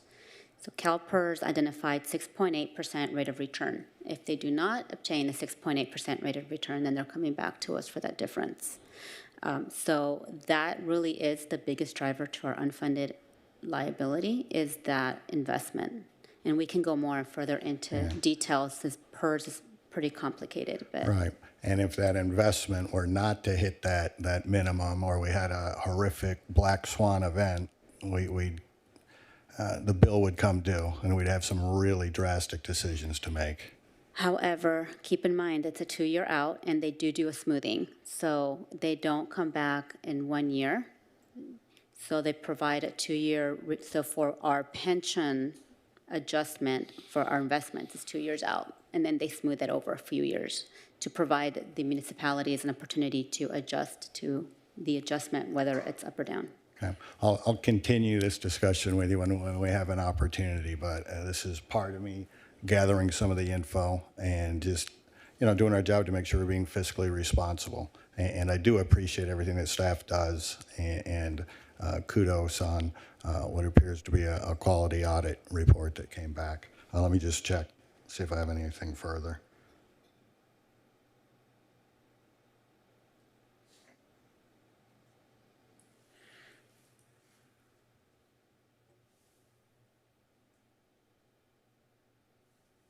No, that's all I've got for right now. Thanks. Thank you. Thank you, Councilmember. Councilmember Pettis? Fiscal responsibility, thank you. And I wanted to piggyback on what Andrea Mara was saying about this. Curious sales tax decreased to 3.5%. I think it's 3.5%. And good to see that cannabis nearly washed that out. In terms of sales tax, we look at South Coast Plaza, cars. TOT doesn't really fall in there, kind of does. But I'm going to be focused on the business-friendly aspect of the 17th corridor, as well as Newport Boulevard, whether it be beautification of the public walkways, looking at homelessness. I think there are things we can do as a city to encourage business growth, fast-tracking the process for permitting and whatnot. So I think there's action we can take there. I'll be focused on the infrastructure part and business-friendly aspects. So I just wanted to throw that in there as a heads up for the future. Thank you. Thank you, Councilmember. So I have a few just things. I'm trying to understand and reconcile a couple. If you could go to slide 15. Can you go to slide 15. And then turn to, please, to the page 4 of our staff report. Okay? And so if you look at the bullets, so property tax, it says $3 million higher, okay? And so that is consistent with the first bullet. So there we're on the same page. Are you with me? Yes. Okay. Now you go to cannabis, and there's it looks like a discrepancy, but maybe I'm reading it wrong. It says cannabis tax revenue, this is reading from the staff report, increased by 2.3 million. But then when I look at the next bullet, it says in the critical part of this, PowerPoint, higher than the previous fiscal year of 0.9 million. Why does one say 2.3 and one say 0.9? I'll double check, but the cannabis tax, the all-in for cannabis revenue, we get other revenues on cannabis that's not just tax. We get the employee badges, we get CUPs, we get other kinds of cannabis-related revenue. The 3.2 million is all in, whereas the 2.3 is solely the tax. Right, I know, but you see, one says higher than, which means an increase, right? Higher than the previous fiscal year, and this is cannabis, and then on the staff report, it says cannabis revenues increased by 2.3 million. So I was really thrilled when I read the 2.3 million, and I was a little bit, bummed out when I saw it was 0.9. So should I be thrilled or bummed out? Last year, the previous year, not the year we just closed, the prior year, 2 years ago, was 0.9, which would make sense because that's when the cannabis Measure Q started. We had fewer stores open. So we're talking about in the staff report, we're talking about, and the PowerPoint, we're talking about two different fiscal years? I don't understand that at all. I'll get back to you on that. Okay, good. All right. Yeah, please do. Can you, if you don't have the answer now, it's cool. We could just talk about it later. But then if you look at, and it's the same thing with transient occupancy tax. You see how it says, oh, wait a minute. It says, oh, that's correct. Okay, that's correct, because that says 300,000, and it says 0.3 million. So that's consistent. And then it's consistent on the 3.5 million. So the only one where there seems to be a discrepancy is in cannabis revenue.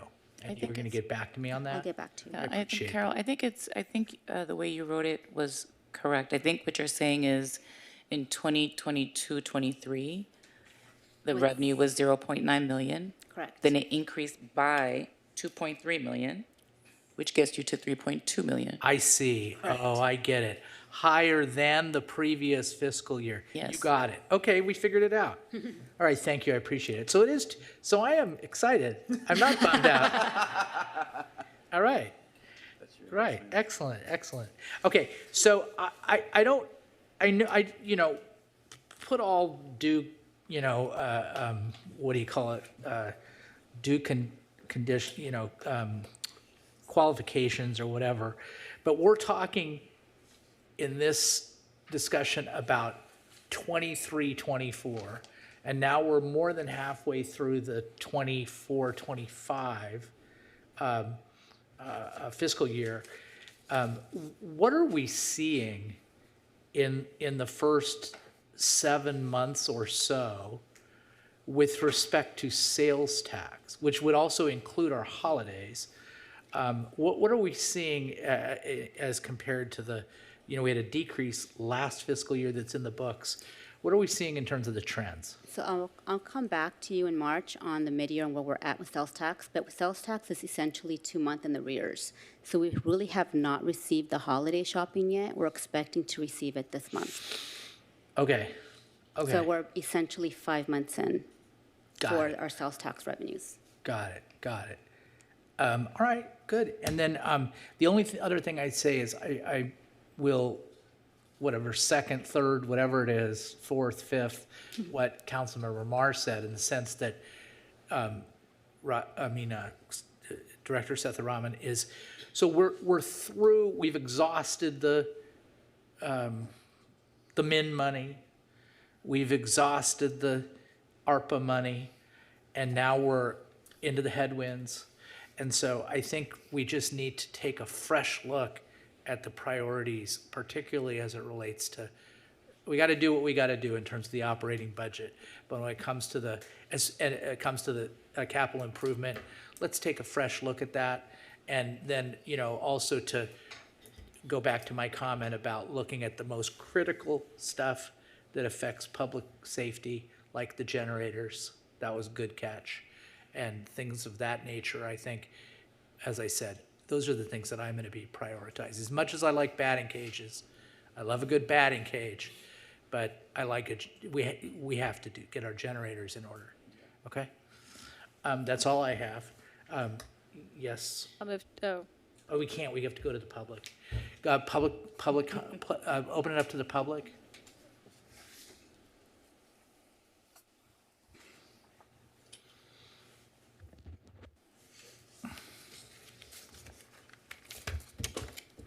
Through the mayor, folks, I really don't like to be here, but you guys are giving me so much fodder for my cannon.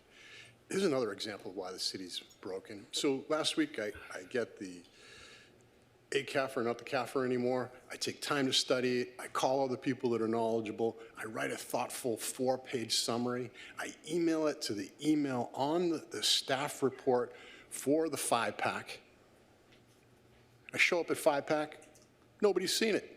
Nobody responded to my email to tell me what was happening with my email. It's optional to respond to the members of the public. You need to change it. You need to change it right now, tonight. Somebody say something.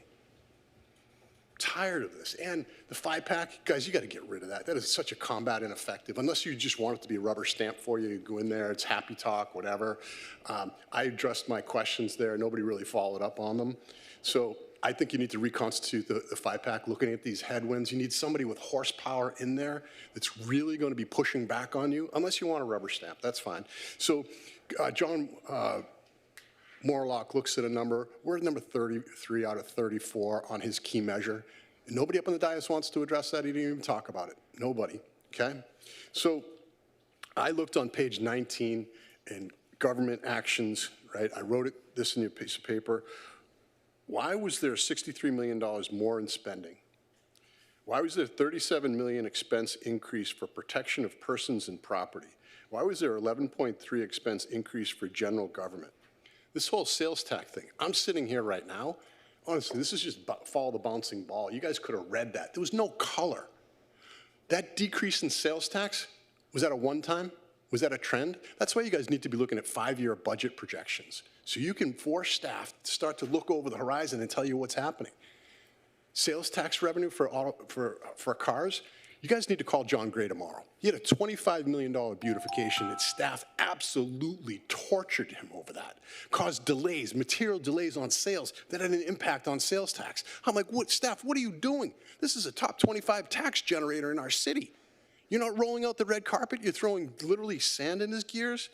You know, this whole cannabis thing too, like hallelujah. Why don't we take that incremental, we budgeted $2.5 million, that's $1.5 million that came in over, right? Why aren't we putting that to unfunded pension liabilities? Why are we sticking it in general fund in the candy store, right? And oh, by the way, 0.5%. I've watched staff multiple times look at staff and say, 0.5% is supposed to go to first-time home buyers in the arts. $400,000. Staff, I'm not going to get any luck having staff respond to me if I watch the mayor and city council give staff direction and they summarily ignore you. $400,000 in the arts that's doing absolutely no good. I'm tired of this. Don't make me be a gadfly. We got to get better. Thank you. Anybody on Zoom? Mr. Mayor. All right, close public comment. Councilmember Marr. I'll move to receive and file. Okay, and second? Okay. Any comments by anyone? No? No? No, no, no? Call for the question. Motion carries 7-0. All right, thank you, everybody. We're adjourned.